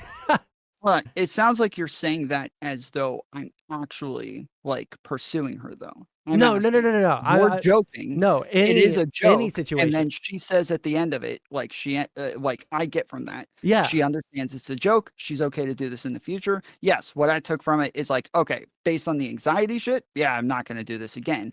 But at least she got it was a joke. She understood it, and that she didn't think that I was like being serious, and she's okay with this. And then yes, and then my plan was to just like lay off and just let her decide like what she wants to do next. And what she did was yes, like from my perspective and from the way I remember it and from reading the DMs, that she pursued a friendship with me and that like she was comfortable. And so yes, with all of this context, looking at that message, it seems like she's saying, yes, I understand this is a joke, and that I like this isn't and this is something that we could do in the future if you want to keep playing and joking like this. Yeah, I mean, like I understand what you're saying, right? Like, I'm telling you that, like, even if I was joking with someone that I knew was a lesbian and I was trying to make a joke at them, and then like I realized that the jokes had like gotten to a point where they were uncomfortable, unsure where I was coming from. Even then, not like pursuing them, even in the context of what y'all were doing,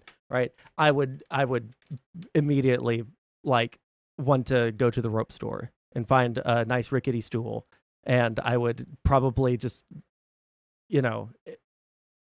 go and die in a closet or something. There's just a bunch of like it was part of like my persona and my character online, right? Is that like having people like Lauren De Laguna on, like she'll come on and immediately start talking about like she's in love with me and that we're gonna get married one day, and like we're like playfully flirting the whole time and shit like that. But we don't have like any sort of like intimate connection. We don't have a real like back and forth. Same with Lav. Lav will come on and she'll talk about us dating and us being in love and all of this shit, like, and we'll flirt with each other and it's funny, and it's like part of and then even in DMs we'll like fuck with each other that way and play around that way. And this just is like part of the way that I always was on my show, and the way that I talk to women and the way that they talk to me, and it was just part of like the character and the entertainment value of it. And from my perspective, yes, if I started doing that to somebody who's a fucking lesbian, that like it would be pretty obvious to them. It wasn't obvious. I felt bad. But it seemed like, yeah, she got it. So it wasn't so bad. It was just a little embarrassing that for a while there, she thought I was being serious. And then at the end, where she understood I wasn't serious, it was like, okay, well, this is still embarrassing that she thought I was fucking serious. So I'm just going to leave it alone. Yeah, no, that's just like the reading that I have of it. Right. And again, like the main purpose of me wanting to talk to you was like, wanting to understand the where you're coming from on stuff, because I'm not watching fucking multiple 6-hour streams to try and find the context, right? Well, and that's part of the problem is that nobody sees everything. Most of the information is coming through other people's streams. And so I get like where the confusion comes from. I get why there are narratives that are able to take off. And I totally understand. But I feel like I don't want to like relitigate. I feel like that in and of itself, what you just said is like bolsters my thought of like, why the fuck are we responding and like giving people more, because there isn't a never-ending fucking shitstorm that people can keep throwing at you without you ever actually responding to it. You just can't. Nobody can survive that way. Like literally, my audience has continued to dwindle as they are continuing to talk shit about me, and as I'm just not really engaging with it or responding to it. And so it doesn't. It seems like there's only a downside to not responding. There is no upside to it whatsoever. And the only downside to responding is that people that I don't respect and nobody else respects and everybody already thinks are lolcows are people who are going to call me a lolcow. That's it. That's like, okay, I just see no downside from either from engaging, and it's just a downside from engaging. Yeah. All right. Or I mean from not engaging. Yeah, I sorry. understand. So the final thing that I was going to ask, and this kind of like fits into what we were just talking about, like in regards to like your responses, are we just like, are we in damage control mode from the initial responses, or do you like, would you have like responded differently at the beginning? Like, is this like the continuation of like, this is the strategy that we have because this is the situation that we're presented with? Or have you like thought back, like, if I had done this, this probably would have been a lot better for me? Okay, so as I said, I am not doing damage control. I'm not trying Sorry, to when I say damage control, just to anything. be like super clear, I'm talking about like, have you ever played a grand strategy game like Total War Warhammer or something like that? Let me just explain. I think I understand what you're saying. So yeah, you make one decision and then you have to deal with the ramifications of that down the road. Kind of, yes. So I look back at what happened at the time with Sondsol. I know how emotional I was, and I know how much I did not trust my own thoughts. And so I could not have reacted that way back then, even though I wanted to, and even though there were tons of people telling me to, I could not have done it. Today, I am clear-headed. Today, I am not emotional. And today, I can now look back at that and say, okay, I probably would have been best if I had just responded and leaked everything back then. And so now that there's opportunity for new people to join my community and new people to find me, those people are now going to hear about old shit, and there's still not going to be anything that actually contradicts this. So now I will have videos, and I will have DMs, I will have calls, I will have all of that shit in places to where if they come ask me about this, I don't have to respond to it. I can just say, there's a video right there. Go watch that, and you will get all the information and all the context that you would need. Right. So you like wish you had done that at the beginning, or? Yeah, gotcha. I wish I had done that, but I also, again, I know looking back at like my emotional state and my like the way things were going, I couldn't have done it. I was not mentally prepared for it. And on top of that, the little bit that I did show that proved that they were lying, I still got tons of shit for it. People called me a piece of shit for showing it, and I was totally confused on what was going on. Which thing was that? Sorry. I could do. You just So said like the thing. there was a couple of things. So like one was I put out a statement in Discord. Sass and I had agreed on a statement, but at the end of it, I was really pissed off at her. I know she says she decided to leave. I asked her to leave and told her that I was uncomfortable with this relationship. And so I was really pissed off at her at this point. And we had agreed on a for statement, you, Mantis. and we ended the call.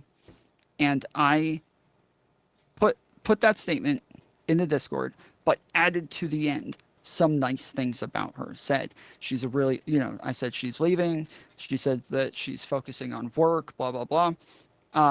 That is all the things that she asked me to say. But then at the end, I added, she's a really good producer and a really good mod, and I wish her nothing but the best, and a really good friend, and I wish her nothing but the best. she got upset, apparently, according to the Zonia stream, that I said she is a really good friend.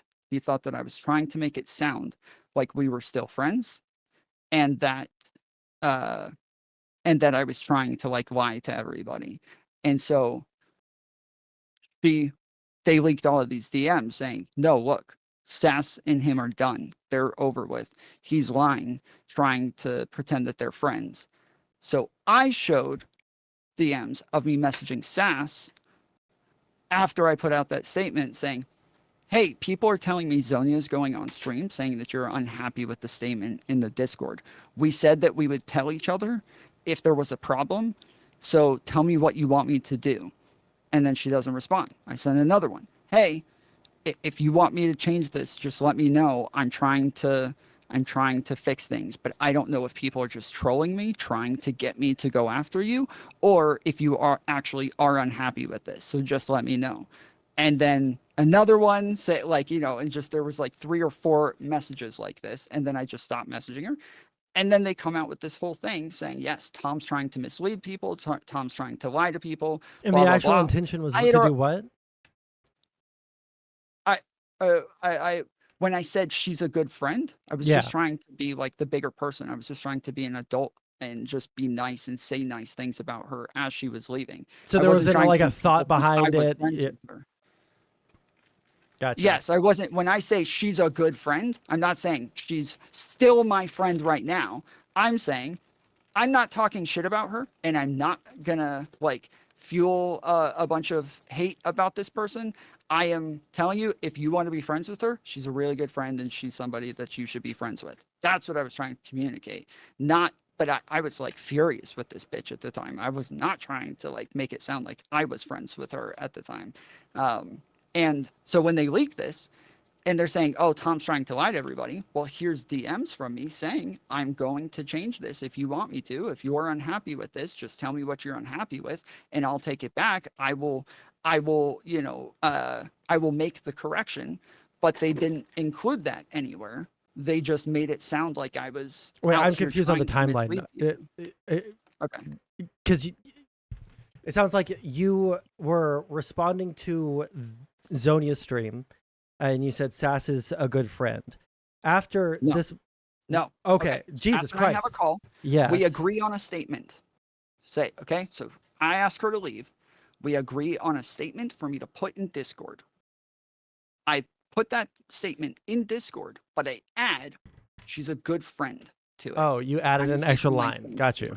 Yes, I added in a couple extra lines just saying nice things about her. And the one that they had a problem with was she is a good friend. So once I heard there was a problem with that, I offered to change it. I didn't get any responses.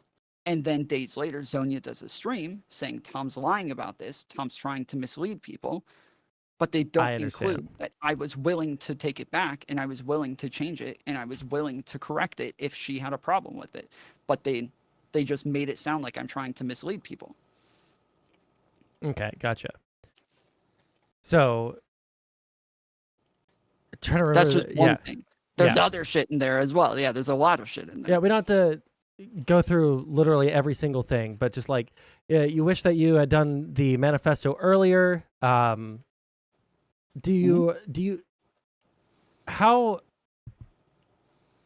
kind of like mental checks do you have? Because you said earlier, I didn't trust my own mind. I have been there, but what kind of like mental checks, like how do you like come to the conclusion that, okay, hold on, I'm not trusting my own mind right now. I need to get some input from other people. You go to Sass and Zonia and they're on the opposite side. How do you decide, okay, actually I am correct here? Like, is it just like these people said no, there are 2 people, there are 3 people over here that say yes, that I am correct. 3 people to 2 people, or these people have a very hefty, I weigh their opinion way harder than most people, but there are 50 people over here that are telling me that I'm right, and they're the 2 people that are saying that I'm wrong. Like, where do you decide? How did you like come to the conclusion like, okay, well, they're talking to me about behavior. I feel like I'm not doing something unhinged. They're telling me that I'm doing something unhinged, right? There's like 150 people on the opposite side of me, plus 2 people that I think are like very good faith with me, looking out for me, wanting me to succeed, right? What was like the decider at that point? Like, okay, I'm not fucking crazy. They are. They're not that they're crazy, that they're incorrect or they're reading the situation wrong. Yeah, I mean, you keep bringing up opinions. It didn't really have anything to do with opinions. The thing that made me feel crazy was the narratives that led back to a fact that was untrue. And so I kept looking at that fact that was untrue and thinking, I have all of these other facts that totally discount that one. So either they are lying or I'm missing something. There are some other facts that they have that I don't. And that's what I'm missing. And so when I say, okay, so I reached out to them, I asked for meetings, I asked for more information. I told my side on stream without leaking things, without like, calling them out, without calling them malicious or anything, and just said, I would love to hear why they don't think this way, and I never get that information, but instead I get more leaks with new narratives that still don't align with the facts, and then more leaks with more narratives that still don't align with the facts. After this happens so many times, eventually I'm fairly positive that it is just lies. It like after it happens so many times with so many people, and it is the pattern of behavior that I see, and I'm the one who's not escalating things. I'm the one who over and over is not starting the fights. I'm the one who over and over is reaching out and being charitable and being fair. That I can look at all of that and say, okay, so it's pretty clear what's going on here. And tons of people told me from the beginning that I was just delusional and I shouldn't be so fair to these people. And they've been pissed at me the entire way through. There's been people who have separated from me just based on the optics that I did not leak from the beginning. And so, yeah, so at this point, I look at everything and I say, okay, I should have leaked from the beginning, and I was right the entire time. I was just emotionally compromised, and I was just questioning myself too much, and I was too patient and too fair, and now Well, I'm Tom not is going to fair. do that. Okay, Tom is fair. Sorry if you're not in the mood to meme after that. Sorry. Wait, is that a negative meme? Because I thought that was a positive meme or a neutral meme. No, it is a positive meme, but it is also something that people use to make fun of me, because they also, like, if they believe these narratives that I'm just a liar, they obviously don't think I'm very fair. The thing for me, and I think it's something that I have not talked about until recently, it's something that I didn't really mention because I didn't want to give the other side ammo, but I truly, this shit hurt me. Like, people that I cared about, people that I trusted, people that I put a lot of faith in, did the opposite to me. And people who kept telling me they were trying to warn me about Mantis, and that Mantis was going to stab me in the back, that Mantis is lying to me, that Mantis is doing X, Y, and Z. They ended up doing all of that shit plus 1,000,000 times more, and Mantis ended up doing none of it, and was one of the few people who was right the whole time and was being honest the entire time. And so, yes, all of these things really hurt. These are people that I cared about and had close relationships to, and I was just hurt mostly. And so, yeah, it's hard for me to think in those moments. It's hard for me to gather my thoughts when I am very upset about this shit.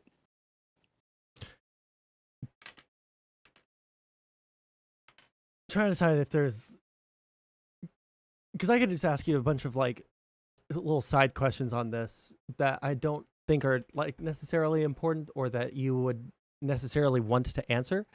Trying to see here.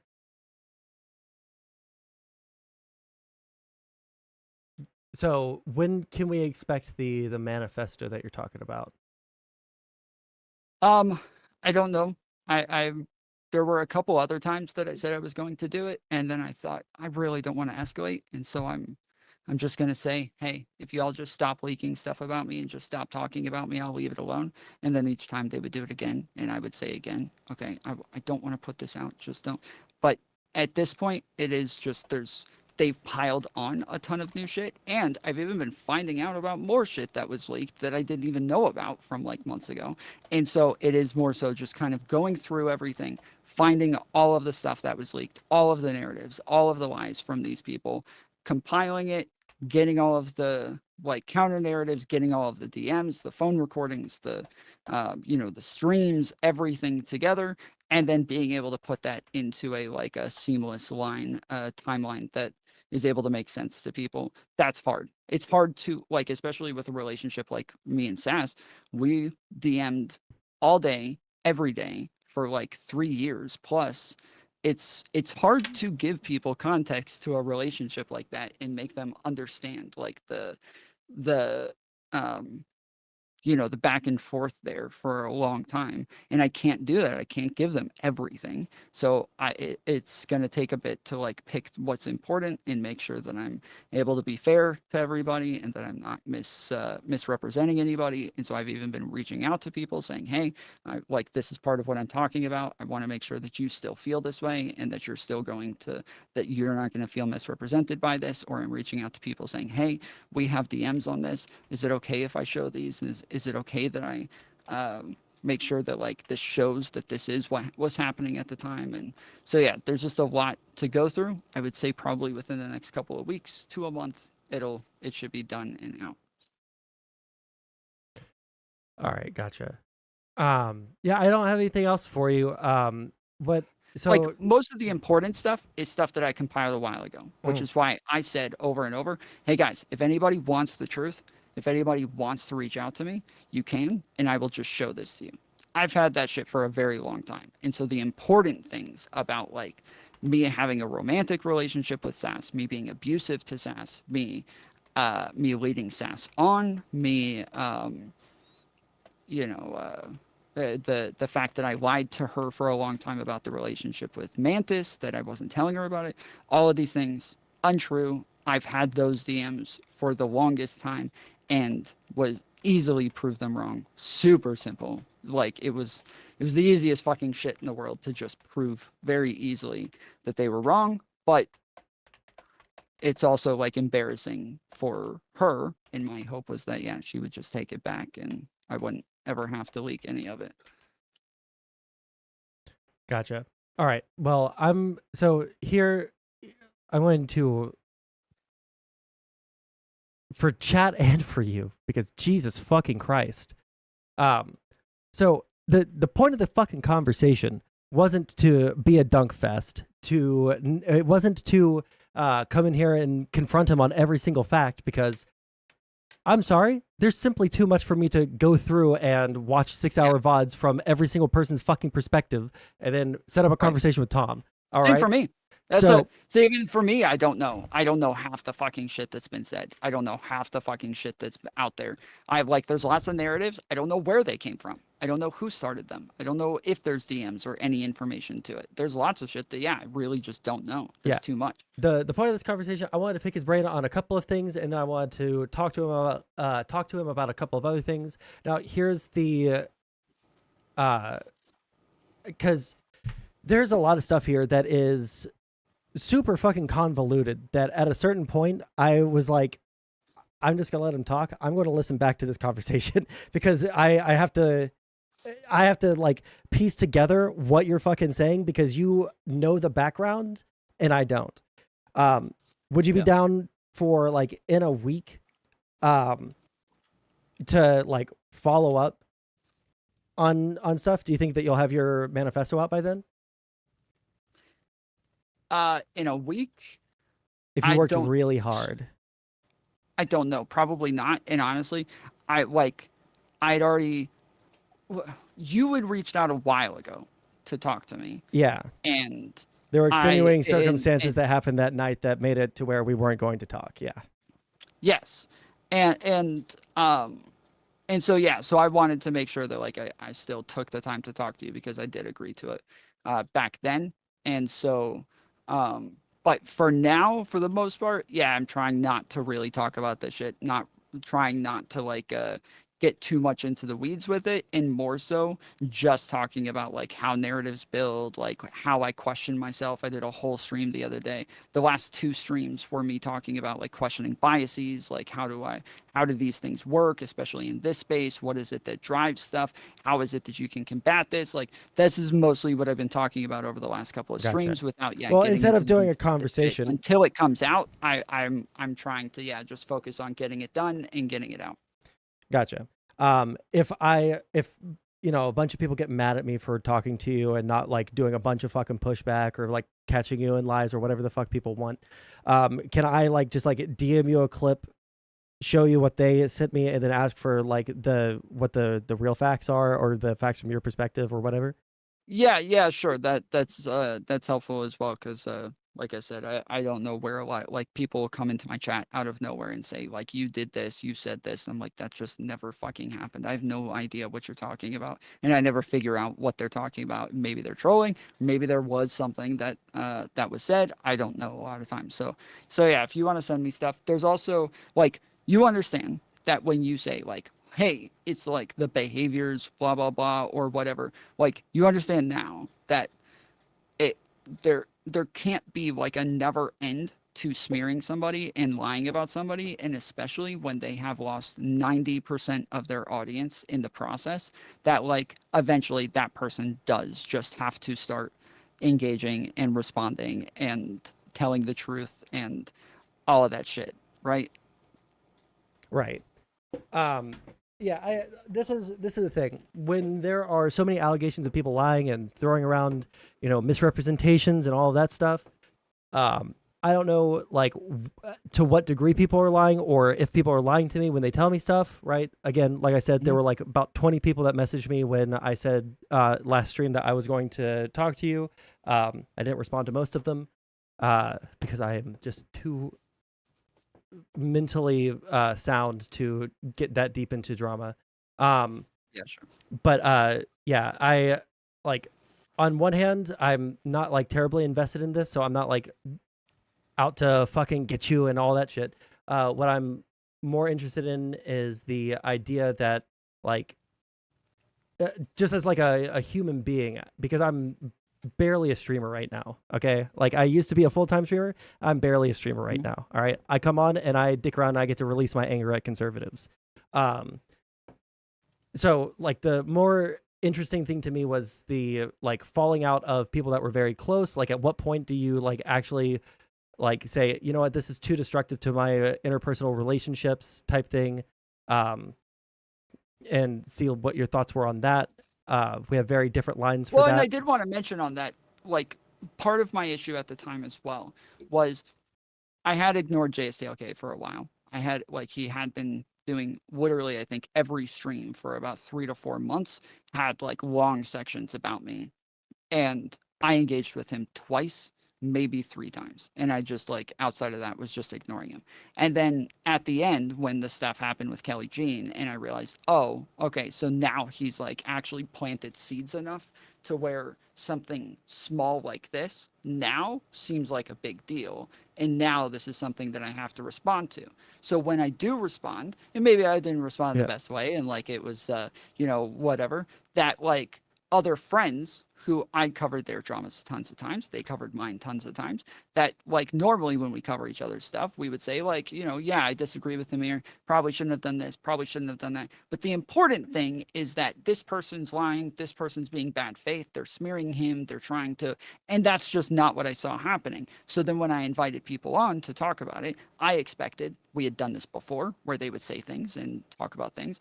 I expected to just invite them on and say, hey, I didn't like the way that this was done. You do agree that like I'm not that person, that you can stand by my character, and that like the important thing is that what they're doing is lies and smears, right? And what I got was, yes, but here's a whole bunch of other fucking shit that I'm gonna throw at you now that's also going to like make you look way worse. And while I'm doing that, I'm going to keep telling you I'm doing this because I care about how you look. And I'm going to keep throwing more and more like optically bad stuff at you while telling you I'm doing it because I care about you and I'm trying to help your optics and shit like that. And then the next day, oh, I'm leaking a bunch of DMs and lying and smearing you again because I'm really just worried about you and I really care about you, and because you're my friend, I'm just gonna Yeah, I keep gotcha. lying and doing it. Really like, quick. That's yeah. Yeah. Okay. I need to, like, basically I need to end stream, but there's someone in the waiting room. I don't know who the fuck this is. King Brick Shit. Does that name mean anything to you? I kind of know him, but yeah, I don't really have time to get in the calls. I had told you I had like 45 minutes. And Yeah, I'm, we've been I'm here a way lot over, longer. and Yeah. I do need to. Yeah, I do need to get back to it. Gotcha. So yeah, I just wanted to make sure that I answered all your questions. So. Yeah. Well, that's what I got for you right now. I guess I'll catch you later. I'll definitely be reaching out to you just to, like, for my own personal edification, just figure out like if I'm getting the runaround from one side or the other. But yeah. Okay, cool. Yeah. All right. Catch you later, man. Bye.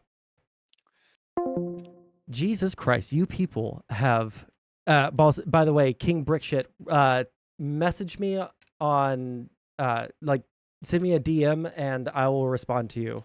All right. For this conversation, you guys want me to fucking push back.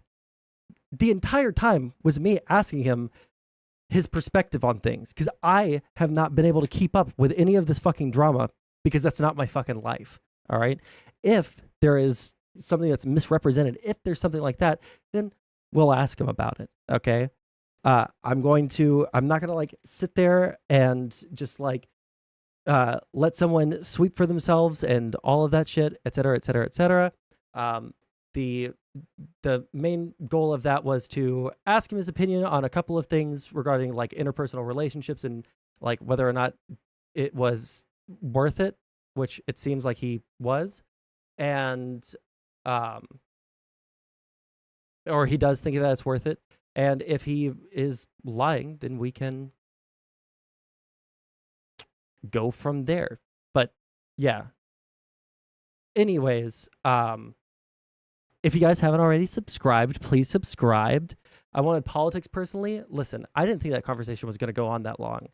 But like when you're interviewing someone to get their perspective on something and you want to, you know, possibly fact check them afterwards, since he's the guy that's fighting for the truth and all that shit, then I'm going to let him speak. The more he speaks, if you guys think he's lying, then we can find more lies the more he speaks. But if that's not the case, then that was the conversation. Have fun. Anyways, I desperately, desperately, desperately have to fucking pee. And I have to end. About something that was said and would like to clarify, say it quickly. Type it quick. Or if you can say it faster, then you have 30 seconds in VC, or you have 1 minute to type it. Again, I do need to pee very unbelievably bad. Sassafras did not tell me what to say when I talk to food shops. That's it. DM me the context there. All right. I'm ending stream. I do love you guys a lot. This has been a very fun stream, very high viewership stream, even before the Tom stuff. So home math was going to be more fun. Well, then remind me next stream. Okay.